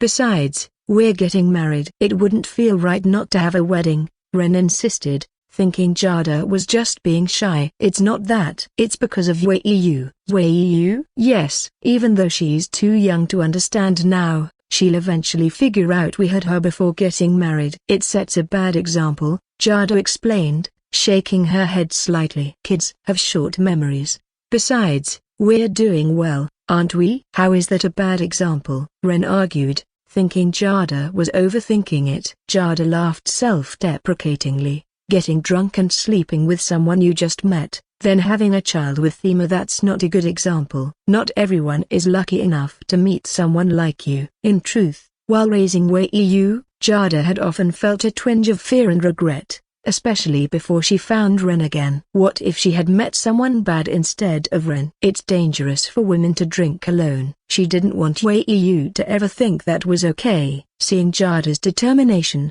Ren sighed. All right. No wedding via broken bar. He wrapped his arm around Jada's waist. But we're still going on a honeymoon. We can call it a family trip. Wei Yu won't know anything. Okay, broken bar. Jada nodded obediently while being held by Ren. Meanwhile, Xena was playing with Wei Yu. She liked kids and enjoyed playing with Wei Yu, which made her forget about the events of the previous night. However, when she noticed that Ren and Jada had wandered off somewhere, she started looking around for them. When she turned around, she saw them holding and kissing each other in public. What are they doing? Kissing in public. This is outrageous. How can they be so shameless? They're making it hard for a single woman like me. I need to find a boyfriend soon. She couldn't believe that a successful game company owner like her couldn't find a boyfriend. She only had modest expectations, a bit handsome, a bit talented, and with a good personality.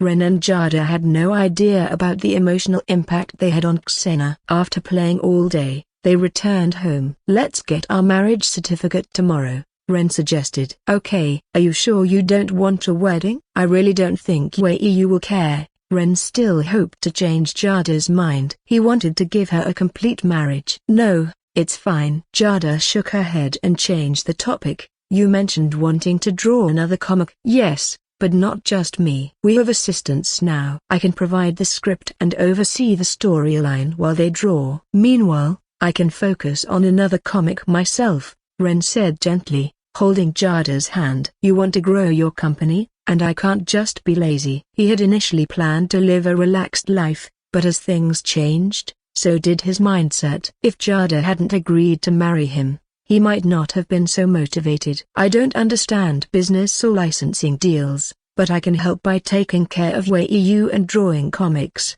Ren continued. By the way, we'll need a new magazine. Picker Comics caters to a female audience, but my new comics will be more male-oriented. We don't want to lose readers. His system provided various comics, many of which catered to different demographics. Ren preferred drawing male-oriented comics but would occasionally draw female-oriented ones if his points allowed. Don't worry, just focus on drawing. I'll handle the rest, Jada said with a gentle smile, leaning her head on Ren's chest. What should the new magazine be called? A broken bar. Ren rubbed his chin. Suddenly, a name came to him. Let's call it Shrine of Wandering Souls, to match Picker Comics. What's the connection between Picker Comics and Shrine of Wandering Souls? Jada asked, confused. They're both places for gentlemen to gather, Ren explained, but Jada looked even more puzzled. Just then, the door opened. Wei Yu peeked in shyly. Daddy, Mommy, I want to broken bar task assignment. So,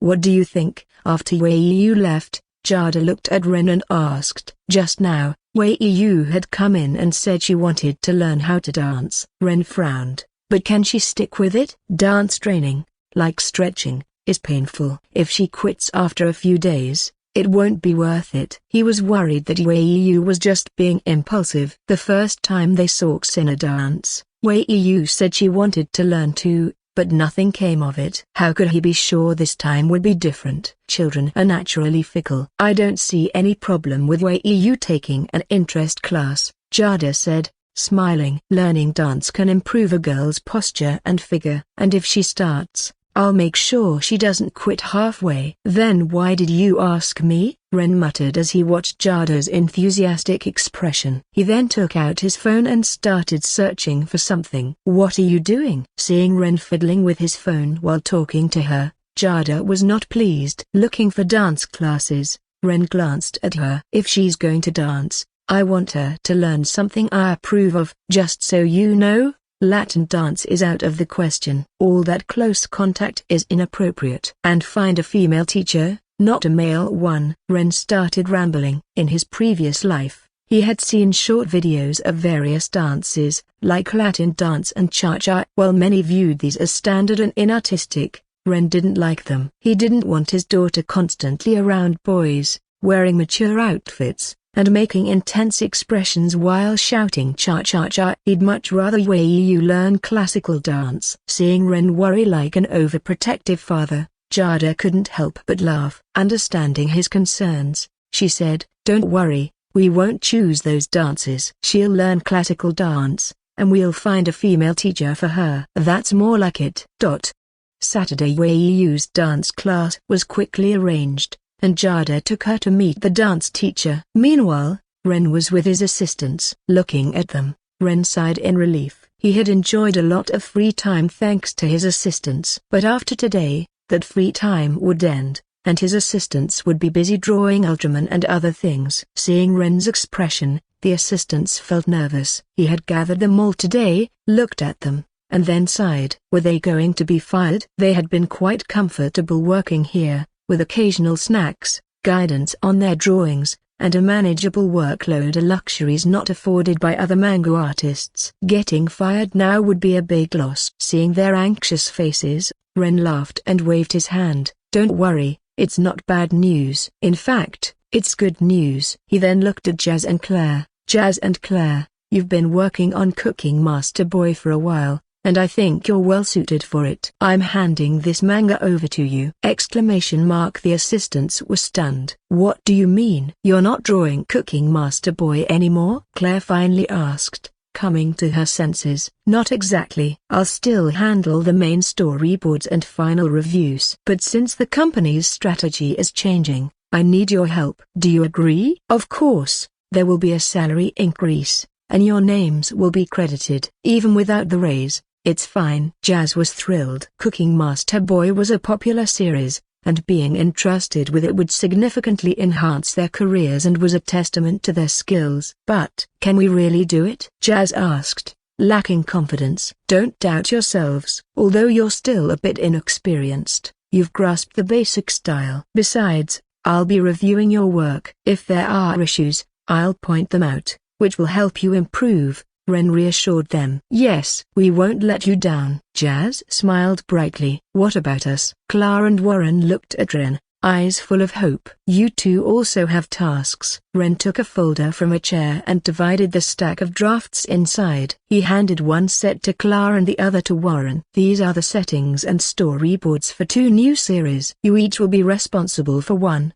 along with me. 3 projects at once." The assistants were astonished. 3 projects meant Ren would be creating storylines and contributing to 2 series artwork. Was he a human printing machine? "Yes, thanks to your help." Ren smiled. Ren gave Warren Ultraman Tiga and Claire Magical Girl Madoka. This was a well-thought-out decision. Over time, Ren had noticed Claire's art style closely matched that of Magical Girl Madoka, so she was a natural fit for it. Warren quickly became engrossed in Ultraman Tiga, a series that catered to male interests like giant robots. Claire, on the other hand, frowned as she looked at her storyboard. While she appreciated Ren's meticulous storyboarding, she had concerns about the plot. "What's wrong?" Seeing Claire's expression, Ren's lips curled into a knowing smile. He knew she had doubts about this manga. Chapter 65, Name Teacher. "Isn't the storyboard for this work a bit?"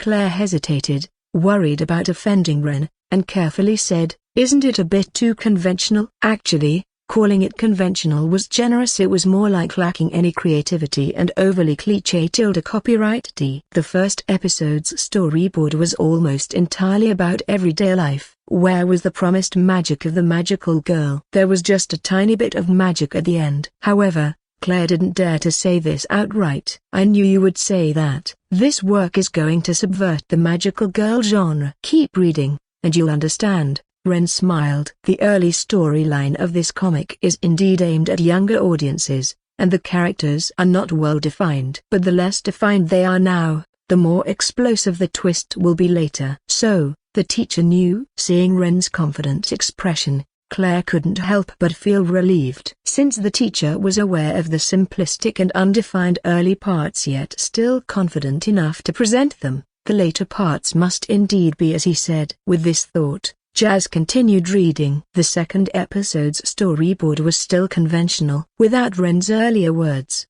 Claire might have stopped reading by now. Reaching the third episode's storyboard, Claire glanced at it. This was the last storyboard provided so far. Since the teacher said there would be a surprise, there must be a significant twist in this episode. However, as she read the first half, Claire still found it quite boring. Would this be another narrative of defeating a witch every episode? Seeing the senior sister defeat the witch, Claire sighed. As she expected. So where was the twist? Thinking this, Claire turned to the next page. Then she saw something she couldn't believe. The witch she thought was defeated had its head swell, detach from its body, and transform into a human-faced monster, with its bloody mouth opening wide. The senior sister's head was gone. Holy crap! Seeing this scene, the usually refined Claire finally couldn't help but blurt out a curse. What the heck was this development? Was she watching a horror movie?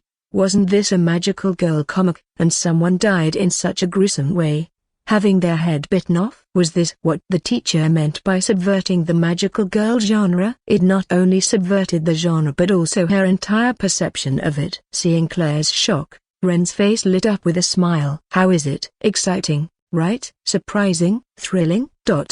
Claire dumbly nodded. She subconsciously touched her neck. Too thrilling. Teacher, the twist is great, but if the first 2 episodes don't grab the audience, the comic might get axed, right? Indeed, that's true for most people. Ren nodded, his head slightly raised with a proud look. But the company belongs to my wife. If she doesn't want me axed, who can axe me?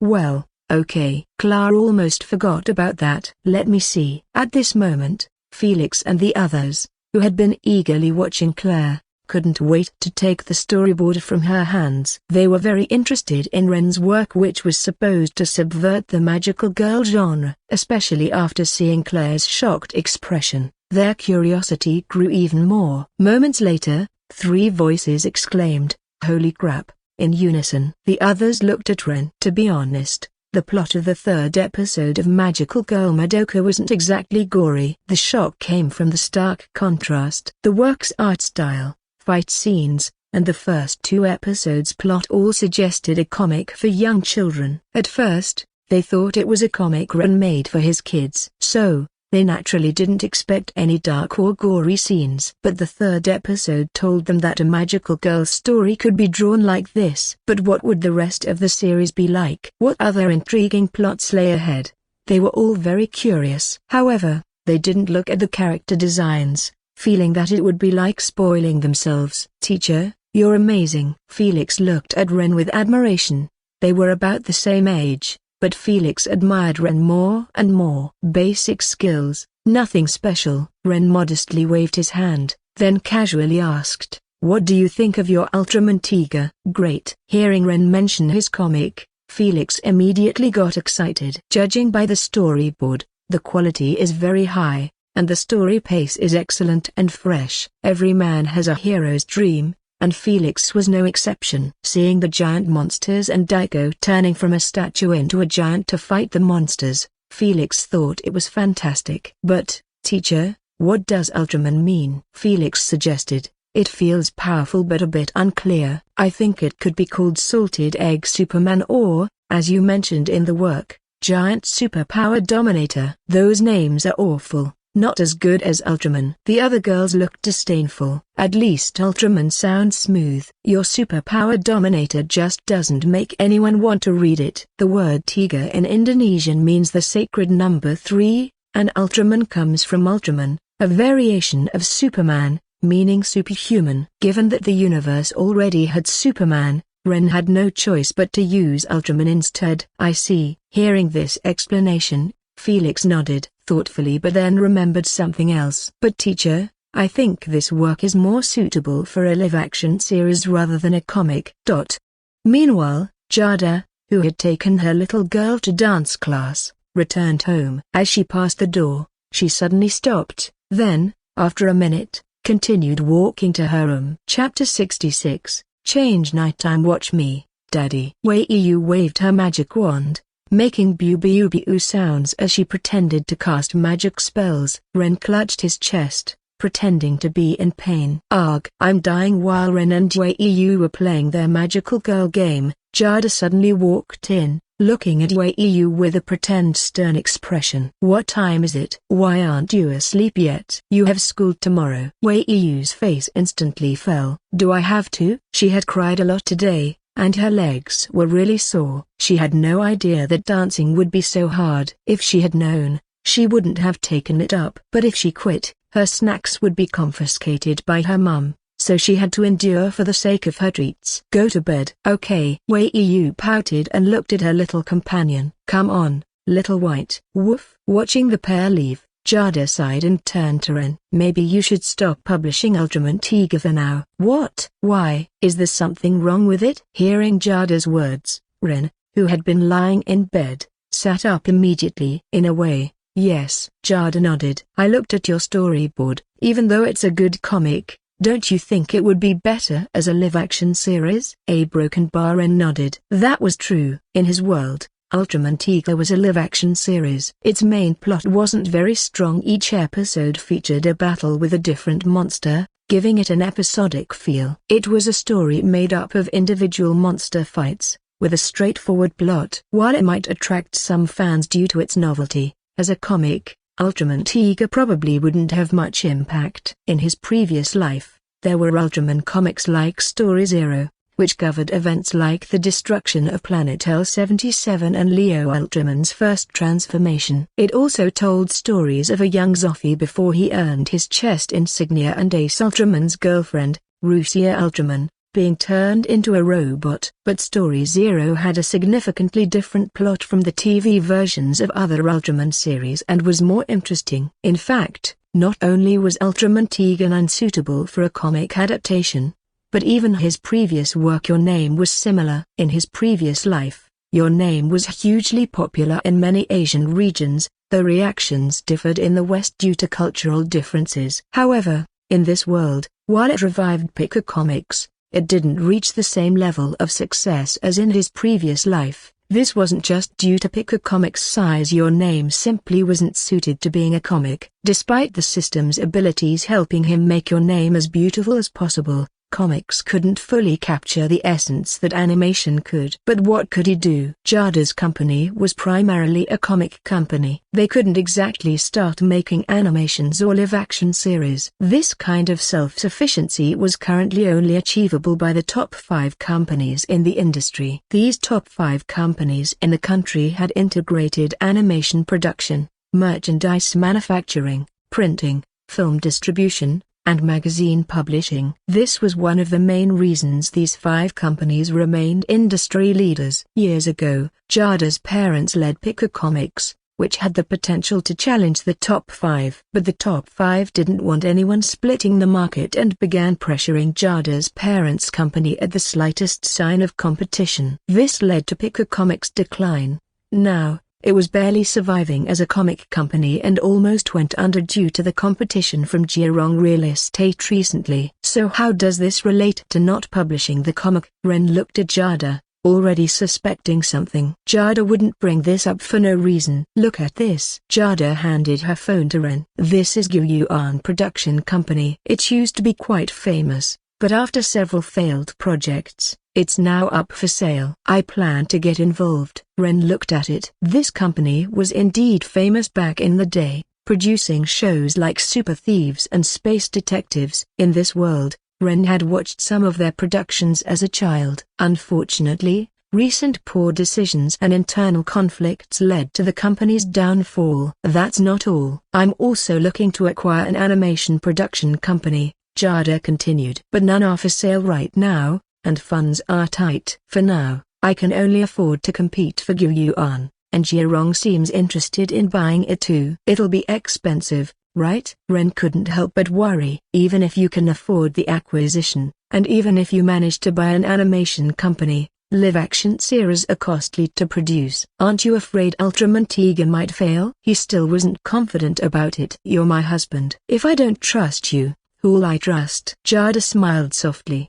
Besides, didn't you say you wanted to make my company bigger and stronger? I can't rely on just you to do all the work. Jada sat next to Ren, leaning against his shoulder like a cat. So I have to do my part. After all, making the company big and strong is my dream. You help me, and I have to work hard too. Aren't you afraid of going bankrupt? Even Subaraya Productions went bankrupt due to live-action series and later focused on selling toys through Ultraman. Because you created it, I trust the content is good. And even if we go bankrupt, you can still support me with your comics. Jada laughed softly. Besides, thanks to Jiarong Real Estate, we received a large compensation for poaching our artists. Otherwise, we wouldn't have enough money for this acquisition. I'll do my best. Feeling Jada's trust, Ren hugged her tightly. The next day teacher, why? Felix exclaimed when Ren told him to stop working on Ultraman Tiger. Did he do something wrong? Because we might turn it into a live-action series, Ren explained. So, you can help me with Madoka for now. I'll come up with a new plot for you soon. After all, he had exchanged for this work on the 17th of this month when he went to see Six Dance. It would soon be next month, and he could exchange for another work. Chapter 67, Become a Magical Girl Reactions, 2-1. Although Magical Girl Madoka would actually be better as an animated series rather than a comic. However, due to limited funds, Ren had to release Madoka as a comic first. Even though Magical Girl Madoka carries the name and tells the story of magical girls, at its core, it's an anti-magical girl story. In the current world, all magical girl stories are bright and uplifting, but the story in Magical Girl Madoka is depressing and heavy. It has a significant impact on the magical girl genre and greatly affects the audience. Currently, the audience for magical girl stories is mostly teenagers and children. You can imagine how cruel the impact of this extremely brutal magical girl story will be on their young minds. Previously, Clara and the others were shocked by it. What about the young kids who love magical girl stories, like little Wei Yu? Thinking about this made Ren chuckle. That little rascal had been getting more mischievous lately, so she needed a little scare, a surprise. So, with Jada's promotion, advertisements for Ren's new work were everywhere: games, websites, Weibo. The Porter's new masterpiece Magical Girl Madoka will be grandly launched at Liulai Shrine. The Porter,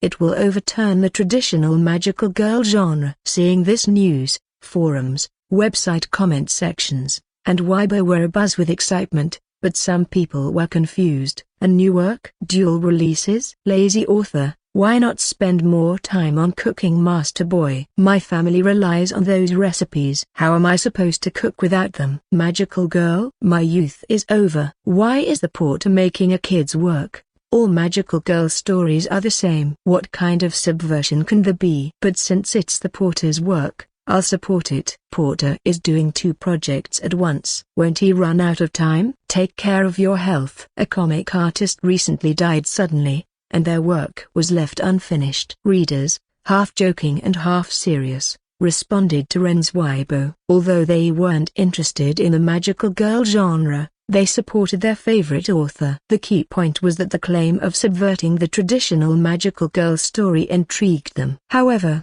as always, the internet also had its fair share of trolls. Magical girl? Subverting the genre? Is it really okay to brag so much? Probably running out of ideas. Trying a magical girl genre seems desperate. The magical girl market is so small. How can you boast like that? Will he turn magical girls into boys, or housewives? The internet was buzzing with discussion, and people were asking questions in private. Claire's friend, Xena, was one of them. During a break, Xena leaned over to Claire and whispered, "Claire, you're an assistant at the teacher's house, right? You've seen that magical girl work, haven't you? Does it really subvert the genre? Of course. Claire perked up at the mention. After all, she had contributed to the work. I can't spoil too much, but I can say that the Porter is truly amazing. The first 2 chapters might seem boring, but the later plot explodes. It becomes a classic. Wow, that's great. Hearing Claire's words,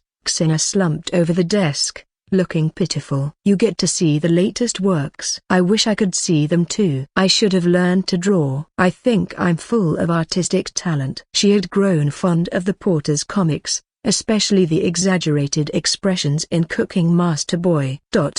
Meanwhile, at Jirong, Warren sneered at the news online. Arrogant, doing 2 projects at once, and choosing the most difficult magical girl genre. To him, the Porter choosing to work on 2 comics simultaneously was asking for trouble. A person's energy is limited. Thinking up 2 stories is a headache, let alone drawing them. Now the Porter chose to do 2 comics, and the new one is a magical girl story. Since the magical girl genre emerged, it hasn't evolved much. The only notable change has been the improved artwork. But now, the Porter claims to subvert the genre. He saw it as a gimmick. Could this person be better than so many other comic artists? First, he broke through the food manga genre, and now he wants to break through the magical girl genre. He couldn't wait to see Ren's comic fail. It wasn't just about Ren's drawing skills being better. Well, that was part of it. Mainly it was because of Jada's attitude towards Ren. According to rumors, Jada created a new magazine just for the Porter. Whether true or not, he didn't care. After all, when he worked at Picker Comics, Jada never created a magazine just for him. Many industry insiders shared Warren's thoughts. They believed the Porter was just boasting to promote his new work. Could one person consistently create groundbreaking comics? Impossible. That would make other authors look bad. So, many in the industry waited for the new chapter to be published. 2 days quickly passed. When the new issue was published, many of the Porter's fans rushed to get it. Looking at the cover, they saw a cute long-eared creature staring at a pink-haired, round-faced girl with red eyes. Beside them were the words "Make a contract with me, become a magical girl." The cover was typical for a magical girl story. In this world, these cute companions had become a staple for magical girl works. For example, whenever Wei played magical girl games with Ren, Little White became her companion. Having a cute companion not only made the magical girl more attractive but also added another adorable character for merchandising, which was very profitable. Thus, most magical girls had various cute companions. Almost all creatures, extinct or surviving, had been included in the magical girl genre's luxurious package. 2 weeks have passed since the release of Madoka. This is what they call subversion? Laughable. Magical girl Madoka had already serialized 2 chapters, promoted as a work that would subvert the magical girl genre. Ren's comic drew a lot of attention. This guaranteed that it wouldn't go unnoticed. Many readers who had high expectations for Ren felt let down after reading the first 2 chapters of Magical Girl Madoka. That's it. This was the thought in many people's minds. The first chapter mostly covered mundane daily life, with only a small part at the end where the presumed protagonist, Madoka,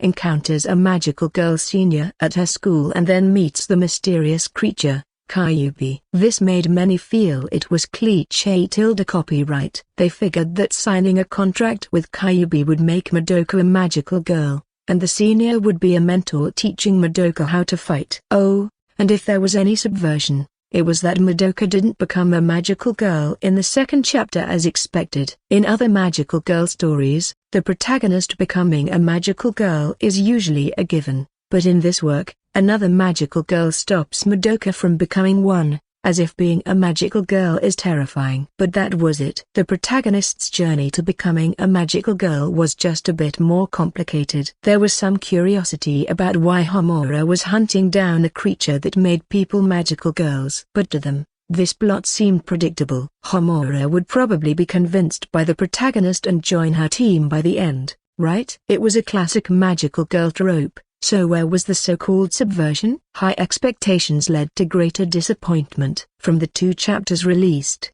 It seemed like a typical magical girl story. Maybe the plot hasn't unfolded yet. Even some of the Porter's die-hard fans on Weibo started to have doubts. After the first chapter, they could say the plot hadn't developed, but could they still say that after the second chapter? They'd never seen a comic where the plot remained undeveloped after 2 chapters. And there was never a shortage of trolls, leading to a heated argument in the comments under Ren's Weibo. 2 chapters in and the plot hasn't unfolded? Are you kidding me? Let's not talk about the plot. The art style is problematic too.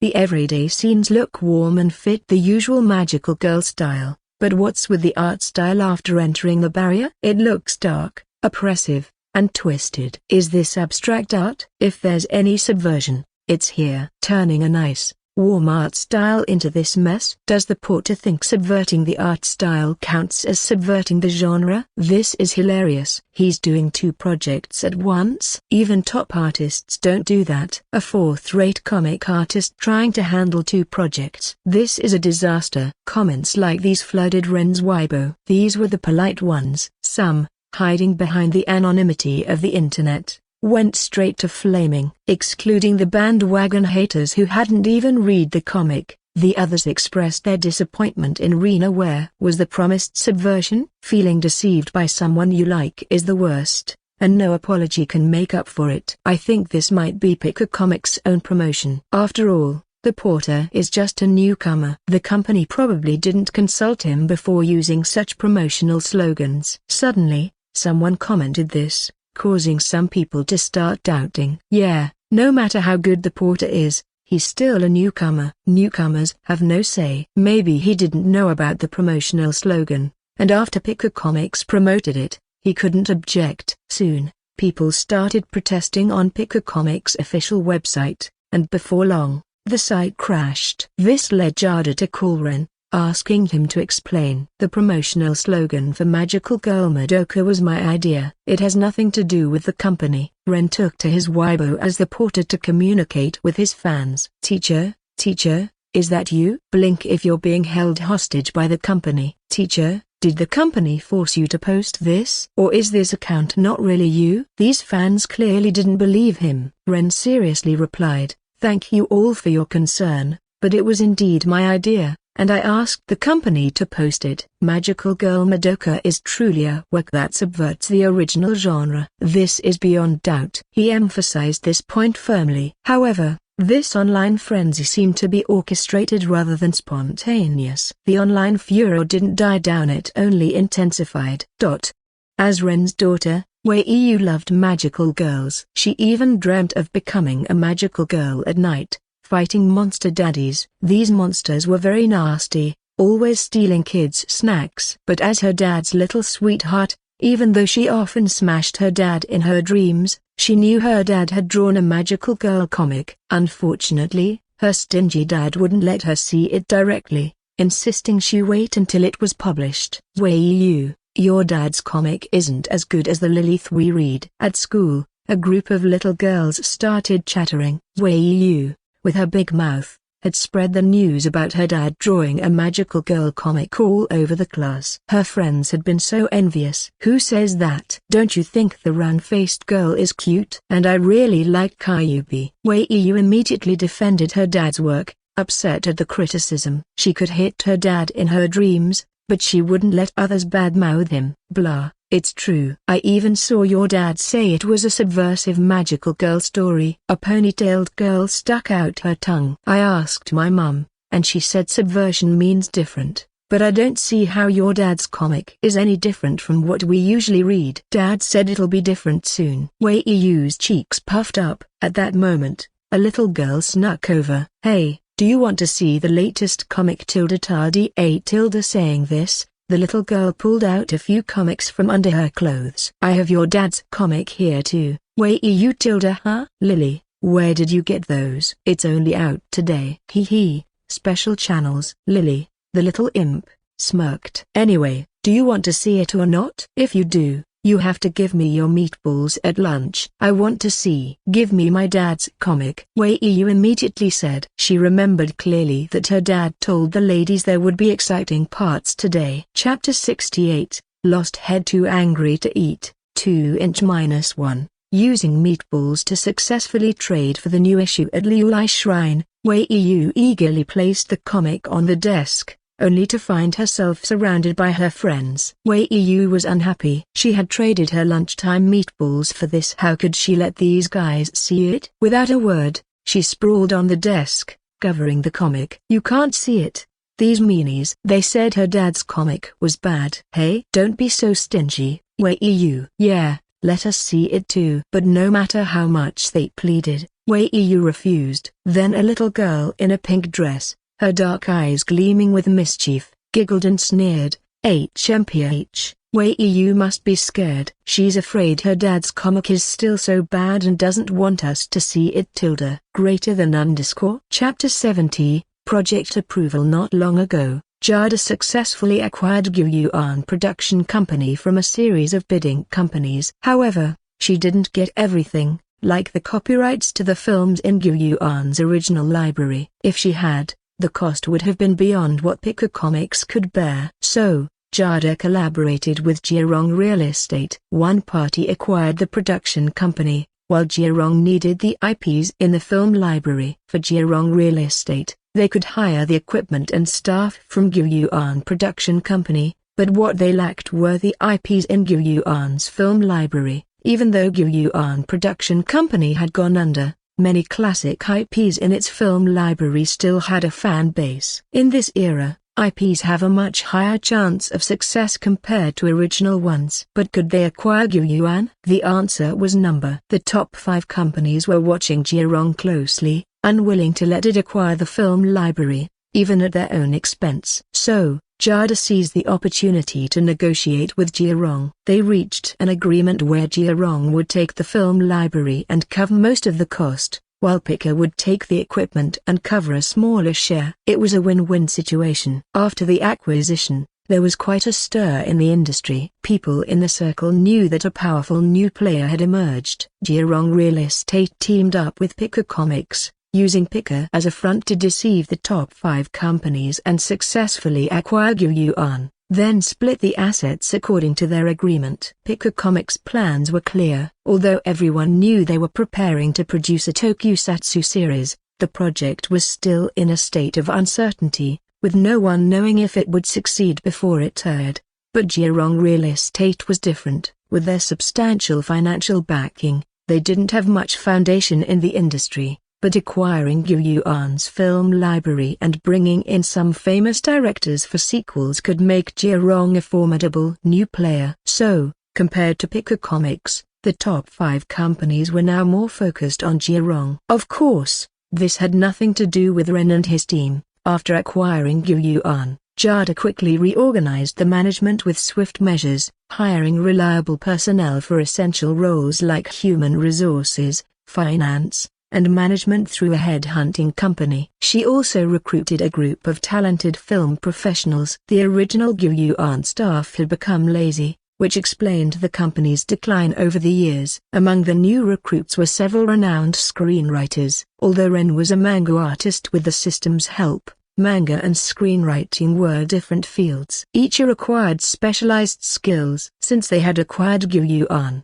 it wasn't just for producing one tokusatsu series, Ultraman Tiga. That would be too wasteful. But what if the system didn't provide more tokusatsu series in the future? That's where the screenwriting department came in. Ren might not remember all the Ultraman plots, but he knew the basics, like character designs and iconic scenes. As long as the screenwriting department grew, he could provide outlines and character settings, and the department could create scripts and improve quality. This would be a sustainable model. Even if the system disappeared, he and Jada could still thrive, unaffected by such changes. So, under Jada's lead, Ren went to Gyuyuan and discussed the Ultraman series production plan, including market analysis. The tokusatsu series Ultraman Tiga was officially approved. Models and costumes began to be made in full swing, aiming to start filming as soon as possible. After all, these elements were crucial for a tokusatsu series.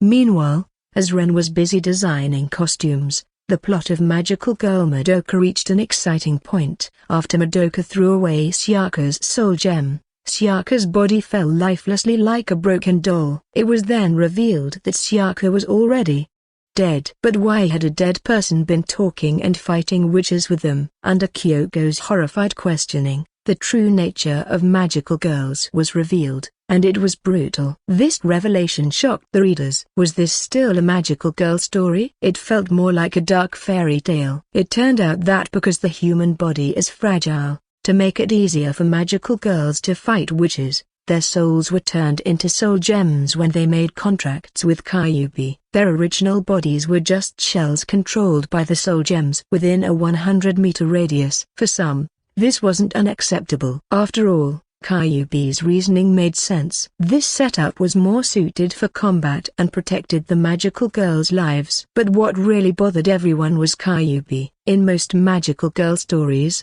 cute companions were just there to be cute. But in this story, why did Kyubi calmly say things like, "I don't understand why humans care so much about the location of their souls"? This made the audience, who had been charmed by Kyubi's cute appearance, suddenly feel uneasy about it. If that was all, it might have been fine, but there was another hint that made the readers even more alert. That was the relationship between Madoka and Kyubi. From the earlier plots, it was clear that Kyubi was particularly eager to make Madoka a magical girl. Why did Kyubi want Madoka to become a magical girl so badly? What seemed like a simple magical girl story turned out to be much deeper, with many mysteries making the story more intriguing. Especially with the title Magical Girl Madoka, it was clear that Madoka would eventually become a magical girl. So, what would make Madoka agree to become a magical girl? In Chapter 7, Sayaka, in her final moments,